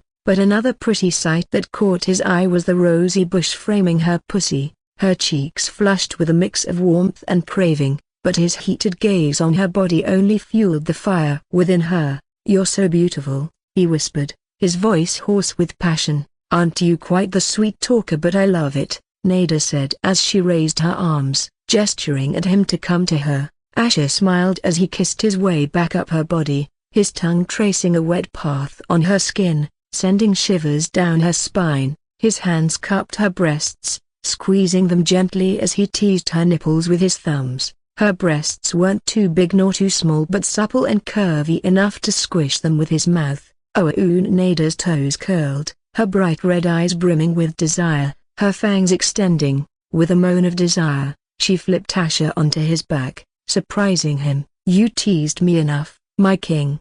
Now it's my turn," she smiled sensually, her eyes alight with mischief. Asher's eyes widened, but he didn't protest as she tugged his underwear down, revealing his hard, throbbing length with a dove-gray texture. "By the devils," she gasped, her eyes widening at the sight of his impressive girth. "I never expected your weapon to be so hot and strong. It wouldn't be wrong to call you a monster in this category as well. Any man would feel humbled if they see this." Asher chuckled, his lips curving. "I'm glad you approve. Now, how are you planning to tease me?" he asked with a look of anticipation. Nada didn't waste any time. She wrapped her soft, warm hand around his shaft, her fingers pulling down his foreskin to reveal his glistening bluish-pink glands. "Oh, I approve," she softly said, her eyes locked with his. "Any woman would kill to have this all to herself." Asher groaned, his hips bucking involuntarily. Nada's touch was like nothing he'd ever felt before, her fingers expertly massaging him, her thumb flicking over his sensitive head. "You're so hard," she whispered, her voice softly echoing in his ear. "I wonder what other surprises your royal cock has in store for me." With a seductive smile playing on her lips, she leaned forward and pressed her soft, full lips to the very tip of his manhood. She lingered there for a moment, savoring the taste of salt and sweet musk that was uniquely him. Then, ever so slowly, Nada began to move her head downward, tracing a line of wet, open-mouthed kisses along the sheer length of his veiny cock. With each inch that she covered, she could feel him trembling beneath her touch, his breath coming faster and more ragged. Asha felt as if she was teasing and pampering his cock at the same time with her wet, hot kisses on it. Finally, she arrived at the base of his shaft, where she paused once again to lavish attention on his sensitive balls with her tongue. Then, starting once more at the top, she worked her way back upwards, this time swirling her tongue in slow, lazy circles all around his throbbing member. Asha watched with wide, hungry eyes as Nada worshipped every inch of his cock, unable to tear his gaze away from the sight of her beautiful mouth moving lower and lower until he felt the brush of her warm, moist tongue against the underside of his head. "NNMGH," he groaned aloud as pleasure shot through him like lightning, leaving him gasping for breath. He never expected a woman could be so good at servicing a cock.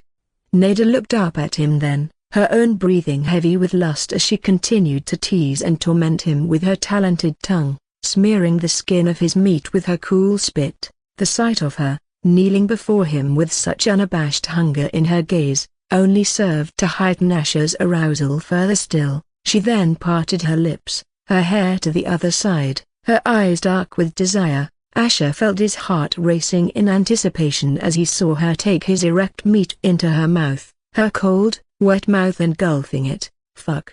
Asha's eyes flew wide open, his hands gripping the sheets beside him. Nada's talented mouth and hand worked in tandem, her lips and tongue teasing every inch of him as her hand squeezed his base. Asha's toes curled, and his buttocks clenched as she took more of him into her cold, wet mouth. "Nada," he groaned, his hands fisting the sheets. "Devils, that feels incredible." The coldness of her mouth was also helping him feel better by alleviating the heat trying to surge within his body. Nada looked up at him, her red eyes glinting with mischief as she took him even deeper, her throat bulging while her eyelids quivered. Asha's breath caught in his throat as he felt her throat muscles tighten around him, her lips sealed around his cock, creating a vacuum of sorts. The sensation was both intense and pleasurable, and he couldn't help but moan in pleasure. "Damn, you are so good at these." A broken bar. Asha had never gotten such a soul-melting blowjob. The ones he got from were inexperienced at first. Sabina was good but was nowhere as good as how Nada was performing now. But since it was Nada, he wasn't surprised. A senior woman like her surely had honed her skills through experience. Her mouth moved up and down his length, her tongue flicking over the sensitive head of his cock, sending shivers of pleasure coursing through him. She loved the way he felt in her mouth, hard and hot, pulsing with need. Never before had she felt such satisfying fullness in her mouth. Asha's hands found their way to her hair, his fingers tangling in the silky red strands as he felt her head moving up and down over his cock. Nada's eyes met his, her gaze filled with satisfaction as she felt his hands in her hair. She knew she was pleasing him, and it only fueled her desire to give him more pleasure. Asha's breath came in ragged gasps, his pleasure building to a crescendo within him. He knew he wouldn't last much longer, the sensation of her mouth and throat around him too pleasurable to resist. He thought he had good control over his cock, letting him decide when to release or not, but she was challenging his will to do that, or the will of his cock, to be exact. His cock wasn't listening to him, and was getting charmed by the magic of her tongue and mouth. He never expected a graceful lady like her to be the goddess of pleasure in disguise with skills to back up that title. Her hands gripped his thighs, her fingers digging in gently as she guided him deeper into her mouth.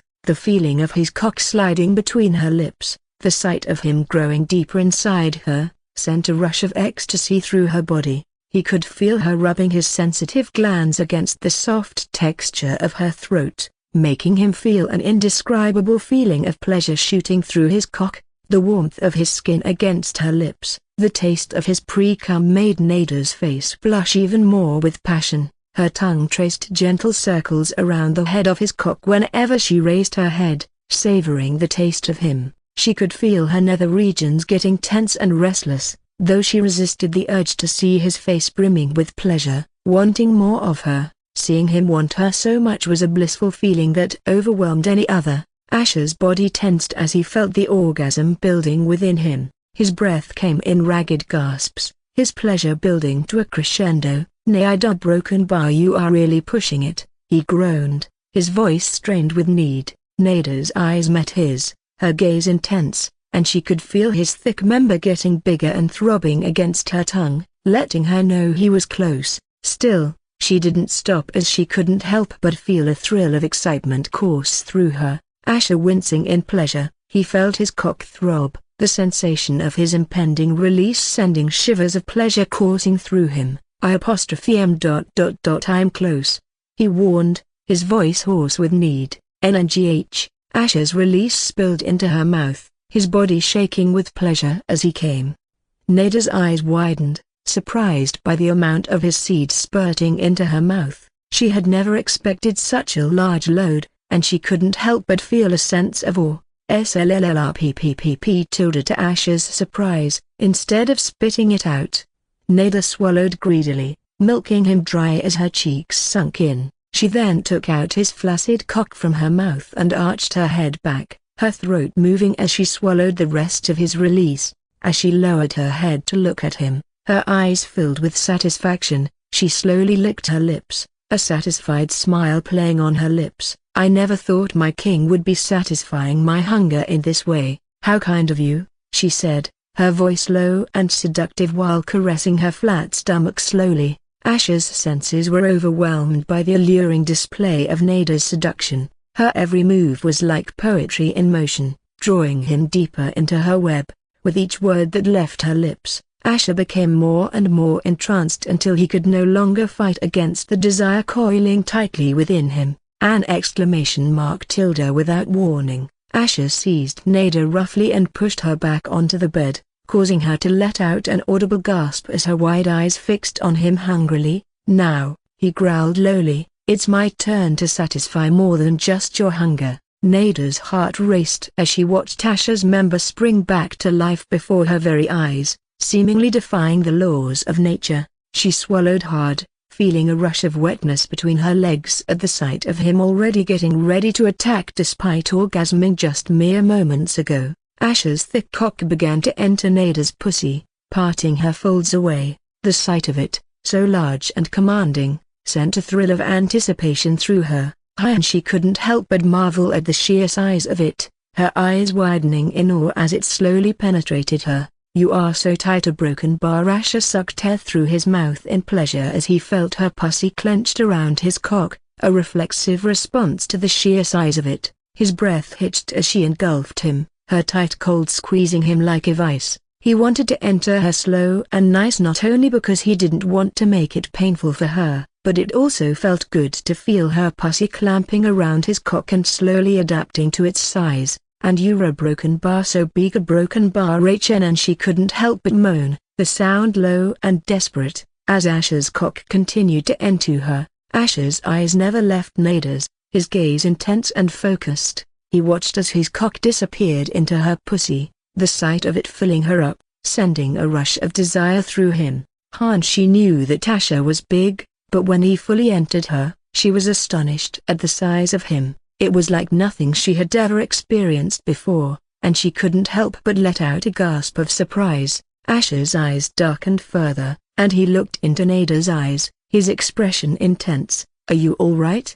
he asked, his voice low with a hint of concern. Nada nodded, her eyes locked with his. "I've never felt anything like it," she whispered, her voice barely above a whisper yet seductive. Asher smiled as he started to move, his hips rocking in slow, sensual thrusts, each movement eliciting a moan from her perfect lips. The cold dampness of her cave rippling cool energy through his cock made it even more pleasurable and soothing. Nada's nails dug into his back, her hips meeting his thrusts. More, she panted, her voice a desperate whimper. Asher obliged, his thrusts becoming a bit harder, a bit deeper, until their hips slapped together with a wet, sensual sound. The room was filled with their moans and the wet, erotic noises of their bodies coming together. "My king," she moaned, her head thrown back in ecstasy. "On, devils, that feels so good," encouraged by her response.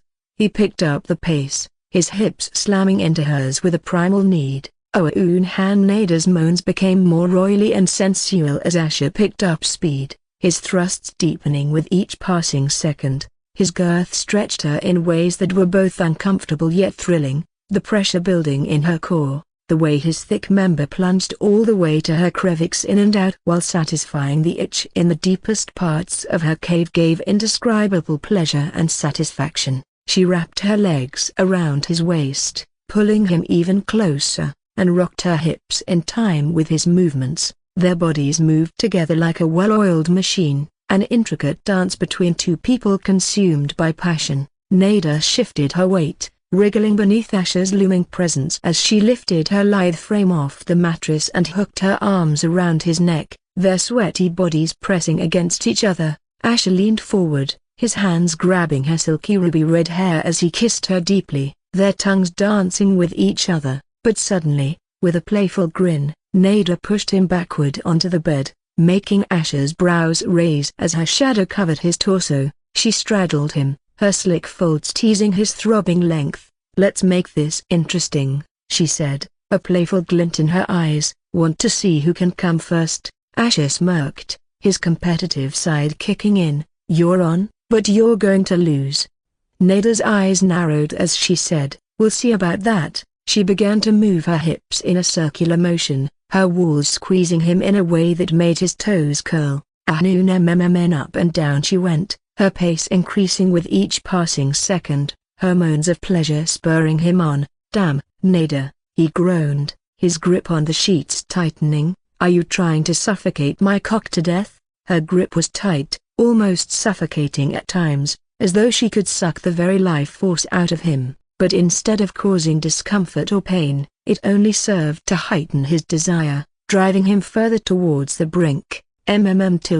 Maybe I want to," she whispered, her breathing ragged. "Or maybe I just want to be the last thing on your mind when you come," she said with a sensual smile, her fangs showing as her walls squeezed him tightly, as if she were trying to keep him inside her forever. Asher was yet again stunned by the stark contrast between her usual sophistication and poise compared to the temptress that was riding his cock now. She was appearing even more intriguing in his eyes, making him want to explore her more. Each stroke brought him closer and closer to the edge, until finally, his senses becoming consumed entirely by the sensation of her body surrounding his. It was as though her pussy had become a living, breathing entity, a hand reaching deep inside him, grasping hold of everything that made him feel alive. Never before had he experienced something quite like this. He never knew it was possible to feel such pleasure that made him feel like he wanted to freeze the moment to feel this soul-melting sensation forever.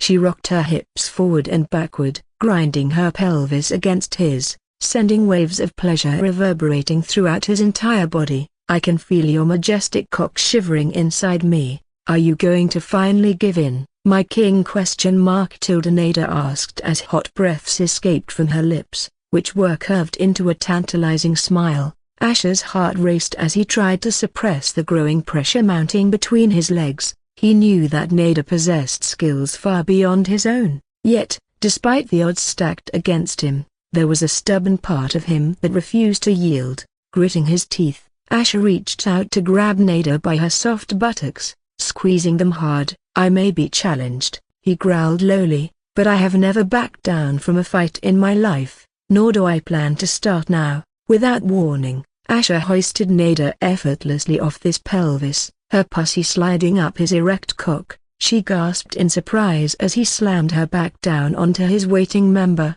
feeling the lengthy shaft stretch her tender flesh and burying himself balls deep inside her wet heat.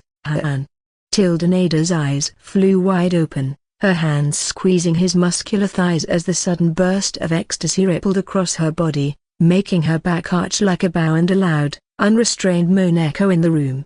But even before Nada could catch her breath, Ashes gripped her buttocks again, lifting her up and impaling her down onto his throbbing length once more. She gasped, her nails digging into his arms as he filled her completely, his tip hitting her cervix. She realized she underestimated him. Despite being so young, he possessed both natural gifts and the skills to use them. "My king," she cried out, her eyes squeezing shut with the intensity of the sensation. He didn't give her a moment to adjust, however, as he began to move, his hips pistoning in and out of her in rapid, relentless thrusts. Each time he entered her, he hit all the right spots, sending waves of pleasure coursing through her body. "On, devils," she moaned, her head thrown back in ecstasy. His grip on her buttocks tightened as he angled her body, changing the angle slightly, her moans getting louder and her toes curling. With every thrust, Asher drove deeper into Nada's core. Each plunge ignited another spark of desire within her, leaving her craving for more. Her hips moved in sync with his, meeting his every move with equal force. The air around them grew thick with the scent of sweat and passion, as they surrendered completely to the wildness of their desires. "I underestimated you," a broken bar HNNMNNN. Her body trembled with an uncontrollable need, urging her towards the edge. Every nerve ending seemed alive with anticipation as Asher hit that spot deep inside her, causing her whole frame to shake violently. "You aren't the first, nor would you be the last," Asher smirked, his face flushed, though he felt that he really wouldn't be able to hold it in for a minute longer. His cock was too angry, ready to explode. Each movement caused her to gasp audibly, her voice rising higher and higher in pitch. With each passing second, her motions grew more erratic, more desperate. She dug her nails into his chest, urging him deeper, faster, harder. Her moans grew louder and more insistent, mingling with the sounds of their bodies colliding. Their gazes locked as she rode him harder, her ruby red hair falling across her forehead in loose tendrils. Every inch of skin that met Asher's sent sparks flying up her spine, tempting her to let go and feel the release. But right then, she felt Asher's cock throbbing violently inside her. "Fuck, here I come," Asher grunted with a wince as his release came suddenly and intensely, flooding Nada's depths with hot, sticky seed. As Asher's release poured into Nada's waiting body, her eyelashes fluttered in ecstasy. The warmth of his milk filled her, spreading through her core and awakening a dormant fire within her soul. At first, she felt only a gentle tingle, a subtle awareness of his presence deep within her, but soon, that tingle transformed into a full-blown conflagration, engulfing her from head to toe in a fiery glow. She moaned softly, arching her spine as the pleasure rippled through her limbs, leaving her weak and trembling. Each contraction of her muscles drew her further into the abyss, until she was utterly consumed by the heat of their embrace. At the same time, her own climax approached ever nearer, building steadily toward its peak. With every pulse and twitch of Asher's cock, she felt closer and closer to the brink, her senses overwhelmed by the sheer intensity of the sensation. She writhed and twisted beneath him, her fingers digging into his shoulders, her eyeing exclamation mark tilde, and then, with a final cry of surrender, Nada shattered apart, her body convulsing as wave upon wave of ecstasy washed over her. Her walls contracted around Asher's cock, which was beginning to calm down, milking him greedily as she rode out the waves of ecstasy washing over her. It was unlike any response he had ever experienced before. Something primal and elemental seemed to emanate from her very being. But then, something even more incredible happened. A sudden gush of clear liquid erupted from Nada's body, coating Asher's lower abdomen and thighs in a cool, slippery film. The two then met each other's gazes at the same time as Nada said with a breathy smile, "You were close, but you lost, my king." Asher let out a soft chuckle as he said with a smirk, "A senior like you shouldn't take pride in defeating a junior. I will have my victory one day, and I will always be ready to take you on," Nada said with a seductive smile. After the explosive climaxes that shook them to their cores, The air between the two hung thick and heavy with the scent of sweat and desire, but before Asher could say or think anything, his vision began to blur as a flood of exhaustion suddenly overwhelmed him. He was never to doze off after just coming twice, but he knew it must be because of whatever was going on with his body, and before he knew it, his consciousness slipped into darkness. In the regal dressing room of the Demonstone Castle, the morning light streamed through the windows, casting a crimson hue over the room. Rowena sat before a large mirror, her reflection poised and stately. Maids fluttered around her, dressing her in royal attire, their movements precise and reverent. Sati, standing by Rowena's side, had just provided the day's schedule, her voice a soft but firm presence in the room. Once the maids finished their task, Rowena gestured for them to leave. As the door closed behind them, a heavy silence filled the room. Rowena's gaze remained fixed on her reflection, a myriad of thoughts flickering behind her eyes. Sati, observing Rowena's pensive mood, ventured cautiously, "Your Majesty, I understand what you are feeling, as I feel the same too, but I am sure he will return to us safely." Sati observed how distant and distracted Rowena seemed after he left, so she wanted to reassure her even though she herself was gravely worried as well. As Rowena slowly turned her gaze from the mirror, a knock sounded at the door. "It's me, can I come in?" The familiar, melodious voice of Isola echoed within the room. The door opened on its own accord, revealing Isola, who entered with a soft smile and a respectful bow. After greeting Rowena and acknowledging Sati with a glance, Isola proposed, "I was hoping we could prepare something to welcome Asher once he's back, to celebrate not only his safe return but also the fact that he conquered the Tower of Torment. It would lift the spirits of our people and ours as well. Things have been quite tense around here after he left, even though it hasn't been long." Sati responded with an approving smile. "That's a great idea." However, her smile faded as she noticed Rowena's expression, still marked with seriousness. Rowena, her voice tinged with unease, agreed, "We can do that, but I am not feeling good about this. Asher conquered the tower,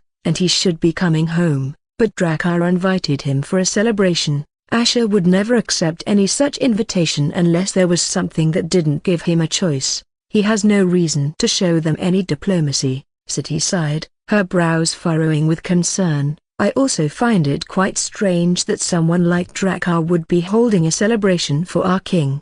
Who does that for their enemies? Drakkar is a bastard who wouldn't try to destroy us the first chance he gets if not for the pact." The atmosphere in the room grew increasingly tense. Isola, sensing the shift, tried to inject a note of optimism. "I know, but this is Asher we are talking about. Even if he is in a bad situation, he always finds a way to come out of it, and we can be sure that he must have received some powerful reward for conquering the tower, or maybe he came out even stronger, despite what people say about his aura remaining unchanged." Rowena and Sati appeared somewhat reassured by Isola's words since they personally witnessed how he had always overcome every challenge, no matter how daunting they were. However, Isola's next words were cut short by an urgent interruption. "Your Majesty," a maid's voice, laced with panic, echoed through the door, making Rowena furrow her brows. The door swung open, revealing the maid who entered with a deep bow. "His Majesty is in trouble. The Draconians have declared war, and they have trapped our king and everyone with him in their lands. It seems that the pact has been rendered void with the disappearance of the Tower of Torment." Rowena's composure shattered at the news, her crimson eyes trembling intensely as she rose to her feet. Isola and Sati's expressions mirrored her concern, turning grave and serious. Hearing the Devourer's pact being rendered void was more than enough to deal a severe blow to any soul in this kingdom, but hearing that their king has been trapped as well would definitely make any blood-burn citizen panic. "Have they been imprisoned?" Rowena asked, her voice cold, her eyes briefly flashing with a deadly intent, wondering if Drakkar was torturing Asher. The maid, trembling under the intense aura emanating from the queen, quickly replied, "And no. As far as we know, it seems that His Majesty and the others managed to escape when the Draconian king tried to ambush them because of some key, but they weren't able to leave the kingdom yet." We also heard rumors that His Majesty seems to be in a weakened state after exerting himself too much during the trial. All this happened just an hour ago, and the royal advisor sent me to pass this message to you first before the people could know. Rowena's response was curt, "Leave and tell the royal advisor to not tell anybody else." The maid bowed deeply and hurried out of the room, leaving the three women alone with the grave news. In the wake of the shocking news, a heavy air of tension and fear enveloped the room. Isola, grappling with her own anxieties, felt a deep sense of dread. Her fears, which she had tried to suppress, now seemed to materialize before her. City, her frustration and anger palpable, clenched her teeth in fury. "I can't believe my worst thoughts came true. Those draconian bastards. How dare they try to ambush our king like this?" she fumed. Turning to Rowena, her expression laced with worry, she asked, "What are we going to do, Your Majesty?" The urgency of the situation was clear, but the path forward was fraught with peril. Rowena, after a brief moment of contemplation, opened her eyes and responded with unexpected calmness, "We will do nothing. Not yet." Her answer caught City and Isola off guard, their brows furrowing in confusion at her seemingly passive approach. Sensing their bewilderment, Rowena explained, "Right now, Asher's life isn't in grave danger.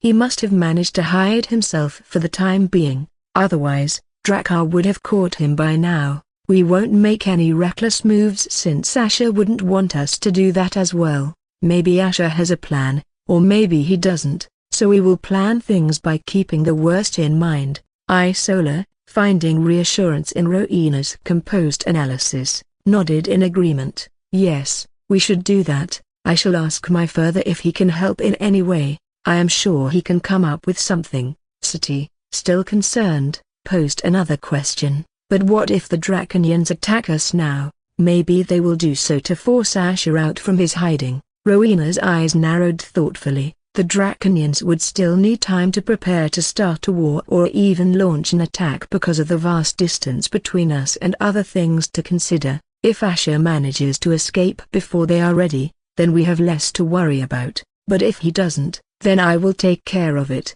Isola and City exchanged glances, wondering what Rowena was planning. Still, as if they exchanged a silent understanding, both of them looked at Rowena as Isola said with firm determination in her eyes, "Whatever it is, we are ready to do whatever it takes to get him back home safely." Asher blinked groggily, his senses slowly returning to him. A weighty lethargy enveloped his limbs, but the intense pain had subsided considerably. His eyelids fluttered open, revealing a sight both captivating and mysterious. The silhouette of an exquisite figure was standing by the bed, gracefully donning a scarlet robe, trying to zip up the back of her dress. Her elegantly arched spine beckoned Asher's gaze as she turned towards him.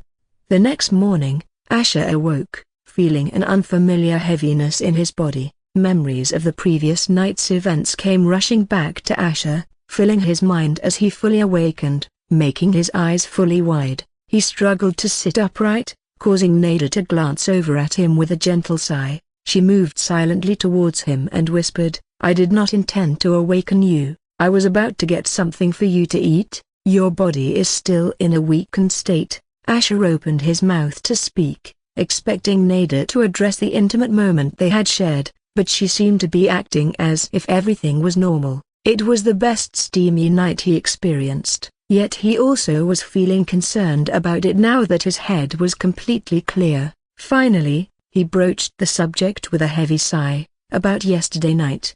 Nada sat beside him and looked at him with a soft smile. "My king, we should never think twice about anything that makes us happy, so tell me, do you regret what happened?" Her directness took Asher by surprise. However, he considered her question earnestly and shook his head.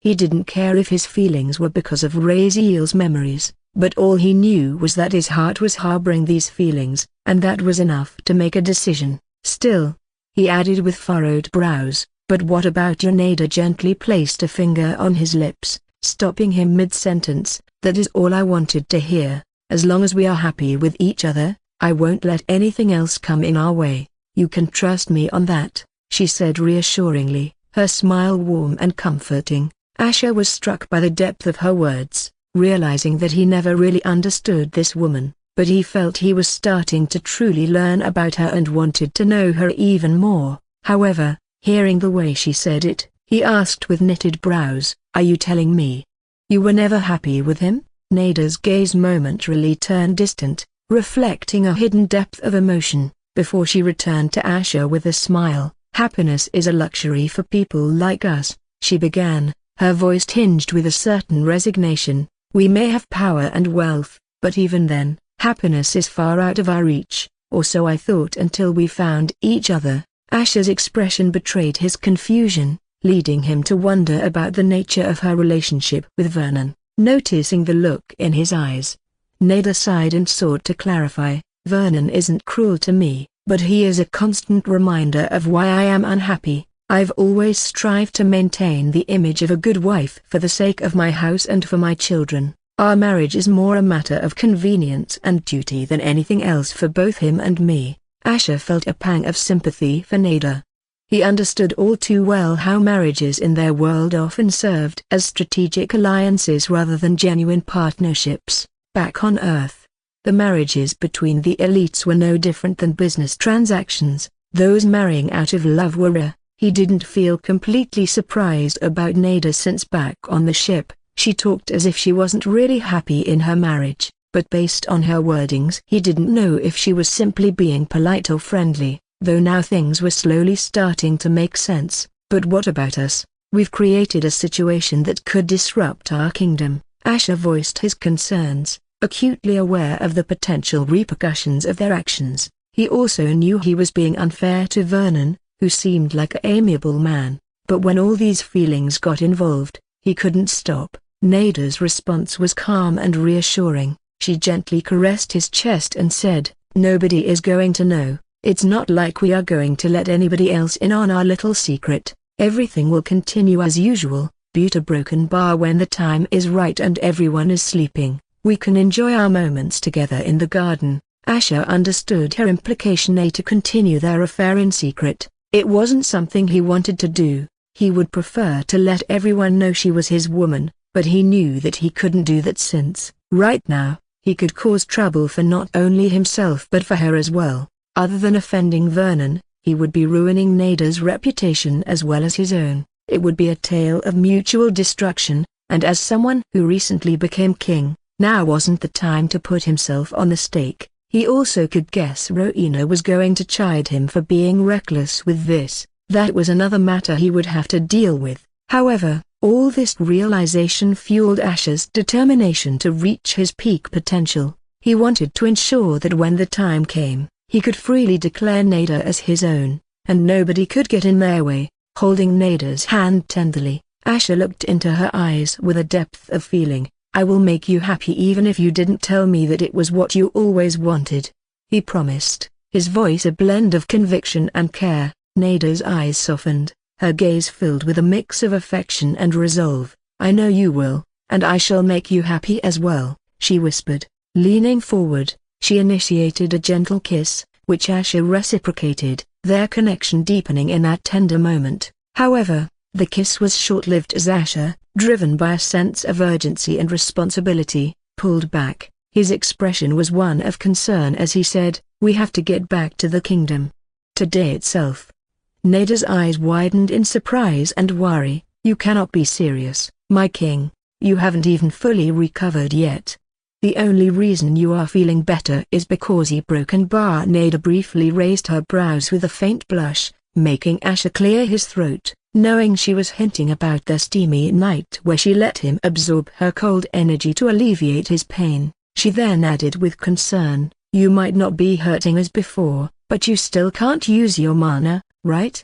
she asked, her voice laced with apprehension. Asher shook his head, his expression resolute. "That's fine, but we cannot afford to stay here any longer. Once Drakkar starts the war and launches an attack on our kingdom, we won't be able to make it back safely. He will expect me to rush out the moment he attacks. That's why we have to take him by surprise and leave today. He would least expect us to leave the very next day after we escaped." Nada's brows furrowed, her understanding of Drakar's nature evident. "You don't know him that well, my king. Drakar always plans for every scenario he can think of. Even if we manage to escape, he will be able to hunt us down quickly before we even reach our kingdom. We don't even have our ship to fly back," she countered, her voice heavy with concern. Asher nodded, acknowledging the risk. "I know that might happen, but do we have a choice? If we don't get back to our kingdom now, I won't be able to protect it against the Draconians. We may not even have a kingdom to return to if we are late. So you tell me, what should we do?" Nada closed her eyes, wrestling with the dilemma. Then, looking at Asher with softened eyes, she conceded, "For your safety, I would advise you to stay, but as you said, we have to protect our kingdom as well. We will do as you wish. We will leave today, but we are taking a very dangerous risk. I am greatly worried for you." Asher leaned forward, his arm wrapping around her slender waist reassuringly. "As long as you are with me, and the rest of us are together, we will be fine. We won't let history repeat," he declared. Nada's eyes shimmered with a myriad of emotions, knowing he was referring to the events that happened in the tower. She then turned slightly, the fabric of her dress partially undone, leaving her upper back exposed. "Before we leave, would you mind helping me zip up my dress?" she requested, gesturing to the delicate red fastening at the base of her waist. Asher leaned forward slowly, savoring the view of her flawless back. With his fingers, he reached out and brushed his knuckles along the curve of her spine. Nada shivered, arching her back slightly, inviting him closer. He leaned in and kissed the hollow of her spine, sending goosebumps rippling through her skin. "Your back is truly stunning," he murmured huskily, trailing his fingertips across the small of her waist. "I swear it's the most beautiful back I have ever seen."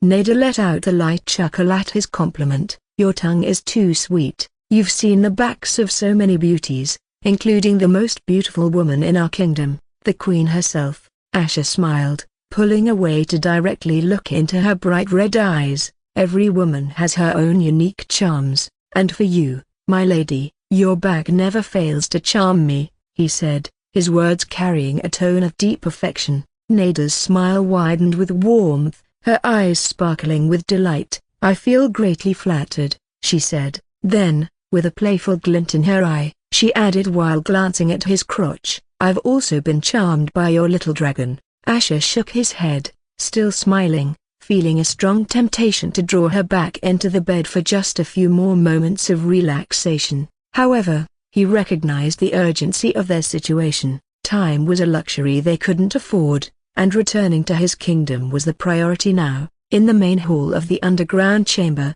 the atmosphere was one of quiet preparation, tension, and vigilance. Leonidas and Kellum were meticulously inspecting their weapons, ensuring they were in prime condition for whatever lay ahead. Sylvan, meanwhile, was diligently going through their potion inventory, double-checking their supplies. Eradicator, in her own corner, was feeding her cat, Twilight, some blood from a bottle. The cat meowed contentedly, relishing the attention and sustenance. Unable to contain his curiosity, Leonidas cast a discreet glance towards Eradicator, who stood some distance away, before whispering to Kellum and Sylvan, "Hey, Lady Valentine never left His Majesty's room. What do you think is going on?" Kellum exhaled deeply, a note of caution in his voice. "Brother Leonidas, you really don't know any fear. The last thing we should do is gossip about the king or someone like Lady Valentine." Leonidas inhaled sharply, his tone low and conspiratorial. "I'm not trying to gossip, but I am just curious. It's not like anybody else is here anyway. I am also trying to take my mind off about worrying about the impending war." Sylvan, joining the conversation with a calm demeanor, offered his view. "I'm sure Lady Valentine is treating His Majesty. We all saw how unwell he is. In his condition, it's only sensible that someone watches over him constantly, especially in the absence of a physician." Leonidas raised his eyebrows, nodding in agreement. "That does make sense, and I guess that too, but still, I feel that our king and—" He trailed off, noticing the looks from Kellum and Sylvan, and quickly changed the subject. "Never mind. Where is Afu?" Their conversation was interrupted by the sound of footsteps, Asher and Nada emerged from the room, their complexions noticeably rosier and more vibrant than before, especially Asher, who had looked particularly unwell the previous day. Leonidas silently marveled at the transformation, wondering if Lady Valentine possessed medical expertise he hadn't known about. Respectfully, the group bowed deeply as the two approached. Eradicator stepped forward to join them, Twilight still perched atop her head as it licked its paws. "Your Majesty, are you feeling better?" Kelem asked, his expression hopeful. Asher exhaled slowly, a hint of weariness in his voice. "I am indeed feeling better, but unfortunately, I'm not well enough to use my mana for a while." Nevertheless, a broken bar. Asher's eyes narrowed as he added in a voice of firm determination, "We are going to return to our kingdom." Now, his declaration was met with wide-eyed looks of surprise from everyone as the atmosphere in the hall turned even more tense. Leonidas' concern was evident as he blinked in disbelief. "Your Majesty. You're serious?" "I'm sorry, it's just. We wouldn't want to put you at risk by leaving now," Asher responded with a determined shake of his head. "I understand your concerns, but to protect our kingdom, I need to get back. It could be too late if Drakkar is ready to launch an attack. Also, I believe the Moonbinder clan is desperately after me for some damn reason. They wouldn't want me killed by the Draconians." "You mean a broken bar?" Kelem's expression grew tense as he mumbled with a confused look. Asher nodded, turning his attention to Sylvan. "When we entered that hall, Sylvan noticed how the blood of some of the Draconian guards outside didn't just smell right when he observed them closely, and the strange thing is they quickly masked it, making it seem like he imagined it or something. Still, he let me know about it, and I had a feeling that some of these guards were probably in disguise. I just wasn't sure it was the Rustblood clan until later, but since they showed up with enough preparations to pull off an ambush, it could only mean they did it with the help of the Moonbinder clan and probably someone within the Draconians as well. Otherwise, they alone would never have pulled it off, including possessing a portal disc." The seriousness of the revelation weighed heavily on everyone while Leonidas sighed. "If only we had at least one more of those discs, it would be easier to escape this place." "Is there any way to get one here?" Nada shook her head. "Only the Draconians and the Moonbinder clan have them, and they strictly monopolize it, making sure their enemies would never have it. Not even all Draconian nobles possess it. Only the ones Drakkar trusts would have them. You won't find them in any market here because of how dangerously useful they can be. My house had tried so many ways to procure them but in vain." Asher also shook his head inwardly as this was one of the times he wished he was a hunter on Earth where getting a portal disc was easier as long as one had enough resources to get it. But even if he had one, it would be useless in this world since anything made with radiant mana was useless for demons. Leonidas clicked his tongue in frustration. "If only we had experts specializing in space pathways, we could have made some ourselves, despite the cost." With the obstacles mounting, Sylvan voiced the critical question on everyone's mind. "With all these difficulties before us, how are we going to get past the guards at the border? We can't even escape if we get caught." "I can help with that if you all are in a hurry to leave." An old woman's voice echoed through the chamber as everyone turned their heads to see her coming down the steps. The sudden appearance of Misa with a tray of food in her hands brought a brief pause to their intense strategizing. Asher's gaze narrowed. "Do you know a safe passage out of here?"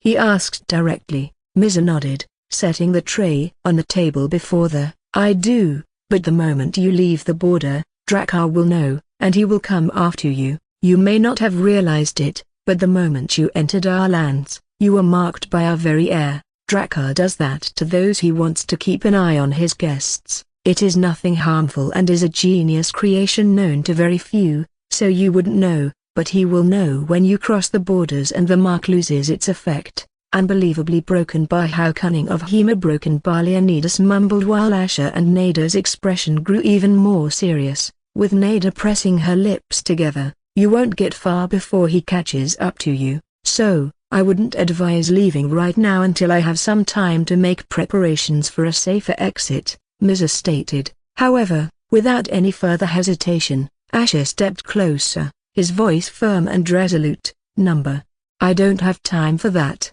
We will risk it all rather than let Drakkar destroy my kingdom." Misa sighed, but she nodded in understanding. "If that's what you wish, then I can't stop you." Drakkar stood imposingly atop the roof of his palace, his presence heavy and his demeanor one of barely contained fury. Dozens of guards, rigid and alert, surrounded him, creating an atmosphere of tension and urgency.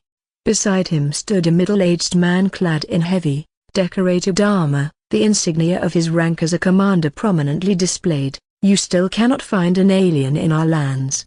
The king of the Bloodburners, how hard can it be to find someone who would stand out like a sore thumb in our lands? Or are you just that useless, Lorvo, despite being a commander of so many men?" Drakkar's voice was icy, laced with restrained anger, as he fixed his gaze on Lorvo. Lorvo's expression was taut with stress and fear. He bowed deeply, his voice respectful yet filled with apology. "Please forgive me, Your Majesty. My men have scoured every inch of our kingdom, broken down every door we could, and searched every hole, but there's no sign of him." "What if he already made his escape?" Lorvo cautiously raised his gaze, his eyes reflecting apprehension. Drakkar's eyes sharpened, his stare piercing. "Lorvo, why do you think I am standing here? If he had left the borders of my kingdom, I would have known. He is still here, hiding like a rat. So, you haven't done your job right. I don't care if you have to break down every house or dig up every inch of our land.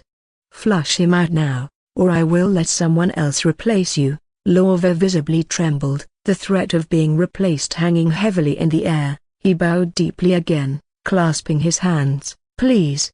This servant will definitely find him," he vowed, his voice a mixture of determination and desperation. A few feet away, Lysandra stood, observing the interaction between Drakkar and Lorvo with furrowed brows, her mind undoubtedly racing as she hoped Lorvo wouldn't find Asher, but she also knew there was a chance he might and that she should think of something to get Asher out of this kingdom before Lorvo could find him. "Mother." Hearing that boorish voice, Lysandra briefly closed her eyes with a hardened expression before turning around to see Ryger standing behind her, panting as if he had rushed here to meet her. Her tone was icy as she spoke with crossed arms. "Why are you here?" she asked, her voice tinged with disdain. Ryger, standing before her with an apologetic expression, tried to explain. "I personally set out to search for that alien rat. I've even tried squeezing out answers from those who might be harboring him in secret, but to no avail," he explained, his frustration evident. He then made a bold request, seeking her influence. "Could you ask Father to give me permission to use more men? I have my own methods that I'm confident will help flush out that alien rat from wherever he's hiding, but I don't have the manpower to execute it in time." Lysandra's gaze turned even colder and full of disappointment. "Why bother trying so hard when you're not even capable of managing simple matters or even speaking to your father? You've only been a disappointment, even before your empty promises of avenging your brother. Don't show your face before me until I tell you to." Her sharp and dismissive response made Ryger's eyes widen in shock and hurt, his face reddening. He watched helplessly as his mother turned and walked away from him. He raised his hand as if to reach out to her but stopped, not daring to go further as he watched her retreating majestic yet graceful figure. But then his expression of shock began to twist, his fists clenched in frustration and anger as he grappled with a mix of emotions. He couldn't understand why his mother continued to fail to recognize or appreciate his efforts. She had always been cold to him, especially whenever Aghanon was around, but this outright rejection, her refusal to even see him, cut deeper than anything before. Just what did he do wrong to warrant such a strong reaction after trying to do everything to satisfy her? Nothing has changed, even if the son she loved so much was no longer here. Why a broken bar? Why? However, his heavy thoughts were abruptly shattered by his father's commanding shout. "That rat has left the border. Follow me." His voice was a clarion call to action, immediately mobilizing his forces. Lorvo and the armored guards, their movements swift and disciplined, quickly fell into formation behind their king. They prepared to embark on what was likely to be a high-speed pursuit, their expressions a mix of determination and urgency. Lysandra, who was just about to exit the rooftop, halted abruptly. Her eyes widened in surprise, and she swiftly turned to see Drakkar unfurling his wings and taking off. Ryger, caught up in the moment, was about to join his father in the chase. However, Lysandra's authoritative voice stopped him in his tracks. "Stand down, Ryger. Hold your position here. We need to ensure this isn't a ruse and that Asher isn't still hiding within our lands," she commanded with a sharp tone that brooked no argument. Ryger, torn between his desire to join the pursuit and obey his mother's order, hesitated. He wanted to prove himself, to catch Asher and perhaps redeem his earlier failures in his mother's eyes, yet, her directive was clear and firm. Reluctantly folding his wings, Ryger watched as his mother took to the skies, following his father. In the grim confines of a dark dungeon where light barely entered, the scene was one of eerie atmosphere. A young vampire was suspended in the air, his naked body showing the brutal marks of torture. Chains bound his wrists tightly, and his feet dangled helplessly. Blood dripped steadily from his wounds, pooling on the floor beneath him, and the tools of his torment lay bloodied nearby. As the dungeon door creaked open, Oberon flinched, his blurry vision struggling to focus. The sight of Ryger entering the cell with a dark, menacing expression made Oberon's heart sink further. His eyes widened in fear, and he rattled his chains in a futile attempt to free himself. His strength drained from the relentless torture. He felt like he had been trapped here for years under Ryger's torture and had no idea if Asher's or Ryger's torture was worse. The former tortured him in a way where he wished he was in a coma, while the latter tortured him in a way where he wished he was dead. Ryger approached Oberon with a snarl, his voice filled with contempt. "Listen, you blood-burnt trash, you better tell me the weaknesses of your alien king, and I shall go a bit easy on you, understand? Or should I try plucking off one of your eyes to make sure you see what I am trying to do here?" Oberon's dark red eyes quivered with a mix of pain and resignation as he remembered the number of times he and his mother tried to get Asher killed, only for him to suffer each time it backfired. He still couldn't get over the nightmare of watching Rowena blow that alien's monstrous dick right before him, and when he woke up, they had truly consummated their marriage, making him feel like his world was destroyed. It still had left behind a wound in his soul that still had yet to heal or maybe never would. Coughing up blood, he revealed the truth as he saw it. He has no weakness. He's a monster. You want to kill him? Go ahead. You'll be doing me a favor. Ryger's face contorted with rage at Oberon's response. He violently punched Oberon's face, his frustration boiling over. "How dare you mock me?" Ryger felt that Oberon was being loyal to Asher while trying to mock him by saying it was impossible for him to kill Asher. As Oberon's head snapped back from the force of the blow, blood gushed from his mouth. "I am a broken bar, not a broken bar." Oberon couldn't believe this fool misunderstood him and tried to make this fucker understand, but Ryger's fury didn't abate. He continued to punch the shit out of Oberon, each punch driven by deep-seated anger and a need to prove himself. "Even a blood-burnt trash like you thinks I am useless, huh? I'm going to show them all, including my mother, how I am going to kill your so-called immortal king." Yarg! The sound of flesh being struck and torn away and Oberon's muffled cries filled the dungeon, though Oberon had no idea that this was just the beginning. The usually bustling skies of the Draconese kingdom were abruptly disrupted as large, shadowy figures carrying very powerful auras zipped across them, leaving the onlookers below in a state of alarm. The people gazed upwards, their hearts pounding with fear and confusion. The shadows moved so quickly that they seemed almost like apparitions, causing a stir among the populace, who wasn't expecting to see such a sight now. The enlisted Draconian soldiers, prepared for the first assault against the Bloodburn Kingdom, stood grounded, equally surprised and unsure of what they were witnessing. There was never any announcement yet that the attack on the Bloodburn Kingdom had already begun, leaving them puzzled. At the northern border, Drakkar materialized out of a dark red hole that suddenly tore open in mid-air, followed closely by Lysandra, Lorvo, and a contingent of Draconian warriors, all poised for combat. However, Their expressions quickly turned to one of confusion upon witnessing the scene unfold before them. The sky was littered with a chaotic aerial display of multiple flying carriages darting in different directions, each carriage identical in make, color, and occupancy. Lorvo, concern etching his features, turned to his king. "What do we do now, your majesty? We can't be sure which carriage he is in," he asked, the urgency of the situation evident in his voice. Drakkar, deep in thought, murmured with a cold, scornful smile, "That alien, is he trying to pull a trick on us?" He was well aware that such a maneuver was beyond the ordinary, especially after receiving reports from border guards about the carriage's synchronized departure in every direction possible. It was not like he could go after each and every carriage, nor did he prepare enough men to go after all of them. With someone like the Lady of House Valentine and a Bloodburn guard protecting Asher, there would be no point in sending a batch of weaker ones after them. To make sure he gets the key, he would have to take it from Asher personally. However, an idea struck him, making Drakkar scoff as he said in a dismissive tone, "It doesn't matter if he's pulled off such an elaborate trick," he declared confidently. Turning to Lysandra, he said with a curve of his lips, "You are very good at tracking mana, Lysandra.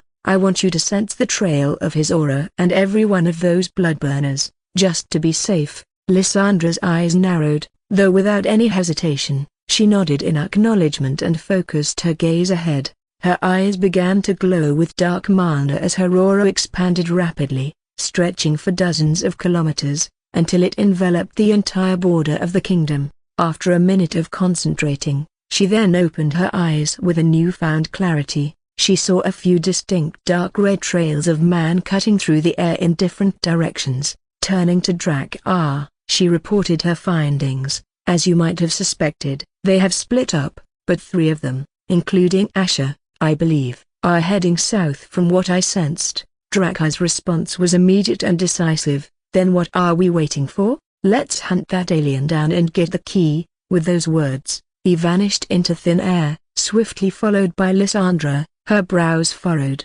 100 kilometers away, a flying carriage soared through the sky. At the front, a woman in a fully armored suit and a crimson cape steered the carriage with focused precision. Inside the carriage, Asher sat opposite Nada, who kept a vigilant gaze out the windows. Asher broke the silence, his voice carrying a mix of hope and urgency. "Are we still in the clear? I hoped we could buy some time by causing a huge distraction. The closer we get to our kingdom, the better, no matter how small the distance." Nada's face was etched with strain, her tone grave. "We did buy some time, but they have people, especially Lysandra, who is an expert in tracking and won't try to deceive Drakkar in matters like this because she knows she can't." Asher's expression became grim as she knew Nada was right. He already saw what a tough nut Lysandra was, especially after seeing her not even flinch upon seeing Drakkar being killed before her and not hesitating to burn away the only remaining piece of her lover.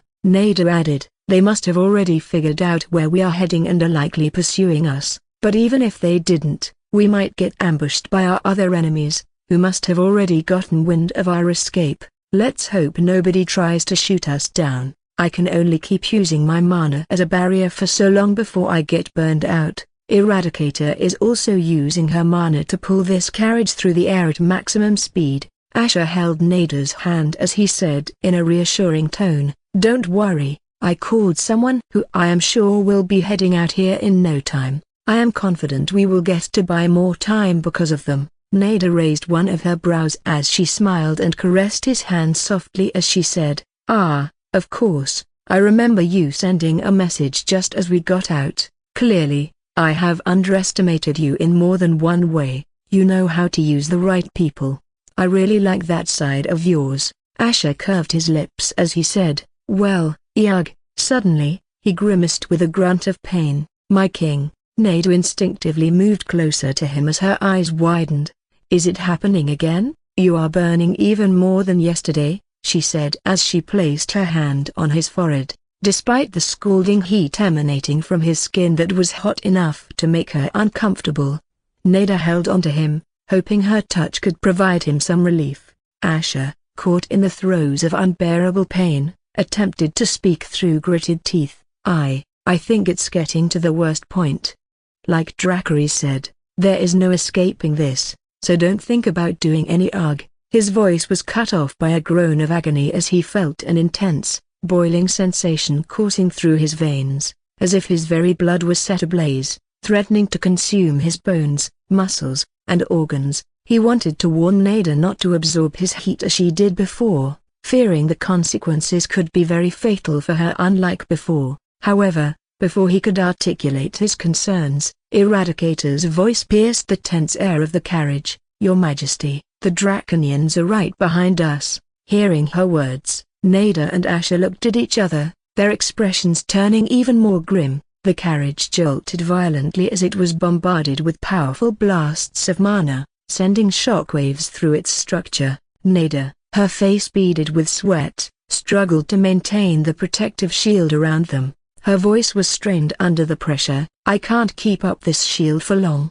They literally have a small army outside firing at us. You should go while I will stay behind and buy some time. Eradicator is leading us to the ground, which should allow you to hide in a nearby place in disguise until reinforcements arrive." Asher, despite the excruciating pain racking his body, grasped Nada's hand firmly. "I am not leaving you behind. We either face them together, or we don't," he declared with unwavering resolve. "My king," Nada whispered with a shake of her head, her eyes a mix of soft feelings and determination. Making a swift decision, she called out to Eradicator, "Please escort His Majesty back home safely. I will hold them behind." With those words, Nada planted a kiss against Asher's lips while opening the carriage door and broke the kiss with a soft smile as she suddenly stepped out of the moving carriage. "Nada, don't!" Asher cried out, his voice filled with desperation and pain.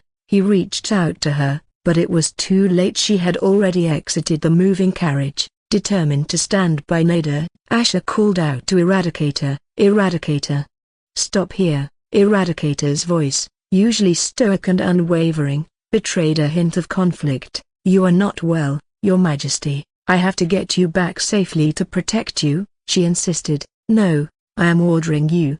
Stop here." "We are not leaving her behind," Asher commanded through gritted teeth. His words were a clear directive, echoing with the authority of a king. He knew it was a death wish, but he could never live with the fact of leaving someone he cared about behind. He wasn't that kind of man. He didn't care if it was the most foolish move, but he couldn't let Nada face them alone. For some reason, the memories of Celine facing those werewolves all on her own and dying alone flashed in his mind. Eradicator, feeling the weight of her king's order, tensed her hands. She was sure that only death would await him if he got out now and couldn't understand why he was putting a subject of the kingdom above him. Still, after a moment of hesitation, she complied, bringing the carriage to a halt, sticking to her duty of listening to his orders. A couple moments before, Drac leading his troops numbering nearly 1,250 through the sky, barked out commands with strategic precision. "They are heading to the ground. Go ahead and form a perimeter just in case. We can't let them escape in any direction," he ordered. "Yes, Your Majesty." His men responded in unison, quickly dispersing in various directions to execute his orders. Numbering around 1,250, they were like a large, dark, ominous cloud that would make anyone standing on the ground tremble in terror. As Dracar and his remaining forces descended, they came to an abrupt halt upon spotting a woman jumping out of the carriage. Dracar's voice dripped with scorn as his wings folded behind him. "Lady Nada, looks like you've decided to die here, have you? No matter what you do, you won't be able to save your king. He is doomed to die today after I get what I want." Nada, facing the barren landscape around her, replied with a defiant smile, "This doesn't seem that bad of a place to die." Her smile then turned dicey as she added, "But when you die, I can assure you it won't be pretty, and my king will live to see to it." Dracar's laughter was harsh and dismissive before he turned to Lavo, his tone turning cold. "Blast her to bits, and let's get him." "Hey! Let's go back to the carriage and get you." "Better," Asher managed to say, panting heavily as he grabbed her wrist. "Nada, hearing his voice, quickly regained her composure. She stood up, shaking her head in disbelief. "What are you still doing here? You could have gotten killed," she admonished him gently. Asher offered a weak smile, his voice tinged with resolve. "Maybe, but it's better than letting you die alone in the middle of nowhere. Come, let's get you better so that you can also help Rowena, and we can get out of here." "I don't think that's what the Queen wants me to do. Even if she didn't tell me, I know I am supposed to take you back, even if it's through force, for your own good," Nada said as she looked at him with a shake of her head. "You know a broken bar. You know we can't leave behind my wife, our queen, just like how I couldn't leave you behind. So you take the key and protect our kingdom until we get back," Asher said as he was about to put his hand into his robe, but Nada suddenly stopped him and sighed. "You are too stubborn for your own good, my king, but that's what makes you you, I guess. So keep the key with you, and we will use it to protect our kingdom together. Deal?" "Deal." Asher smiled as they made their way back to the carriage, with Nada supporting Asher. Meanwhile, Drakkar and his forces were visibly frustrated, forced on the defensive by Floralis's overwhelming assault. However, Drakkar was prepared for such a scenario and issued a commanding order. "What are you doing? Prepare the Drakebane glaive and bring it down." He barked at Lavo. Lavo quickly relayed the command, and soon, his men brought forth an intimidatingly large weapon. The Drakebane glaive, the Polium, crafted from iron and infused with ancient runic magic, was both elegant and deadly. Its blade, adorned with crimson inlays, pulsated with immense power that could make even the mightiest warriors flinch at its sight. Just its size alone could impale a dragon. Rowena, perched atop Floralis, noticed the Draconians preparing the deadly weapon, and it wasn't something she was unfamiliar with. She knew the Draconians had come up with all kinds of weapons and tricks in the past to deal with the dragons of her kingdom, as if they knew that one day there was going to be a war again. With a gentle pat on Floralis, she communicated her instructions to her dragon, telling it to distract the small Draconian army away from Drakkar and destroy them. No soul in this realm would dream of taking on a Draconian legion numbering 1,000 alone, except dragons. She knew Floralis would be able to fight better as long as it didn't have to divide its attention to her. Drakkar watched with a calculating gaze as Rowena executed her daring maneuver, leaping gracefully from Floralis and descending towards the ground like a feather until her feet touched the ground. Her dragon veered away, drawing the attention of Drakkar's men. This tactical move by Rowena was not lost on Drakkar, who recognized the strategy behind it, yet, he seemed unperturbed, almost preferring this direct confrontation. "I don't know if I should call you foolish or brave for coming to face us alone, Queen Drake," Drakkar remarked, his voice dripping with cold scorn as he and Lysandra squared off against Rowena. Lysandra cast a quick glance around her surroundings as if to see if anybody else was there. Rowena, undeterred by Drakkar's words, raised her piercing crimson eyes to meet his, her eyes brimming with a cold fire that only seemed to grow. Rowena's voice was calm but carried an underlying edge as she addressed Drakkar. "You will regret it if you go to war with us," she stated, her gaze unwavering. Drakkar's response was laced with contempt and a sense of long-held grievances. "Ha ha, devils, did you not hear what your so-called immortal king did? He conquered the tower but also rendered the pact void on the way. Now, don't you think this is the moment our ancestors have been waiting for to finish our unfinished business? We were robbed of our rightful kingdom, our lands, and our bloodline rights and forced to swallow our humiliation and losses for thousands of years. We have been preparing for this war for all these centuries, so, you still think we are going to regret it?" Rowena, maintaining her composure, replied in a frigid tone. "You will only end up losing more than what your kingdom has now, so you can turn back now and leave. If you don't, then I won't stop at nothing if you try to destroy my kingdom," she stated, her tone icy and resolute. Drakkar's laughter rang out, a sound filled with disdain. "Listen to you. So young and powerful but arrogant, and I like that because it makes it easier for me. Your father was arrogant too, and look where that got him, trying to conquer the severed realm, a fool's errand. only to end up dying like your forefathers. I guess that is some foolishness you people inherited from our common ancestor." Asher, overhearing Drakhar's booming voice, had his expression hardened, while Nada furrowed her brows as she saw the look on his face. Drakhar's smile twisted with scorn as he continued, "I really wished he was standing before me so that I could have wiped that smug smile off his face myself after making him watch me burn down his little kingdom and take all those dragons back." Unperturbed by Drakhar's provocations and after calmly listening to them, Rowena drew her whip, which suddenly ignited with blazing crimson flames. "So you have chosen death," she declared, her voice frighteningly cold. With a flick of the wrist, she lashed out her whip towards Drakhar, the fiery weapon cutting through the air with lethal intent. Drakhar grunted as he deflected Rowena's whip with his huge black wings and said with a scoff, "You really think you can take both of us on?" Rowena, undeterred, answered with unwavering confidence, "Number.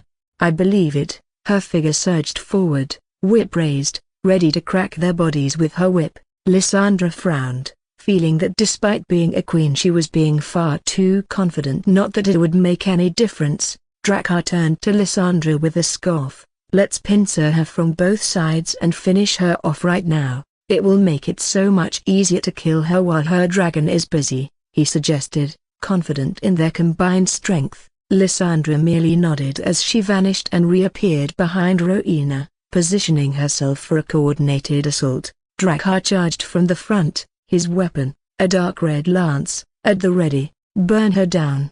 he roared, unleashing a torrent of flames that enveloped Rowena. Simultaneously, Lysandra brandished her dark silver staff, its sharp dark red crystal top radiating fiery light. A sea of dark red flames surged forward, converging with Drakhar's attack, creating an inferno that engulfed and blasted Rowena to the ground, leaving a small crater in its wake. From a distance, Asher, racked by pain and helplessness, cried out, "Rowena, ugh!" He attempted to move, but the searing heat within him flared, immobilizing him with pain. Nada, sensing Asher's distress, grasped his arm firmly, offering support. "My king, don't worry," she reassured him. Asher, driven by concern, insisted, "You have to go now, Nada.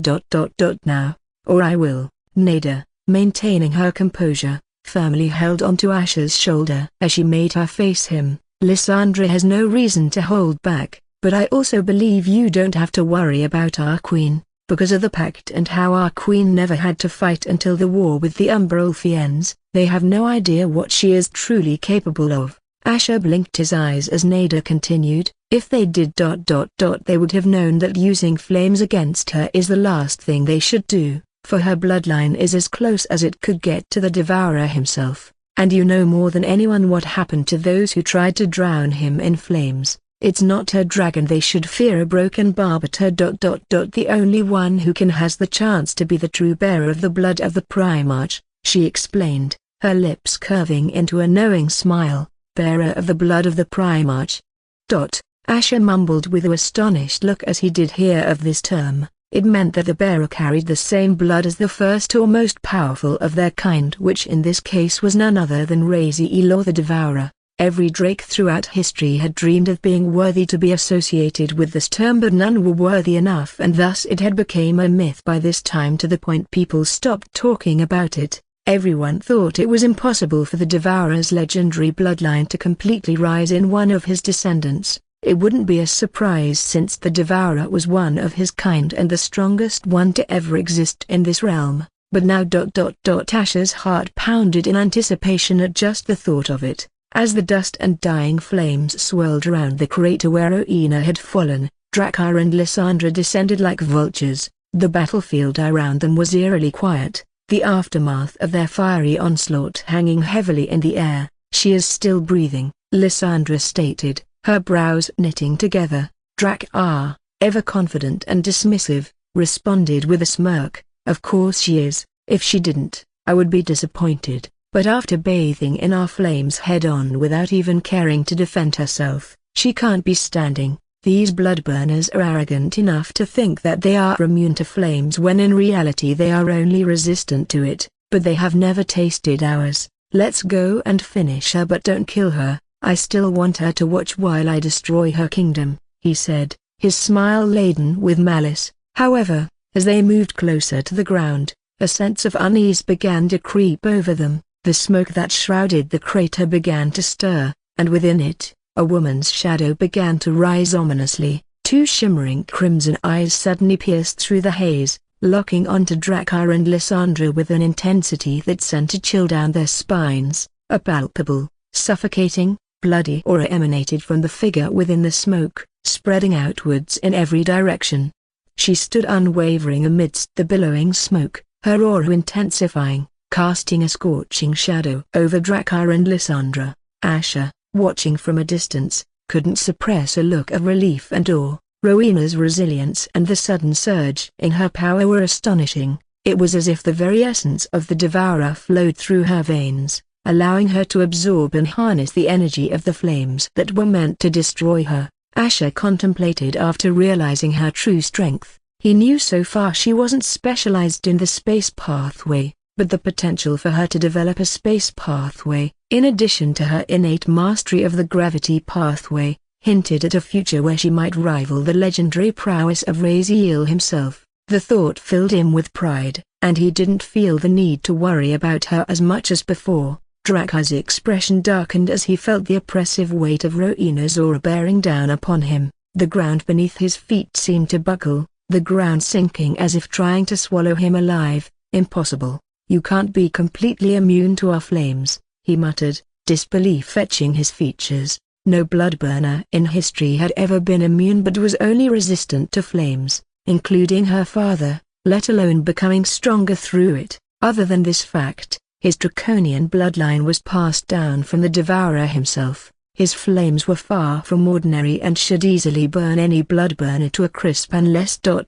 she was the bearer of the ... No, that can't be possible ... Drakkar didn't want to believe such a possibility, but reality told him otherwise, making him realize that the last thing he should do was let her achieve her true potential. Lysandra's eyes were also widened in shock upon seeing that Rowena didn't even have a scratch on her. Even if she did heal them, it shouldn't have been possible for her to heal so fast after getting injured by their flames, which were imbued with draconic power. Only the devourer was capable of something shocking like that. But does that mean a broken bar? Whoosh! Without a word, Rowena responded not with words but with action. Her whip, alight with fierce crimson flames, lashed out towards Drakkar with devastating speed. Drakkar attempted to parry the strike with his lance, but the intense heat emanating from Rowena's whip began to warp and melt the metal of his weapon, rendering his defense futile as he struggled to free it from her whip's grip. Simultaneously, Lysandra took the initiative, her staff raised high as she conjured 100 fiery orbs in the sky. With a swift motion, she directed the fiery barrage towards Rowena, the orbs descending like a relentless meteor shower, each one a beacon of destruction and with enough power to blast a low-level soul devourer to pieces. Rowena's stoic figure remained unfazed as she witnessed the 100 orbs of dark, fiery energy descending upon her. With a chilling calm, she raised her other hand. Her skin, once pale, now turned unnaturally pale,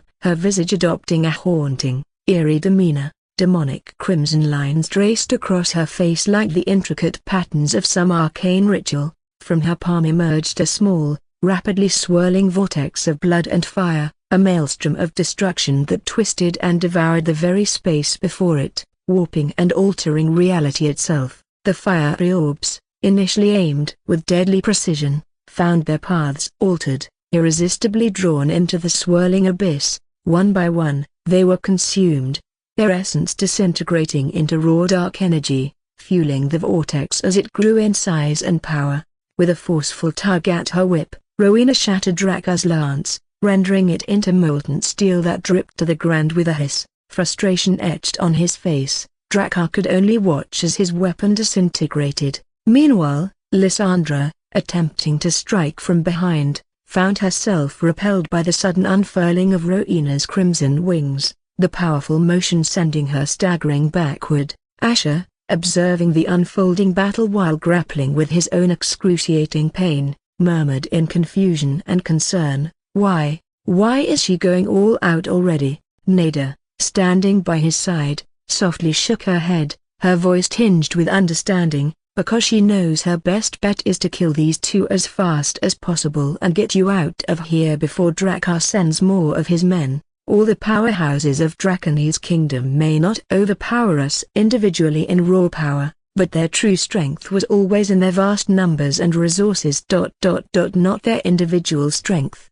Drakkar, witnessing Rowena's display of might, sneered, the strain of resisting the vortex evident in his voice. Clearly, you were hiding your power all this time, huh? How clever for someone who had recently only ascended the throne. Saying so, he channeled one of his most powerful abilities, warping the space before him to such an extent that the vortex suddenly reversed, now threatening to engulf Rowena herself. Having no choice, with a focused snap of her fingers, Rowena dissipated the vortex, but the backlash of such a sudden action was immediate and brutal. She staggered, coughing out blood, her body reeling from the impact as if struck by 1,000 hammers. In that vulnerable moment, Drakkar seized his chance. Appearing behind Rowena with predatory swiftness, he clutched her neck in a vice-like grip, making Rowena grimace. With his other hand, he brandished a sharp dagger, its blade glinting ominously as he aimed it straight for her heart. You might be strong, but you are far too inexperienced against me. The scene unfolded with heart-stopping intensity. Asher's eyes widened in horror as he saw Drakkar bringing down the dagger toward Rowena's heart while his body refused to move an inch. Rowena broke and bar, but before he could react, a sudden bout of dizziness overtook him, his vision blurring as darkness crept at the edges of his consciousness. He cursed at the fact that he was going to get knocked out at a crucial time like this. He felt blood escape his lips, and then a pair of soft arms enveloped him, cradling him as his senses faded into oblivion. The world around him disappeared, leaving only silence and darkness in its wake until even the pain wreaking havoc in his body began to fade away till he felt nothing. Just as Drakkar smiled menacingly upon seeing the tip of his dagger about to pierce Rowena's heart, his eyes widened when she suddenly raised her hand. Rowena's swift reaction took Drakkar aback as her deft maneuver caused his dagger to plunge into her shoulder instead of her heart. Drakkar's brows raised in disbelief, not understanding her ploy until the blood that seeped from her wound erupted into fierce, consuming flames. Yarg! The intense crimson fire spread rapidly, engulfing his arm and eliciting a primal growl of pain from him as he instinctively recoiled. Your insignificant experience can never match up to the instincts of my forefathers, Rowena declared, her voice cold and heavy as she delivered a powerful kick to Drakkar's chest. The force of her strike resonated through the air, a shockwave rippling outward as Drakkar was sent hurtling backward, his body carved a long, devastating path through the earth, the ground grumbling beneath the sheer force of her attack. Yet, Drakkar's resilience was not to be underestimated. His jet-black wings unfurled magnificently, beating against the inferno that sought to consume him, quelling the flames and stabilizing his form. He rose from the wreckage, anger seething in his eyes, a tempest brewing within. It was an affront to his pride, a challenge to his reign, to be outmaneuvered by someone of her youth, let alone a Drake. In that critical moment, Drakkar's gaze fell upon Asher's limp form, being carefully secured within the carriage by Nada. His lips twisted into a smirk, a dark stratagem forming in his mind. Grab that alien. He barked at Lysandra, his command cutting through the tense air. I will take care of her on my own, he added as his gaze shifted back to Rowena. Lysandra realized this was the perfect opportunity. Nada and that blood-born guard were in a weakened state, and she could easily grab Asher and leave on the pretext of hiding Asher until Drakkar was done dealing with Rowena. Rowena's heart clenched at the sight of Asher's motionless body. Fear and concern flooded her senses as she wondered why he was still here, but knowing him, she didn't have to guess further. But as Lysandra's form vanished into thin air, Rowena didn't have the time to drown in her worry and knew she had to stop her before she got close to Asher. Her heart pounded fiercely in her chest as she propelled herself towards the carriage, her determination unwavering despite the obstacles that lay in her path. However, Her advance was abruptly halted as the fabric of space itself seemed to ripple and contort, revealing Drakkar in her trajectory. With a powerful beat of his steel-like wings, he sent her crashing to the ground with tremendous force. Undeterred, Rowena rose from the dust, her gaze locking with Drakkar's smug expression.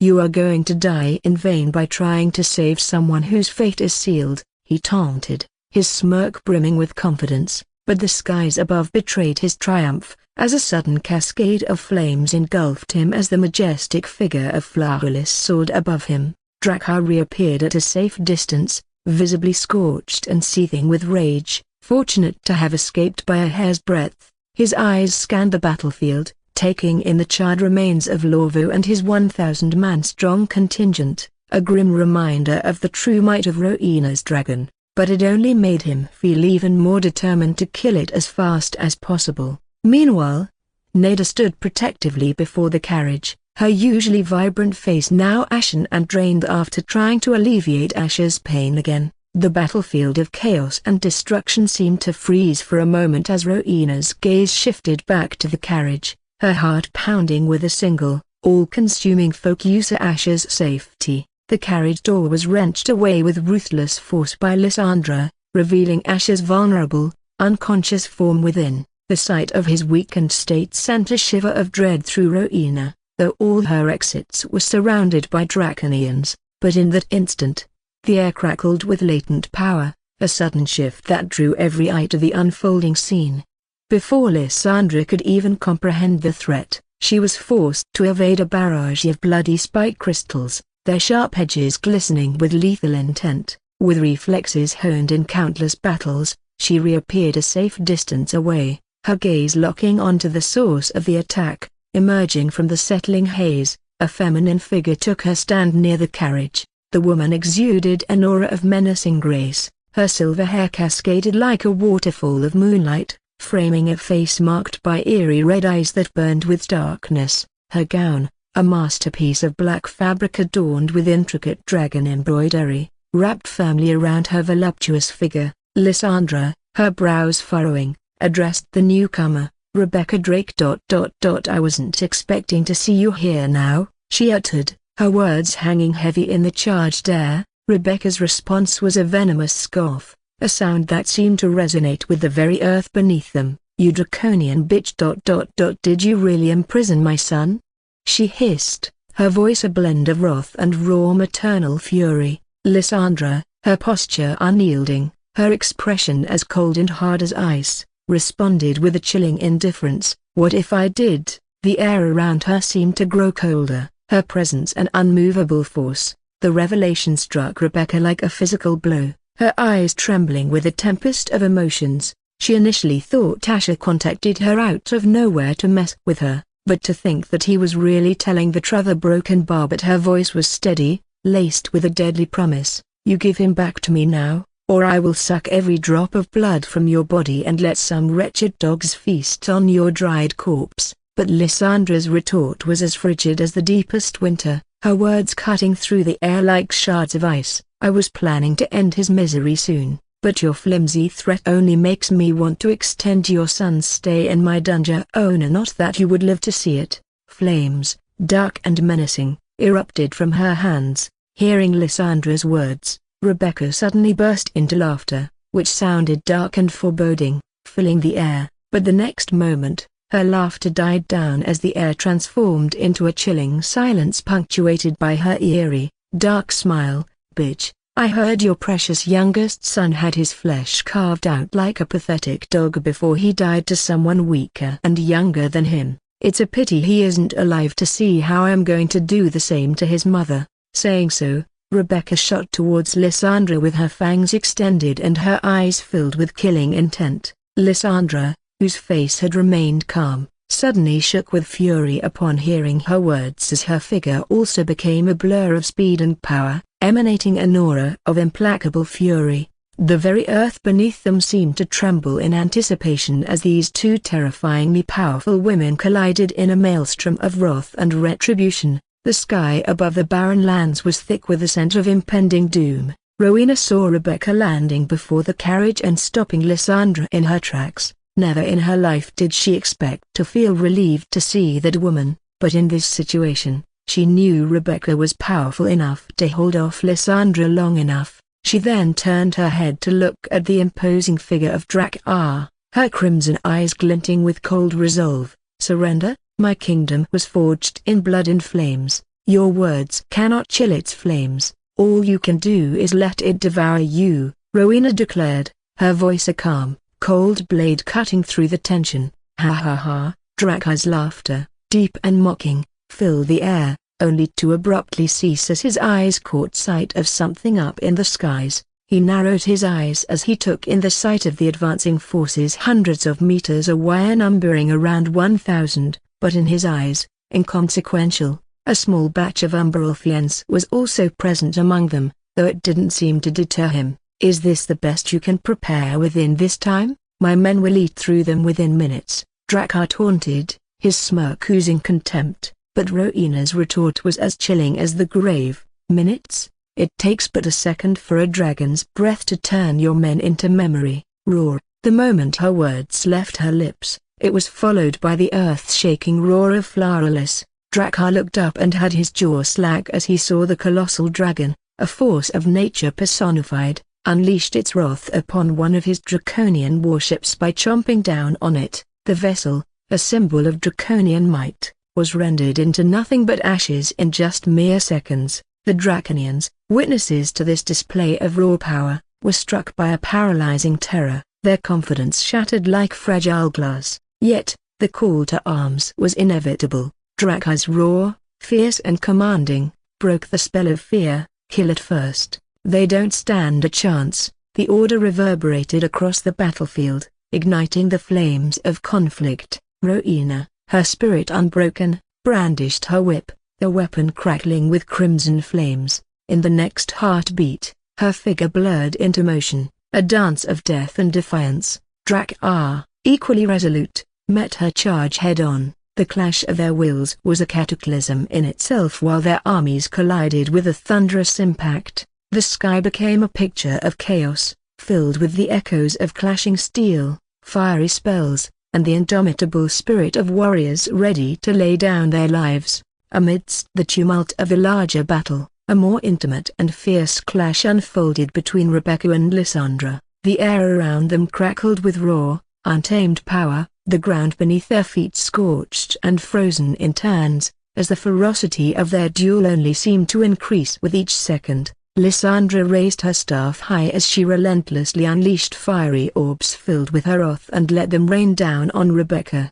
Yet, in the relentless dance of attack and defense, one spear, empowered by the sheer force of Rebecca's will, pierced through the fiery barrier and found its mark. Ugh!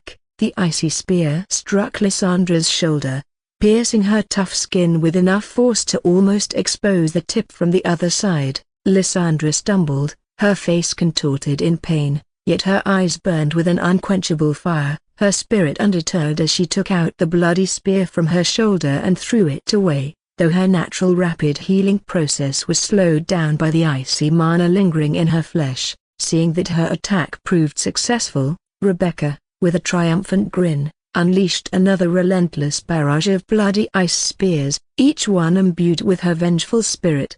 These spears, crimson-stained and deadly, hurtled through the air with a murderous intent, aiming to impale Lysandra with their frozen wrath. However, Lysandra, undeterred by the imminent threat, straightened her back, just as the bloody spears were about to strike her. With a swift motion of her staff, she conjured a small, dark red portal, a vortex that bent the very fabric of reality. All the spears were swallowed by this portal, disappearing into its mysterious depths. To Rebecca's utter shock, another portal, mirroring the first, materialized before her, and the spears she had conjured re-emerged, now shooting toward her. Did this bitch purposefully let herself get hurt to make her lower her guard? In a desperate move, Rebecca conjured a barrier of icy darkness to shield herself, but it was not enough. One spear, defying the barrier's strength, pierced through and lodged itself into Rebecca's shoulder. The impact sent her reeling backward and was strong enough to make her fall on her back. A mix of rage and disbelief etched on her face. Bleeding and incensed, Rebecca removed the bloody spear, her expression twisting with rage, but before she could get up, in an abrupt eruption of movement, Lysandra materialized seemingly from nowhere, catching Rebecca off guard. The air seemed to momentarily warp around them as Lysandra thrust her staff forward in a swift, brutal strike that collided with Rebecca's unsuspecting face. A gush of blood spurted forth, splattering onto the ground as if punctuating the violent act. Stunned, Rebecca reeled back, her vision blurring as her head snapped violently to the side under the force of the blow. Lysandra then raised her staff to deal the killing blow. "Your son will soon join you in the pits of Tartarus. Take comfort in that," Lysandra declared, her voice cold and unwavering. Hearing her words, a wild transformation overtook Rebecca's visage. Her features morphed into a twisted, frenzied grin, giving her countenance a sinister edge. Just as Lysandra prepared to lower her staff to burn Rebecca to death, her brows raised when Rebecca hurled her arm upward, causing Lysandra to pause mid-strike. An overwhelming, chilling, and eerie sensation suddenly filled every fiber of her being, leaving her paralyzed. The feeling surged relentlessly until she couldn't bear it any longer. With trembling hands, she released her grip on her trusted staff, watching helplessly as it clattered to the ground. Rebecca rose, her bloodied smile widening, reveling in her impending triumph. "Did you forget you were fighting a vampire like me? Now that my blood is inside your body, I can turn you into my slave in no time," she proclaimed, her voice laced with a sinister glee. Lysandra grimaced as a chill ran through her veins, a chilling presence seeming to seize control of her very being. She felt powerless, vulnerable, a feeling she despised more than anything else. Rebecca stepped forward,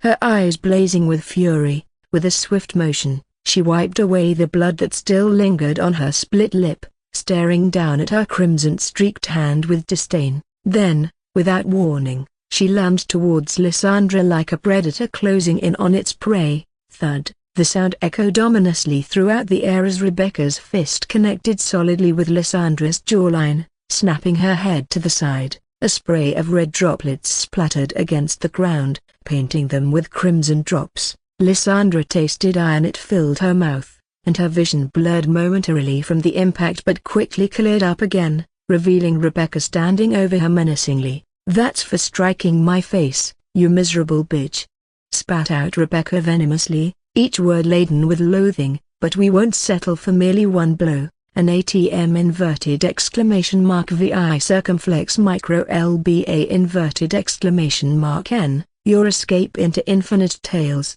Her voice dropped several octaves, becoming sinisterly soft yet piercingly clear. "First, I will carve your pretty face until it resembles nothing but an ugly crone, and once I am done mutilating you beyond recognition." A broken bar. She paused dramatically, savoring the satisfaction of this moment. "Then, oh yes, then," continued Rebecca slowly, relishing every syllable, "I shall compel you to deliver my son back into my arms." But her victory was short-lived, for Lysandra's eyes ignited with a vengeful glow, burning away the icy shackles that tried to claim her from within. With a swift motion, she seized Rebecca's wrist, her grip unyielding. "I am going to make your son wish you weren't his mother," Lysandra vowed, her voice a lethal whisper. "You dare!" Rebecca lunged at Lysandra as the two women once again locked themselves in a deadly battle, exchanging blow after blow with enduring will and ferocity. The air around them crackled with raw, untamed power as they clashed relentlessly, neither willing to yield. Meanwhile, on another front, amidst the tumult of the battlefield, where the air itself seemed to tremble with the clash of titanic forces, Rowena stood as a solitary bastion against the relentless onslaught.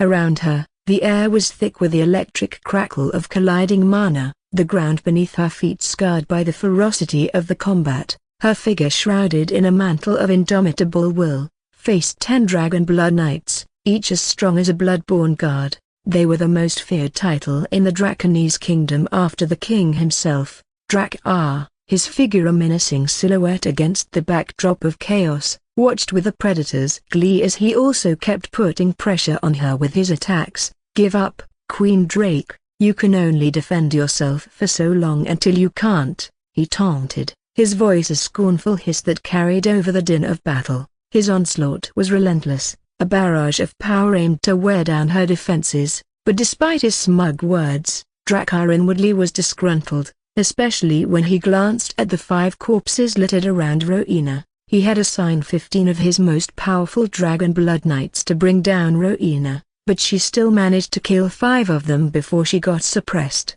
"That's enough from you," Drakkar, seemingly incensed by her tenacity, bellowed a commanding roar, casting his lance in a reckless arc toward Rowena's back. Anticipating the impending danger, she spun rapidly, forming a feeble blood barrier just moments before the impact. Boom!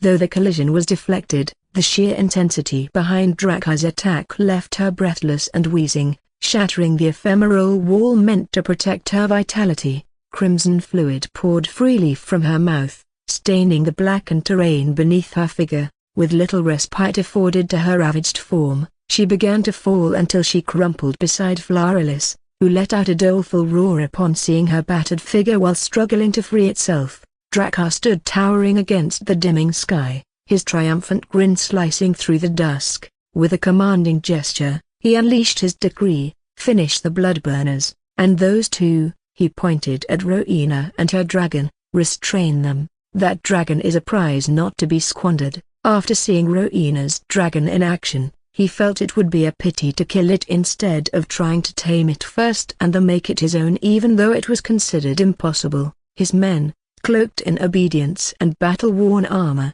surged forward to carry out his will, yet Drakkar's satisfaction was a fleeting shadow, snatched away as his gaze snapped to the carriage. Time seemed to fracture as a stray bolt of malice struck, the carriage splintering like a toy in the grasp of an angry god. From its shattered cocoon, Asher's lifeless form tumbled out, rolling to a jarring stop on the unforgiving ground. Drakkar's voice erupted like a volcano. "Lysandra, finish her off already." His command cut through the chaos as he saw that it was Rebecca's stray attack that struck the carriage and could have killed Asher before he got the key. If he died, then all his plans would go down the drain. Lysandra was also enraged as, for a moment, she felt as if she was about to lose her son forever since, without Asher, she couldn't see him again. She herself had been trying to be careful all this while to make sure her attacks wouldn't affect the carriage. Seizing Rebecca's hair, she hissed coldly,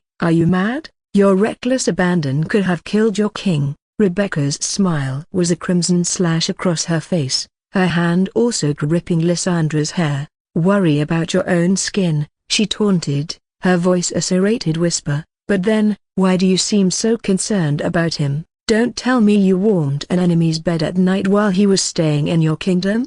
I wouldn't be surprised if a bitch like you did that." The insult was a spark to powder. "I will take your vile tongue." Lysandra's fury detonated, hurling Rebecca aside like a ragdoll in the gale. With the grace of a tempest, she surged after Rebecca, determined to put distance between her and the prone figure of Asher. As Drakkar approached Asher's crumpled form, he sneered derisively, muttering under his breath, "What a shame, your attempts at escape have done naught but prolong the inevitable." Yet, as he stared down at the unmoving figure, a peculiar occurrence seized his attention. A fleeting emerald luminescence radiated from Asher's listless body, accompanied by wispy tendrils of smoke curling from his open mouth and nostrils. An odd mixture of curiosity and uneasiness flickered across Drakkar's stoic features, though he felt he had no reason to worry after seeing him like this. Unaware to Drakkar, however, a silent transformation was unfolding within Asher's shell.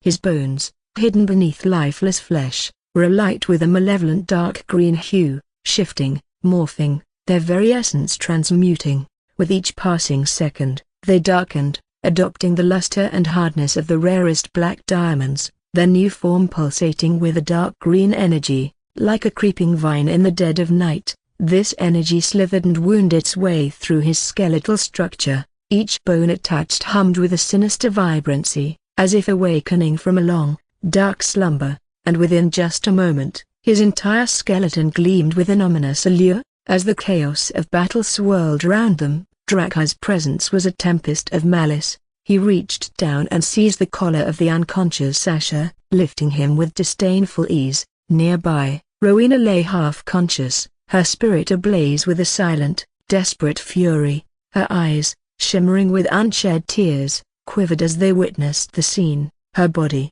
however, betrayed her, refusing to heed her heart's desperate cries to protect Asher. Around her, the draconian forces encircled her like a pack of dark specters, their intentions as clear as the cold steel they bore. Asher, the name escaped Rowena's lips, a whispered plea to the winds, her fingers clawing impotently at the unforgiving earth. Drakar's voice sliced through the tense air, his words dripping with contempt. "Look at you, vulnerable and weak like a child in my hands." His smile was a cruel slash across his face, but it faltered, confusion and disbelief clouding his eyes as he witnessed the transformation unfolding before him. Asher's skin, muscles, and flesh seemed to dissolve in a dance of dark green light, unveiling a chilling sight, a gleaming skeletal structure, the bones, dark as the abyss and lustrous as the night, looking as if they were forged from the darkest of diamonds, bore the sheen of a starless night sky,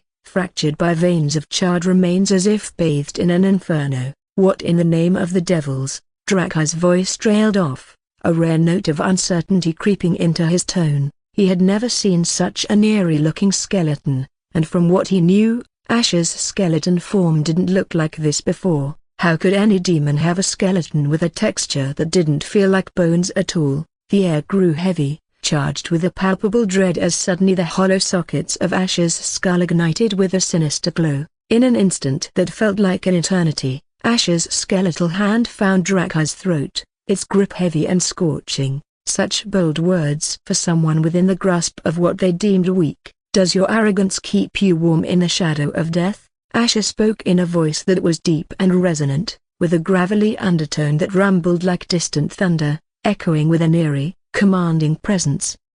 Drakar's breath hitched, the chill of fear lacing his spine as he stared into the abyss within those hollow sockets. He felt the unfamiliar sting of fear snake through his veins, igniting a fury within him that burned hotter than the fires of the abyss. With a snarl that could curdle blood, he recoiled from his momentary lapse, his hand darting through the air, a deadly fist aimed at Asher's skull. The impact was a booming echo of violence, a collision that should have shattered bone and spirit alike, but the sound that erupted was not of destruction, but of defiance, a dull, thunderous echo that resonated through the bones of all who witnessed it.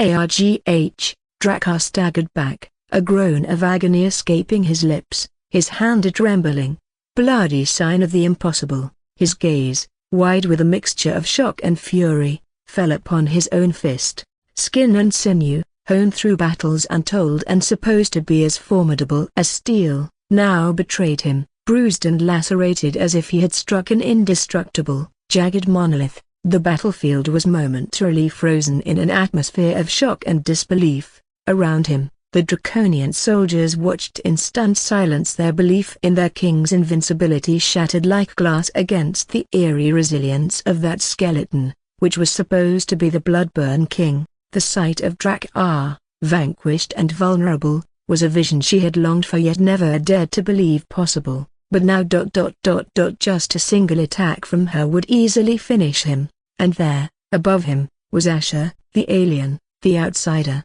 the catalyst of her deepest desires made manifest. She never expected that the king of their mortal enemies would be the one to make her dream a reality. Her thoughts were a blend of heavy emotions and wonder. Rowena, with the last vestiges of her mana, summoned the strength to mend her wounds just enough to raise herself into a seated position. The world round her was a maelstrom of destruction and power, yet her eyes were fixed solely on the spectacle above. The sight of Asher, a spectral avenger in the sky, striking down Drakar, filled her with a tumult of emotions. Pride swelled within her, mingling with a sense of awe at the sheer magnitude of his strength despite having entered the realm of soul devourers. Drakar, though already wearied and wounded, was no ordinary foe, and yet Asher had laid him low with a force that spoke of a power beyond reckoning. Asher, amidst the chaos of his own unleashed fury, felt Rowena's gaze upon him,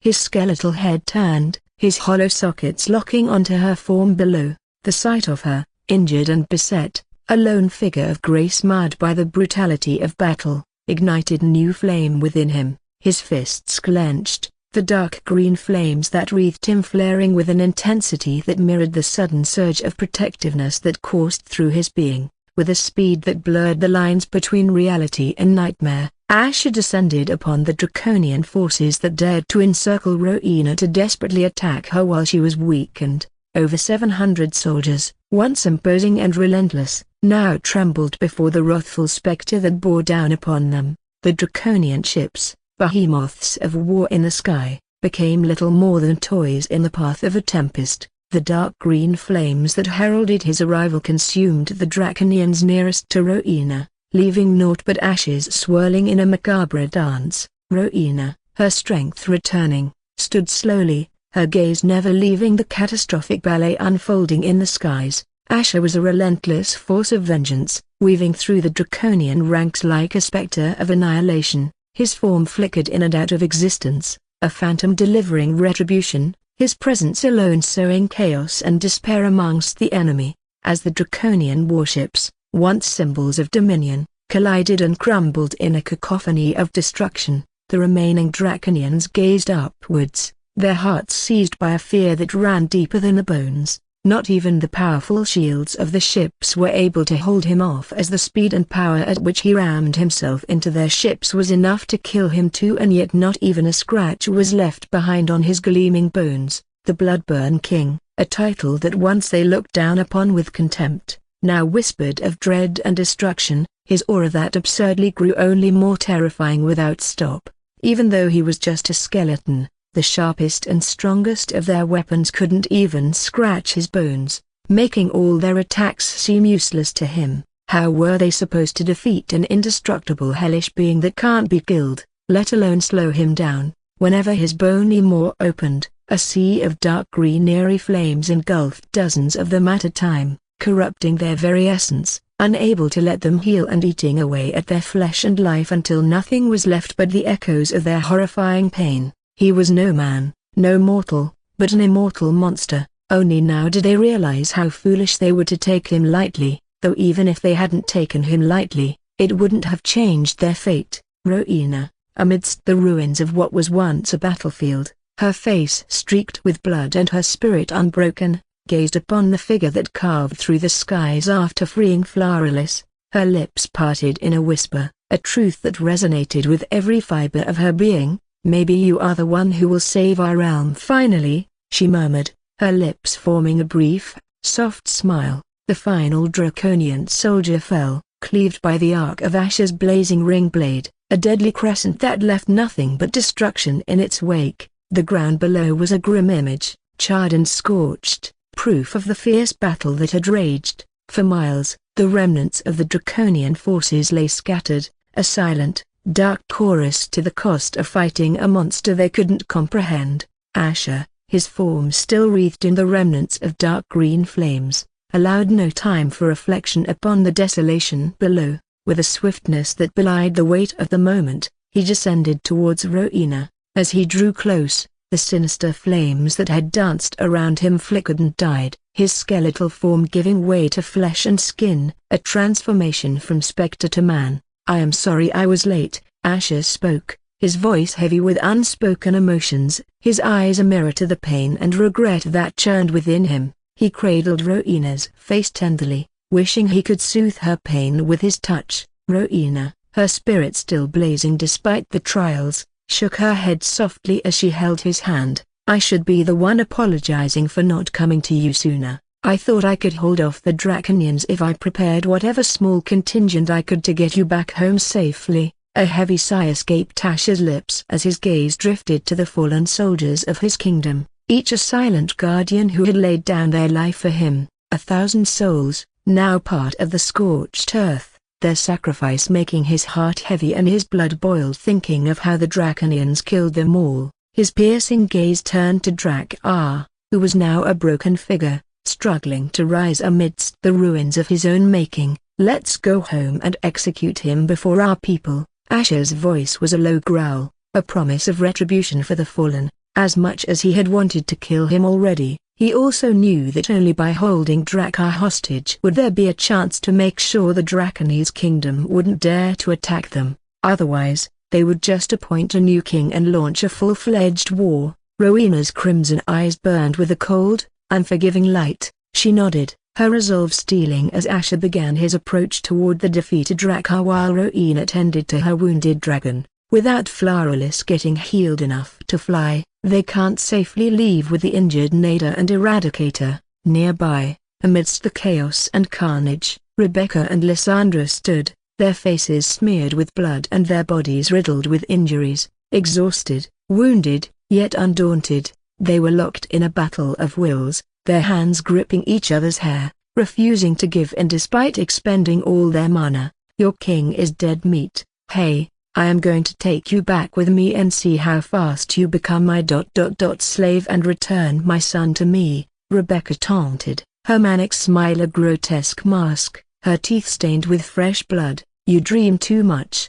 For a dead woman, Lysandra retorted, her voice a chilling whisper, her eyes reflecting a frost that no fire could warm, and as if nothing changed, the two mothers were at each other's necks again. As Drakkar struggled to rise, a dark green fireball, a wrathful comet of vengeance, struck him squarely. His body was slammed back to the ground, a puppet cut from its strings, as blood spewed from his mouth. His groan, laced with pain and defeat, was music to Asher's ears. In that moment, the air shifted, the dust of conflict stirred by the arrival of new figures. Asher's gaze lifted, his eyebrows arching in mild surprise. City and Isola descended gracefully, riding a majestic flying beast that seemed to command the very winds. Upon seeing Asher, standing dominant over the fallen form of Drakkar, City and Isola exhaled in unison, their relief palpable, their eyes wide with a mixture of astonishment and happiness at the strength he exuded.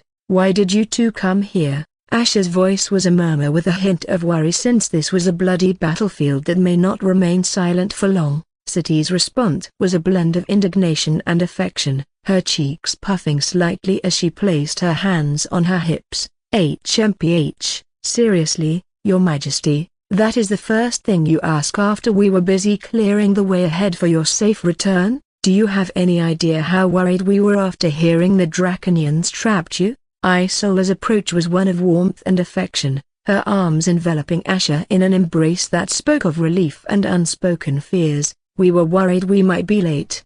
But fortunately our prayers were answered, she whispered, her voice a soft melody of gratitude and concern. Asher softly smiled, his arms returning Isola's embrace. You two shouldn't worry too much. I am not that easy to kill. Yet, even as he spoke, his gaze sharpened, noticing the fatigue that clung to Isola's breath and the weariness that shadowed City's eyes. He could guess that they must have killed a lot of enemies on the way, especially the ones who were waiting to ambush him. You two should catch a breath and help Nada and Eradicator. Their injuries need to be stabilized, Asher urged. His gaze drifted to where Nada and Eradicator lay, their singed forms making his heart clench. City and Isola, ever vigilant, caught the urgency in their tone and nodded, their steps quickening towards the two fallen figures. But City suddenly stopped and glanced at Rebecca and Lysandra fighting to death and asked Asher, what about them? Should I help her? Asher narrowed his eyes and shook his head. Let them be. He couldn't care less if Rebecca or Lysandra died or if both of them killed each other. Now that Drakkar was in his hands, he didn't need Lysandra anymore. He also knew Lysandra not only hurt Rowena but almost killed Nada and Eradicator, which only cemented his decision. Asher then turned his attention back to Drakkar, his grip firm on his collar as he lifted him up. I'd say you were right about me being a child, but even children know not to play with fire, he taunted, his voice a blade sharpened by contempt. Drakkar, reduced to a shadow of his former self, could only respond with a cough, blood and defeat mingling in his mouth. The humiliation was a new torture, a reality he had never envisioned. Either a defeat not just of body, but of spirit. This alien was a junior who wasn't even 1/10 of his age and was a soulless cripple just a few years ago. What kind of cruel joke was this?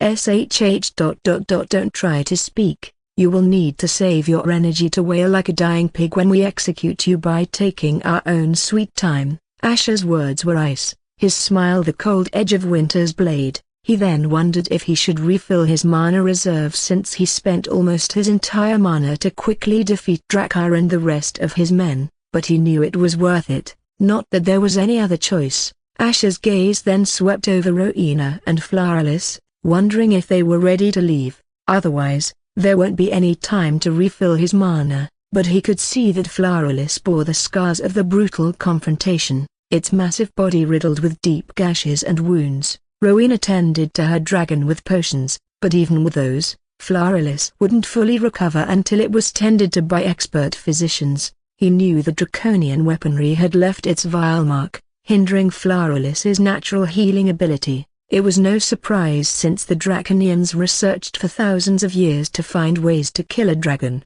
but his brows raised when, against all odds, Flowerless, with a spirit unbroken, gritted its teeth and rose, its massive wings unfurling like the banners of an indomitable will. "Flowerless hasn't healed enough, but she has enough strength to let us reach home. We shouldn't stay here any longer," Rowena declared, her voice a mix of concern and determination. Asher nodded, knowing that Drakkar probably had called for reinforcements long ago. He began to drag Drakkar, his defeated figure now a mere burden to be carried. Isola and Sati, their own strength waning, bore Nada and Eradicator on their backs after stabilizing their injuries. Meanwhile, Rebecca and Lysandra lay spent, the remnants of their ferocious clash leaving them kneeling before each other, though their gazes were still piercing into each other's souls. Rumble.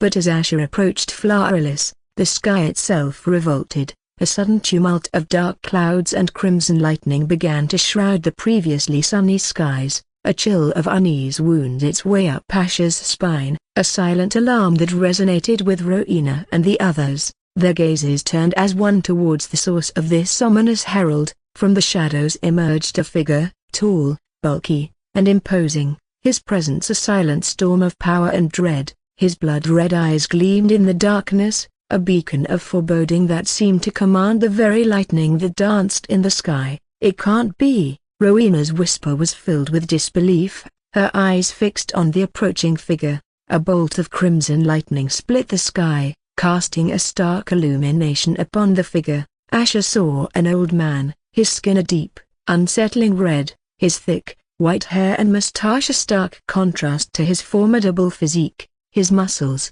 hinting at untold strength, seemed to pulse with a life of their own, veins etched against his skin like the roots of an ancient, unfathomable tree. He seemed like an anachronism, a being whose very existence defied time and nature, and was dressed in a white chiton, showing off his bulging arms. His aura, though restrained, was a maelstrom of latent danger, a force that dwarfed even the mightiest of foes Asher had ever faced on Earth and in this world. "Who is he?" Asher's question was a whisper, a murmur of uneasiness against the rising tide of danger. "The Moon Guardian." Sati's voice was barely audible, her eyes mirroring the shock and gravity that had seized them all. The revelation of the Moon Guardian's identity reverberated through the air like a harbinger of an unsettling, unfathomable truth. Asher, his mind a tempest of disbelief and unease, struggled to reconcile the legend with the figure before him. Lupus, the Moon Guardian, a name etched into the annals of history and fear, was believed to have vanished into the mists of time over a century or two ago, and yet, here he stood, a being from a nearer thought long past. An injured Flowerless let out a warning roar at the old man, and yet he kept walking without even shifting his gaze towards the dragon. Rowena, her spirit still blazing forth, stepped forward, her resolve unbroken even by injury, but Asher, protective and wary, held her back. "What are you doing? You all should return, and I will see what he wants with me," he insisted, knowing that the Moonbinder clan was only concerned with him. He secretly slipped the key into Rowena's hands, making her look at him with a worried expression. "Yes, you should listen to him, child," Lupus' voice suddenly echoed as he halted his advance a couple meters away from them. Rowena's voice, a mix of defiance and curiosity, broke the tense silence. "Senior Lupus, a broken bar, your ancestor made a pact with my ancestor. Are you really going to be the first Moon Guardian to dishonor it? She demanded, her fists clenched, her gaze unwavering. Lupus shook his head as he said in a deep, calm voice, I am not standing in your lands, am I? I would never dishonor the word of my ancestors. Rowena pressed her lips together as she couldn't exactly refute him. They were standing in no man's land. Asher, his protective stance unwavering, confronted the old man with a cold, questioning smile. But why are you trying to have me killed? I don't remember killing anyone from your clan unless you are just jealous of my existence, he challenged. Lupus, his head tilting slightly, regarded Asher with eyes that held the wisdom of ages. Asher Drake, you are as strong as I expected you to be, but you misunderstand. All I did was try to make you strong, he revealed. Asher's expression shifted to one of bafflement, the pieces of the puzzle before him refusing to align. What do you mean? He asked, his voice a mix of suspicion and the faintest flicker of curiosity. I knew that you are someone who refuses to die in the face of death and someone born with natural gifts to become unnaturally strong.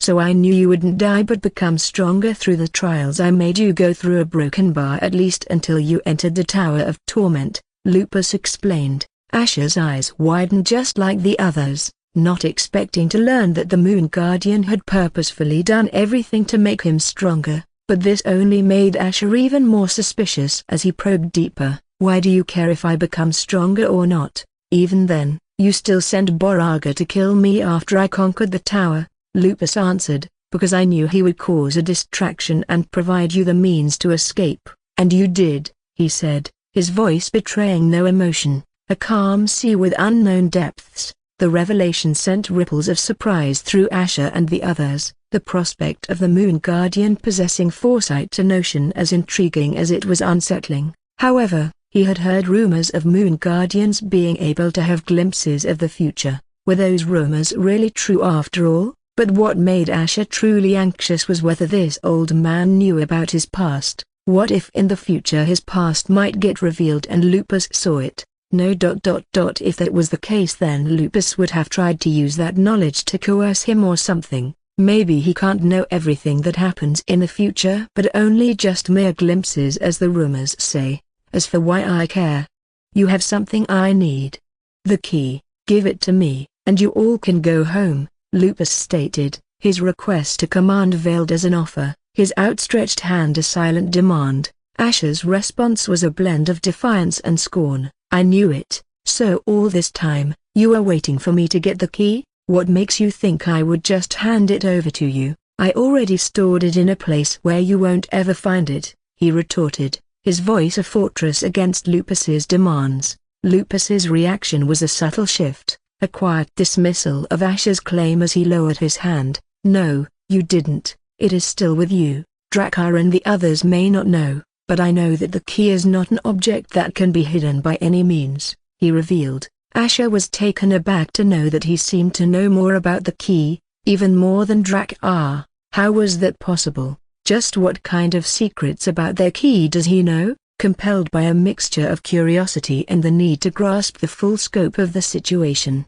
Asher pressed on. Why are you desperate to get this key? How are you planning to use it? It's not as if your clan needs protection, he inquired, his voice steady yet laden with the gravity of the unknown. Lupus's words, veiled in the guise of advice. You are in no position to truly understand its power. That is why you should give it to me. As for why I need it, you need not concern yourself with that. You should be more concerned about the people depending on you and the decisions you make. So don't make any wrong ones, Lupus intoned, his voice a calm harbinger of potential catastrophe. Asher, undeterred by the Moon Guardian's veiled threats, stood firm. His response was a declaration of his right. I earned this key by literally putting my soul at stake. You didn't earn it. You are just someone who hid like a coward until you arrived at what you believed was the right opportunity to steal what you don't deserve. So no. I am not going to just hand it over to you,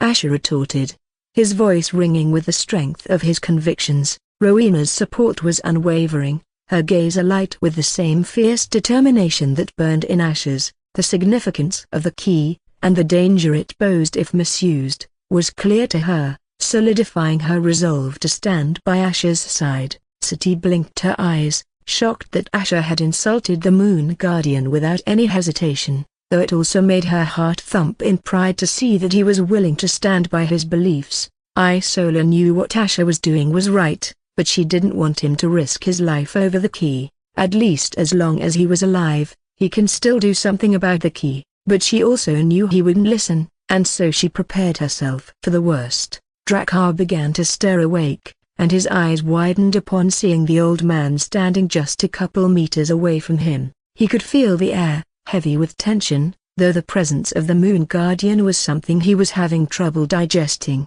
The last time he saw him was when he was just a kid and he still couldn't shake her off the memory of what happened that day. How can this old monster be still alive? But suddenly, everything started to make sense, including how Boraga managed to infiltrate his kingdom. This old bastard must have been planning for years to take the key from Asher, and he even indirectly used his kingdom to help Asher. This cunning old wolf. Drakkar felt aggrieved since his chances of getting the key had become practically impossible. Lupus, unflinching in the face of Asher's defiance, maintained his composure, his stance still the same. Fire that burns too fiercely consumes itself. Your defiance shines bright, young king, but beware lest it burn all you seek to protect.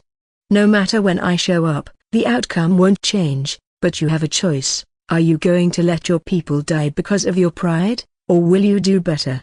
He posed the question, his words a deliberate provocation, echoing against the backdrop of the skies that rumbled with crimson lightning. Asher faced the gravest decision of his life. The weight of leadership bore heavily on his shoulders as he turned to Rowena, Sati, and Isola, his voice barely a whisper against the brewing storm. You all go back, I will be right behind. Rowena's protest was a soft murmur, a testament to the bond they shared. No.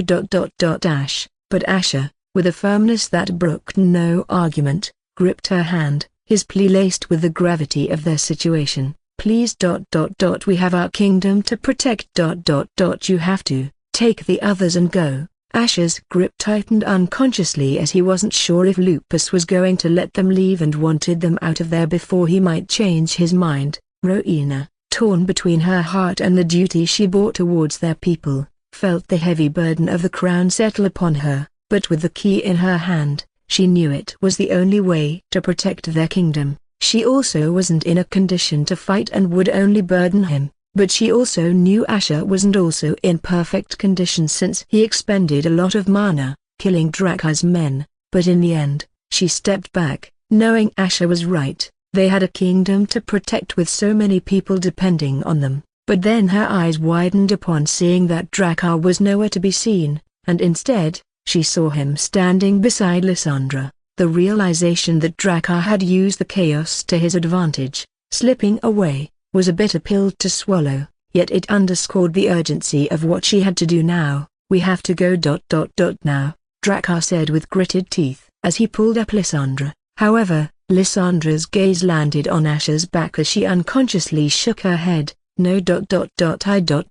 I. Get your head straight. That old monster is somehow still alive. We aren't in the state to linger around here. We will get them some other time, Drakkar said with gritted teeth, as he too hated the fact that he was the one running away. Rebecca saw Drakkar and Lysandra leaving, but she could only watch helplessly as she didn't have any energy left to fight. But seeing the Moon Guardian, she knew she shouldn't stay here any longer and decided to try and think of some other way to get her son back no matter what. Rowena clenched her jaw as she saw Drakkar and Lysandra flying away, but there wasn't the time nor energy to take down Drakkar again. She then looked at Isola and Sati, who were hesitant to leave as well, but feeling Rowena's gaze and the hidden message in their eyes, the two sighed with a pained expression as they followed Rowena. Rowena, Sati, and Isola reluctantly turned to leave, their steps heavy with the weight of the moment, the air thick with the unsaid, their hearts heavy with the burden of leaving their man behind.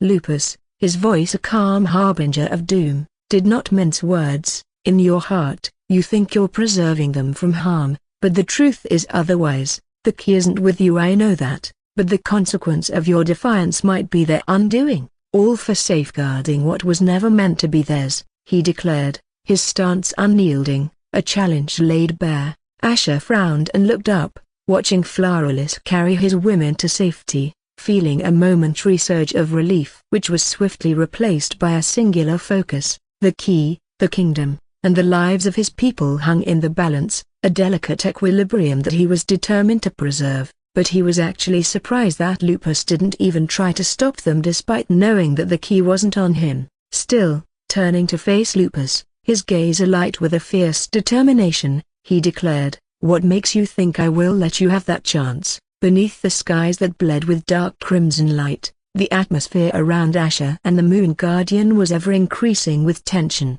"Do you want to know who among them is going to die for you first? I have already seen it." Lupus's words, laced with ominous foresight, hung in the air like a guillotine's blade.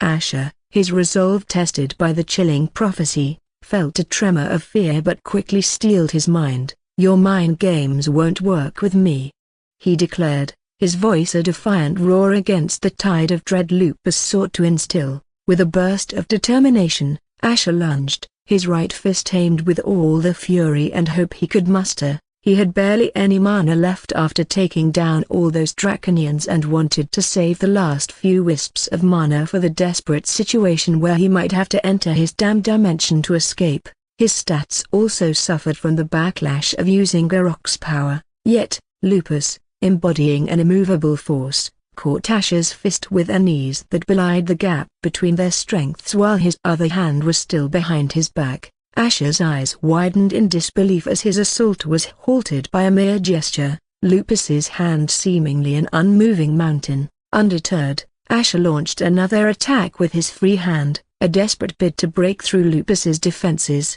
Yet, again, Lupus intercepted the blow with a casual grace, his other hand capturing Asher's fist with the same effortless dominance. Asher was taken aback by the lightning speed at which Lupus reacted. His reaction speed would make Drakkar seem like a snail. "Your bones might have evolved in strength, but you still lack speed. If I wanted, you would have died so many times over," Lupus commented, his voice calm and deep, a stark contrast to the fire raging within Asher. Asher grimaced, feeling the pressure of Lupus's grip. To his astonishment, his bones weren't even creaking when before they would have easily been crushed. But despite the immense strength of his evolved bones, they were not the advantage he had hoped for against the Moon Guardian, and he knew Lupus wasn't wrong. The realization that Lupus' speed vastly outmatched his own was a bitter acknowledgement of the daunting gap between their capabilities. He was far too slow against someone like Lupus. He knew Moonbinders were the fastest beings in this realm because they were empowered by the power of lightning, so one could only imagine how fast the strongest man in this realm could be. Still, despite knowing that he was fighting a 500-year-old monster, Asher refused to give up to make sure Rowena and the others could get back safely. With a last-ditch effort, he aimed a kick at Lupus's stomach, hoping to find an opening in Lupus' defenses, but Lupus, swift as the lightning that empowered him, countered with a devastating punch to Asher's abdomen before he could even fully unfold his leg. Asher gritted his teeth, ready to escape into the damned dimension, though he was filled with fear, regret, and frustration that he couldn't buy enough time. He could only hope Rowena and the others somehow managed to regroup with their allies and reach home safely. However, Lupus froze his action as he shifted his head to look up. From the darkened shroud above, a barrage of blazing blood spikes, like arrows of defiance, streaked towards Lupus with deadly intent. Yet, with a gesture as dismissive as swatting flies, Lupus obliterated each spike with just a flick of his wrist. The silence that followed was shattered by the arrival of an avenging force, bursting from the tempestuous clouds. A dragon, majestic and fearsome, cut through the oppressive atmosphere. Rowena, Sati, and Isola, mounted behind the mighty Cruelest, their faces etched with shock and despair, bore witness to the bloodied figure of Asher, close to death. Lupus, unshaken, cast a glance over his shoulder, his voice a rumbling depth of inevitability. "Didn't I tell you that you were under illusion? Your choices always dictate their fate," he intoned, each word a nail in the coffin of hope. Asher's heart pounded against his chest, wondering why they came back when he clearly told them to go back to the kingdom with the key. He wondered if Lupus was calm all this time because he knew they would return, but suddenly, Isola's melodious voice echoed in his mind. "Don't worry, Lady Nada woke up, and we entrusted the key to her. She returned with the reinforcements to make sure she got back safely, but we won't leave you behind just like how you won't." The revelation brought a bitter mix of relief and dread. The key was safe, yet their presence heralded a confrontation for which they were ill-prepared. He knew they wouldn't be able to take down this old monster, but he didn't even have the energy to shout at them or scold them. All he could do was helplessly watch as they got closer. Isola and especially City were nervous and knew what they were rushing into, but they would rather die than let Asher suffer alone. City knew more than anyone how powerful the Moon Guardian was, though her fists were tightly clenched, prepared for the worst. Rowena's wounds had barely healed after she wanted to get back to Asher as fast as possible without bothering to waste time healing herself, since she had fulfilled her duty as the queen to make sure the key would be get back to the kingdom safely. She was now determined to fulfill her duty as his wife. To stand by his side until the end, and so, with a cold, shimmering rage in her eyes, she directed her injured dragon to fly towards Lupus, who was slowly walking away from Asher. Lupus's weathered face betrayed no sign of fear as he watched the colossal dragon hurtling towards him like a firestorm on wings, with a defiance born of either bravery or madness. The old man planted one foot in front of the other, his gait steady and unhurried, walking towards the dragon, making Isola wonder if this old man was mad or a broken bar. Rowena's cry of desperation, "Flowerless," echoed in the air, yet it was drowned out by the deafening roar of the dragon's fury. Its maw gaped wide, like the very gates of the underworld yawning open to devour the insignificant morsel before it. Within its cavernous depths, the inferno raged, casting hellish light and shadows upon the ground. The air itself shuddered with the heat. Yet, Lupus, a shadow of calm amidst the chaos, advanced towards the impending inferno with a serenity that belied the madness of the moment, while Asher managed to turn over and crane his head up in worry, only to see something that made his eyes widen to the extremities. The world seemed to slow down as Asher watched the scene unfold before him. Rowena, consumed by the rage, directed Flowerless to charge at the Moon Guardian with a fiery glow in its belly, a sign that it was charging its devastating breath. However, to his utter disbelief,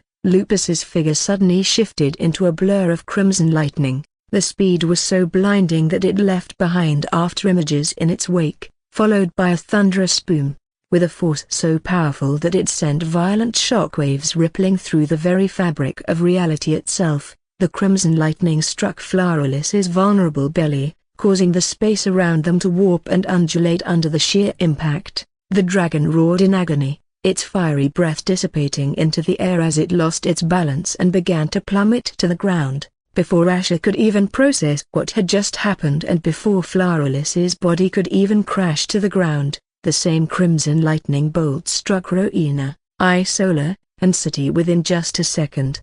They were all sent flying in different directions before they crashed down onto the ground along with Flowerless, their bodies motionless. A broken bar. Asher's heart leapt into his throat as he scanned the scene before him. Miraculously, he could see that everyone was still breathing, albeit unconscious, except for City, who groaned in pain. He couldn't help but be shocked by Lupus's monstrous speed and precision. It was as if they were nothing more than toys to be swatted away at their leisure. Even though he knew they were all exhausted and injured, he couldn't shake the chilling realization that even at full strength, they may have still been no match for Lupus. As the shocks began to wear off, Asher's veins pulsed with a mixture of rage and pain. He tried to force himself to his feet, desperate to protect City as Lupus approached her fallen form, but his body betrayed him. His muscles were shredded, and his organs were gravely injured, leaving him barely able to move his hands. It was as if Lupus knew how to perfectly incapacitate him. He watched helplessly as Lupus loomed over the fallen City. The Moon Guardian's intentions unknown, City, coughing out blood, had to take a few moments to let her mind process what had just happened. One moment, she was sitting atop Floralis, and the next moment, she found herself lying on the ground, her body trembling with pain. As all her senses quickly came back rushing to her, she gritted her teeth,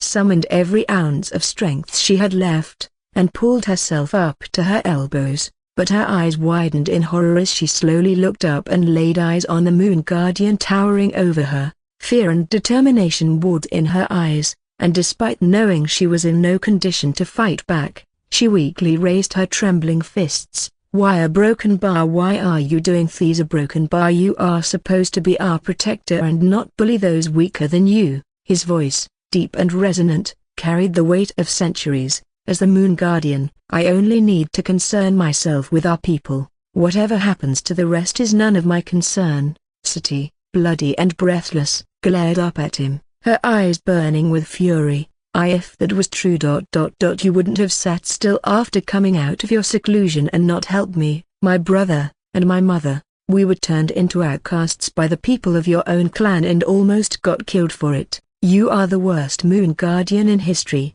You aren't even supposed to be alive." Thinking about everything she lost and the pain she and her family suffered for so many years, Sati felt even more angry, especially when all this happened while the moon guardian was still alive. Gathering every shred of resolve left within him, Asher staggered back to his feet, steeling himself for whatever new horror awaited. To his dismay, the barrage continued. Crimson bolts poured relentlessly upon Sati, obliterating everything in their path. Each strike brought a fresh wave of terror and destruction. As the storm cleared up, a figure that bore Sati's likeness was standing, yet exuded an otherworldly presence. 1206 Her hair, once a fiery red, now cascaded down her back in waves of radiant white. She radiated a vast, bottomless aura, her stance that of a deity of war, both majestic and formidable. Asher's vengeful eyes searched for the source of the crimson assault, expecting to find Lupus orchestrating the maelstrom. Yet, the moon guardian stood aloof with his hands behind his back, his mana undisturbed, a silent witness to the spectacle. Then, as abruptly as it had begun, the storm of crimson lightning ceased while Asher was relieved to hear Sati's pulse, which was astonishingly stronger than ever. As the storm cleared up, a figure that bore Sati's likeness was standing, yet exuded an otherworldly presence. Her hair, once a fiery red, now cascaded down her back in waves of radiant white. She radiated a vast, bottomless aura, her stance that of a deity of war, both majestic and formidable. Her complexion, unmarred by battle's scars, gleamed with an ethereal glow. Her features refined beyond mortal semblance. Blood-red eyes, mirroring those of Lupus, scanned the horizon with a newfound power. The transformation was profound, leaving Asher in stunned silence, his mind grappling with the reality before him. Even if the face looked similar, he couldn't help but wonder if he was really looking at Sati, since he didn't feel so. Why did she bear so much resemblance to Lupus?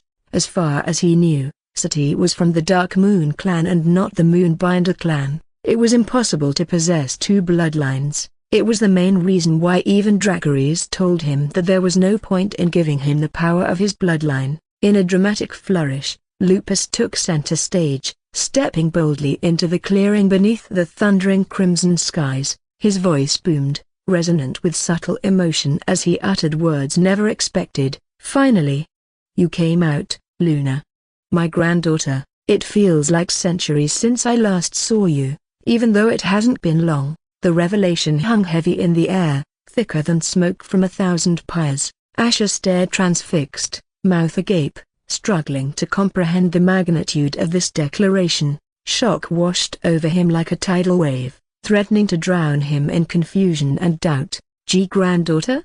he managed to mumble, struggling to comprehend the bombshell that had just been dropped. "Whoa.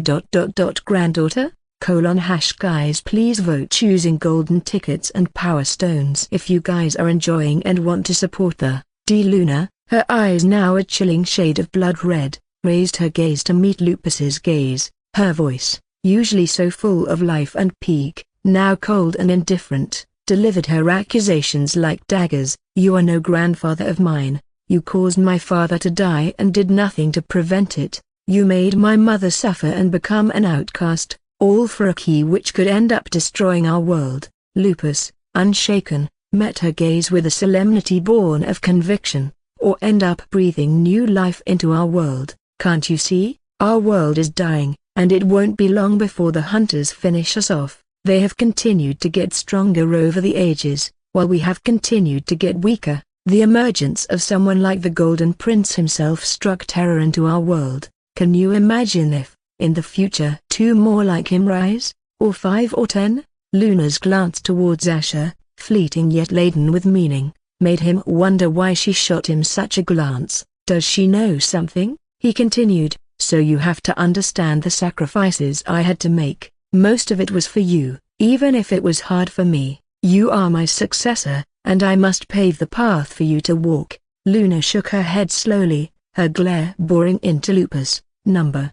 You just want the key to reach newer heights and attain higher power at the cost of our world. You already know your time is almost up." "Not exactly, Luna. We will be the ones helping our world be reborn. We can't do that without having the power we need," Lupus countered, his voice calm but firm. In a surprising turn, Luna raised her hand and pointed at Asher, who was startled to be pulled into their heated conversation. "There is no need for our world to be reborn. We have him," she stated, her eyes briefly softening as they met Asher's, laden with a faith that seemed both profound and perplexing. Asher's brows raised, not expecting to get pulled into the heated conversation between them, while Luna added, "He will soon become strong enough to save our realm. You need not do anything." Asher's brows furrowed, confused by the weight of her words. Why was she talking as if she knew what would happen in the future? Can she also see glimpses of the future?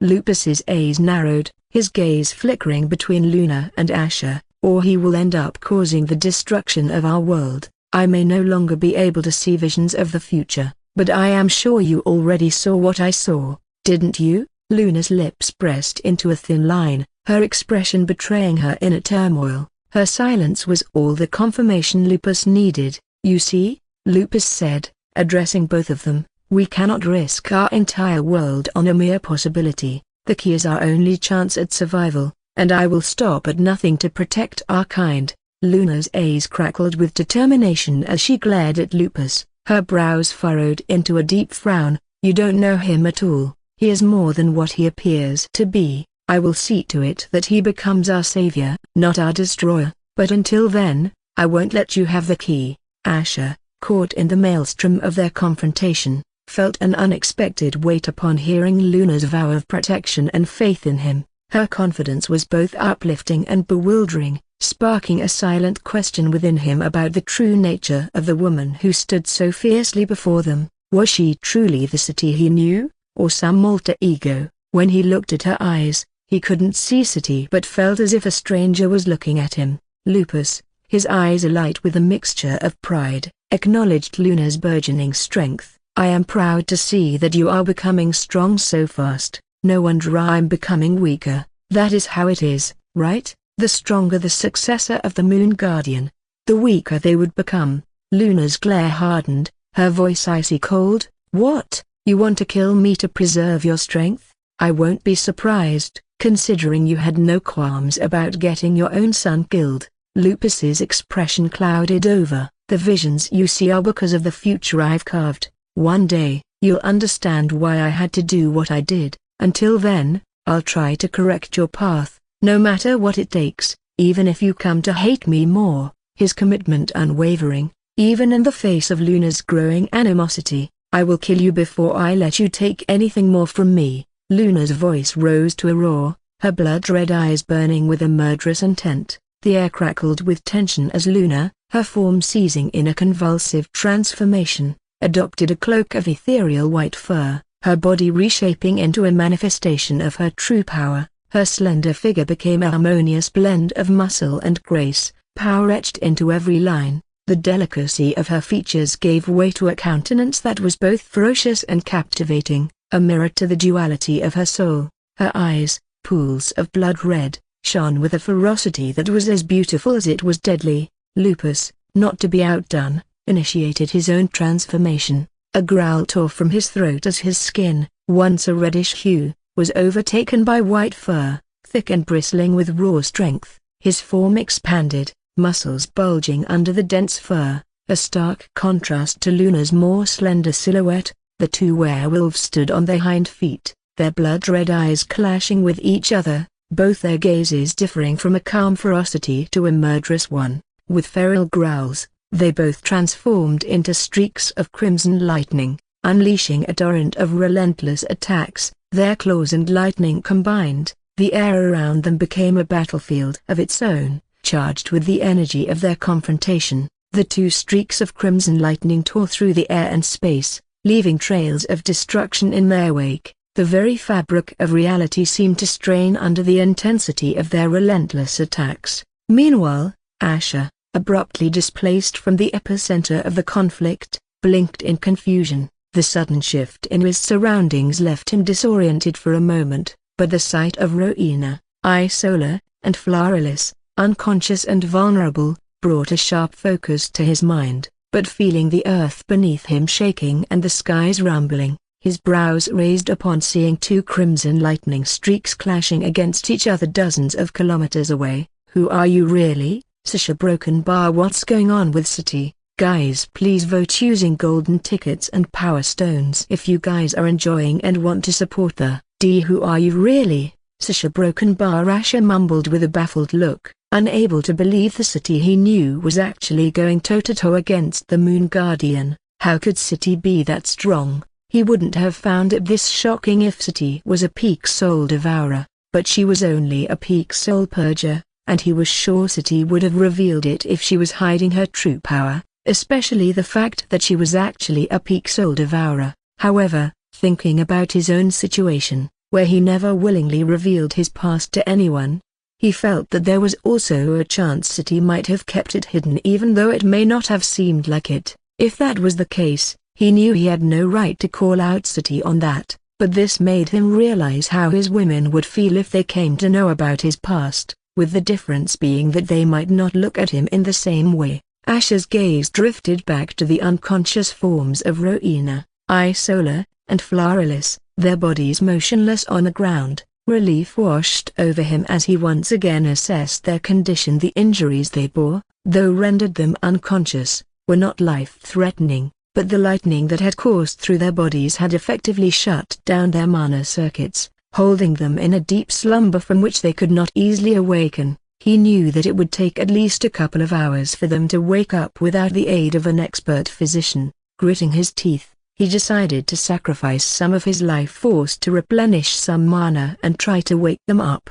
Sickly dark green veins began to travel across his skin as he started the painful process, his face contorting with agony. His body buckled under the strain, collapsing to the ground as he endured the torment of converting vitality into magical energy. Meanwhile, Lupus and Luna were engaged in a vicious battle. Each meeting of their claws sent ripples through space, distorting reality around them, while the ground beneath their feet bore witness to their might, giving way to form a vast crater that served as an arena for their conflict. Neither werewolf was willing to give the other an inch, hurling crimson lightning bolts and swiping at each other with their lightning-infused claws. Their blurred figures moved at a blinding speed, making it difficult to discern one from the other. Rowena focused her attention on the distant storm, wanting to see for herself. How? The question died on her lips as she observed the clash of the werewolves. The realization that City, her battlemaster and friend, was now something more. Asher, sensing their confusion and disbelief, ventured into an explanation, his words a rapid recounting of the events that had unfolded. "Well, a broken bar."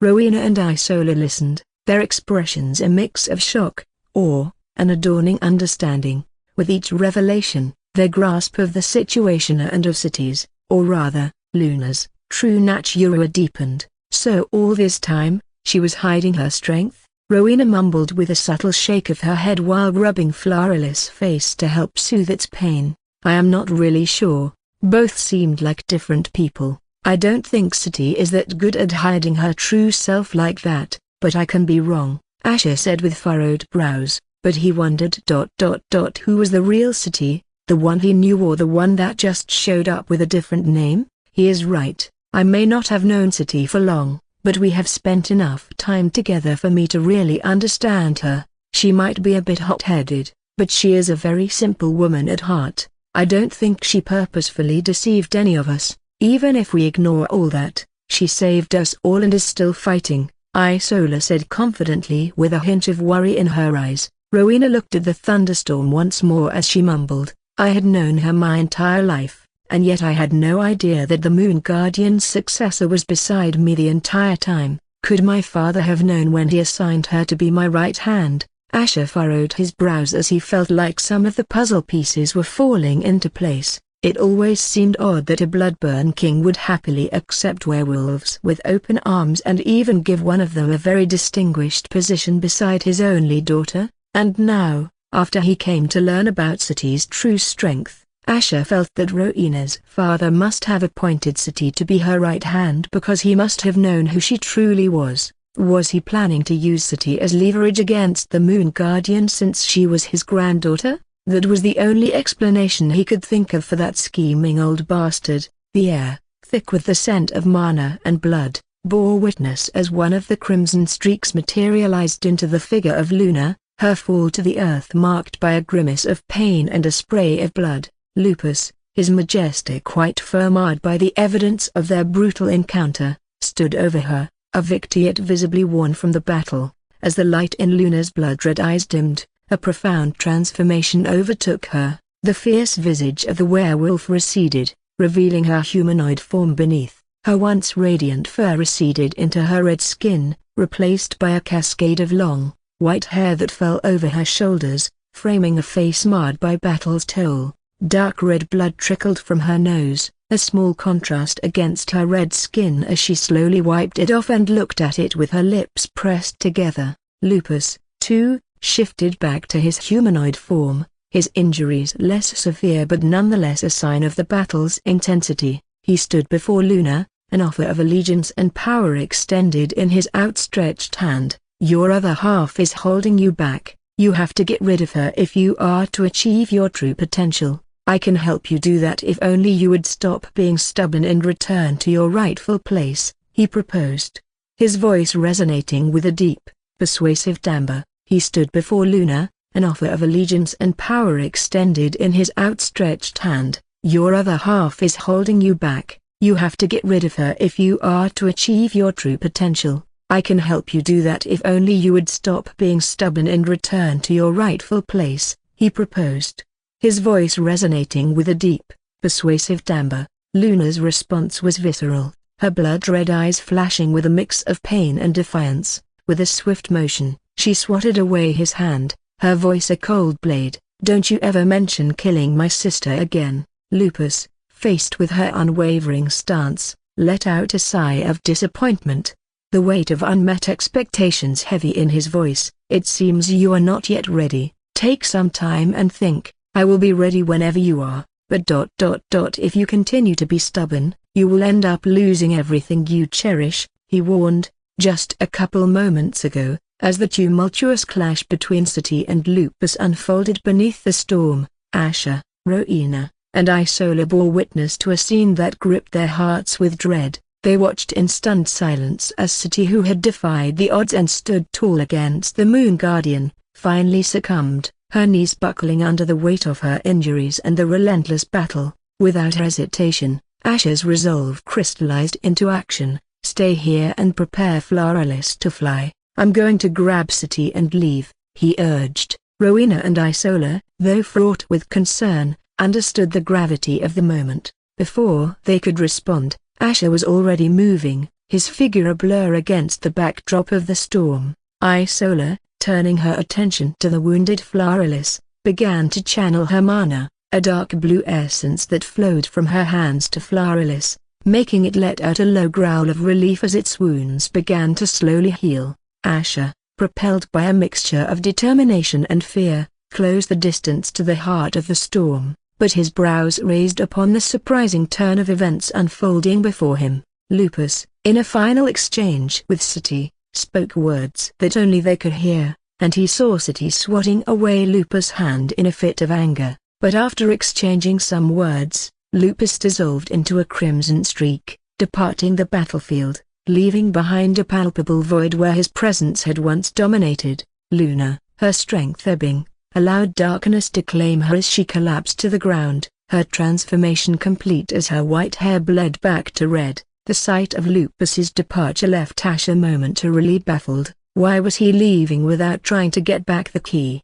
What was he planning? But the urgency of the situation allowed no time for contemplation. He rushed to Sati's side, witnessing her transformation back into the Sati he knew while her white hair bled back to red, though seeing her fall unconscious on the ground made him push himself to get to her faster. Upon reaching, he gently lifted her into his arms and tried to sense her body's condition after seeing all the injuries and bruises. However, Asher felt a wave of relief wash over him as he confirmed her pulse was stable, her injuries serious but not beyond the aid of skilled hands. "We are going home, Sati," he murmured, his brows furrowed with concern and determination as he carried her away from the remnants of the battlefield. The Bloodburn Kingdom, usually a bastion of strength and resolve, found itself shrouded in a cloak of uncertainty and fear. News had spread like wildfire through the streets and alleys. Their queen had embarked on a perilous mission to rescue their king from the clutches of the Draconians, accompanied by only a small contingent hastily assembled for the task. It was an unprecedented move that left the kingdom teetering on the edge of panic. Never before had they seen their queen depart so suddenly, leaving behind even her blood-born guards, those fearsome warriors who were her shadow and shield. However, unbeknownst to them, the queen's decision to leave her guards behind was not one of oversight but of necessity. They were the steadfast protectors upon whom she relied to keep the throne safe in her absence, especially from scheming snakes who might try to make a move in her absence. Yet, as hours turned to days with no word of her fate, the weight of silence pressed heavily upon the kingdom's heart. They already knew the Draconians had declared war, and there was no telling when they were going to attack. But what they were sure of was that the moment the Draconians came here and attacked them with all their strength, the broken bar their kingdom would definitely be doomed for destruction. As Cruelest descended onto the castle grounds with a grace born of desperation, its strength waned, and its knees gave way. The mighty creature collapsed, succumbing to unconsciousness under the burden of its injuries and fatigue. Rowena, her heart tightening at the sight, let her hands gently tracing the familiar scales. "Rest well, Cruelest, you have fought enough for today," she whispered, her voice a soothing balm against the backdrop of turmoil. The urgency of the moment drew the castle's physicians, led by Ygritte, the esteemed royal physician. His shock at the sight of the battered party was palpable, his professional demeanor barely concealing his concern. Asher, with a gravity that belied his exhaustion, approached Ingrid City cradled gently in his arms. "I want you to personally nurse her back to health, Ygritte," he instructed, a command that brooked no refusal. Ygritte, ever the stalwart in times of crisis,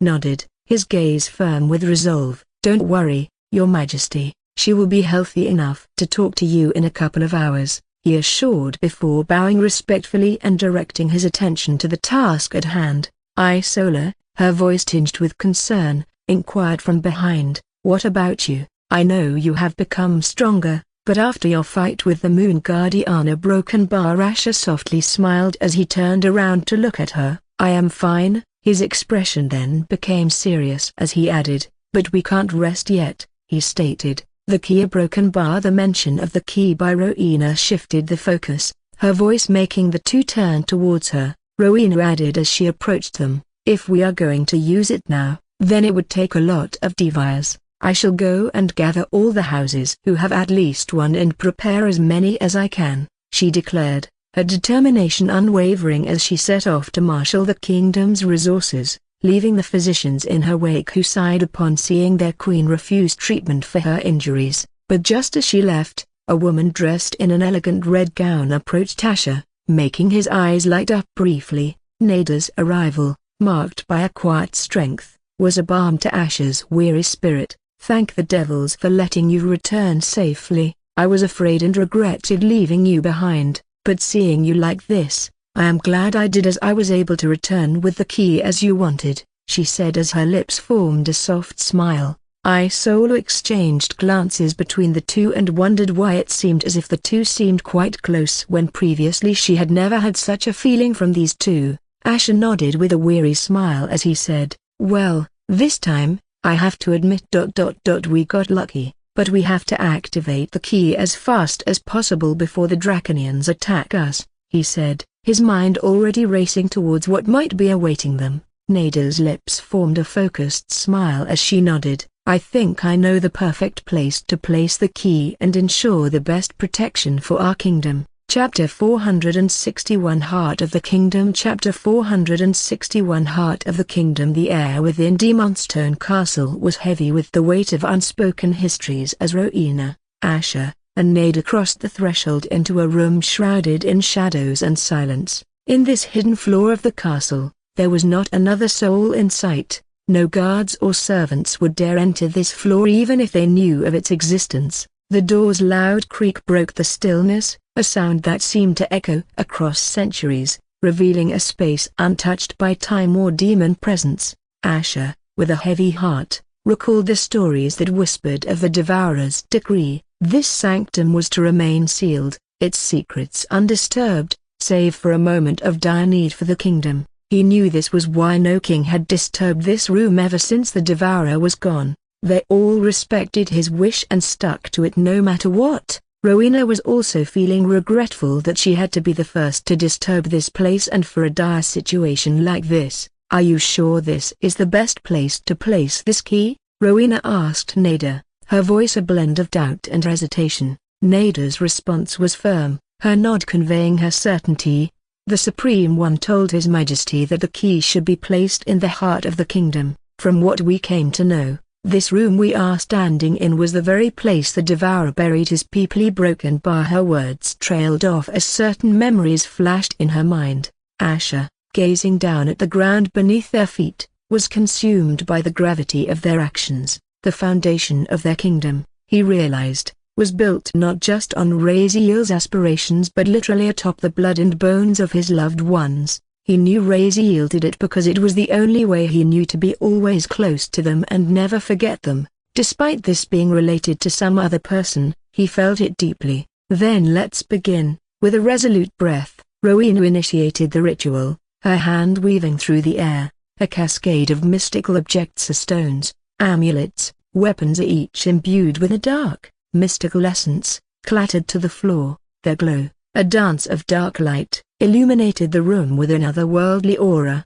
She watched, her heart racing, as the sphere extended over dozens of kilometers, a protective dome that shrouded their kingdom. And then, just as quickly as it had appeared, it vanished, leaving behind a charged silence and a kingdom shielded by a mystical force. Outside, the people of the kingdom, their daily lives interrupted by the sudden manifestation, stood in collective astonishment. The sight of the crimson sphere, a phenomenon both beautiful and bewildering, sparked a flurry of questions and speculation. What magic was at work? Did it have anything to do with the protection of their kingdom? They had already heard rumors that their king had returned with the means to protect their kingdom from the Draconians. It was the only rumor that settled down most of their fears. Back within the castle, relief washed over Asher and Nada as Rowena said, "It worked. We will be alright." A broken bar for now. Yet, amidst the triumph, Asher's voice carried a note of concern, a reflection of the responsibility he felt. "How long do you think all these devias would last?" Rowena's expression was a mirror to the gravity of their situation. "I had not foreseen such a malevolent thirst in the key, a danger too great for us to withstand for long," she admitted, her gaze locked on the array that pulsed with a foreboding light. "In the realm of possibility, we stand to wield this power for 3 to 4 years, but the future is unpredictable, and the decay of the devias could erode our windows swiftly." Asher's face hardened at her words, the reality of their precarious future settling in. "Then it means we have to somehow become stronger than Draconi's kingdom within this short time." "No. Not only the Draconians but also the werewolves, especially the Moonbinder clan now that their guardian is back from the dead. There is no telling when they might attack our kingdom. We can't trust an enemy to an honor pact their ancestor made." As he spoke, Asher's mind raced with plans and possibilities. Not only should he somehow strengthen his kingdom but also make himself stronger as well, at least strong enough to take down Lupus, who was the strongest of all demons. Once he has absolute power in this realm, so many things will become easier. Nada's agreement was swift. You are right, my king. In the meantime, we would need all the allies we can get. I will let Vernon know how important this is, and then my house will do everything we can to prepare for the worst. Rowena nodded, her brows furrowed as she voiced her concerns. Even if we prepare for the worst, we will be left vulnerable once this key devours all the deviants of our kingdom, so we have to be prepared before this key leaves us weaker than ever in the history of our kingdom. Asher, sensing the weight of responsibility on their shoulders, offered a moment of reassurance, placing his hand on Rowena's shoulder. Don't worry, I won't let anything happen to our kingdom. I already have some plans. His thoughts drifted to the necessity of continuing his reaping activities, venturing into Earth to sow the seeds of his cult that would indirectly serve as both shield and sword for his kingdom. Rowena's expression softened as his words made her heart less heavy. I know you will. Even now, we wouldn't have been able to protect our kingdom if you had not turned this key. Our people couldn't be more proud to have you as their king. Nada's soft chuckle echoed as she said with a smile, then doesn't this deserve a celebration? Our people's spirits will be lifted, and we can let everyone know they can rest at ease. It's not always that we get a chance like this, isn't that right, my king? Asher looked at Nada and saw the look in her eyes, knowing she was talking about the celebration Raziel never got to have with Selene and his people. Rowena narrowed her eyes as she noticed the atmosphere between the two becoming a bit strange before she said, her voice reverting the mood back to normal, then we shall do just that.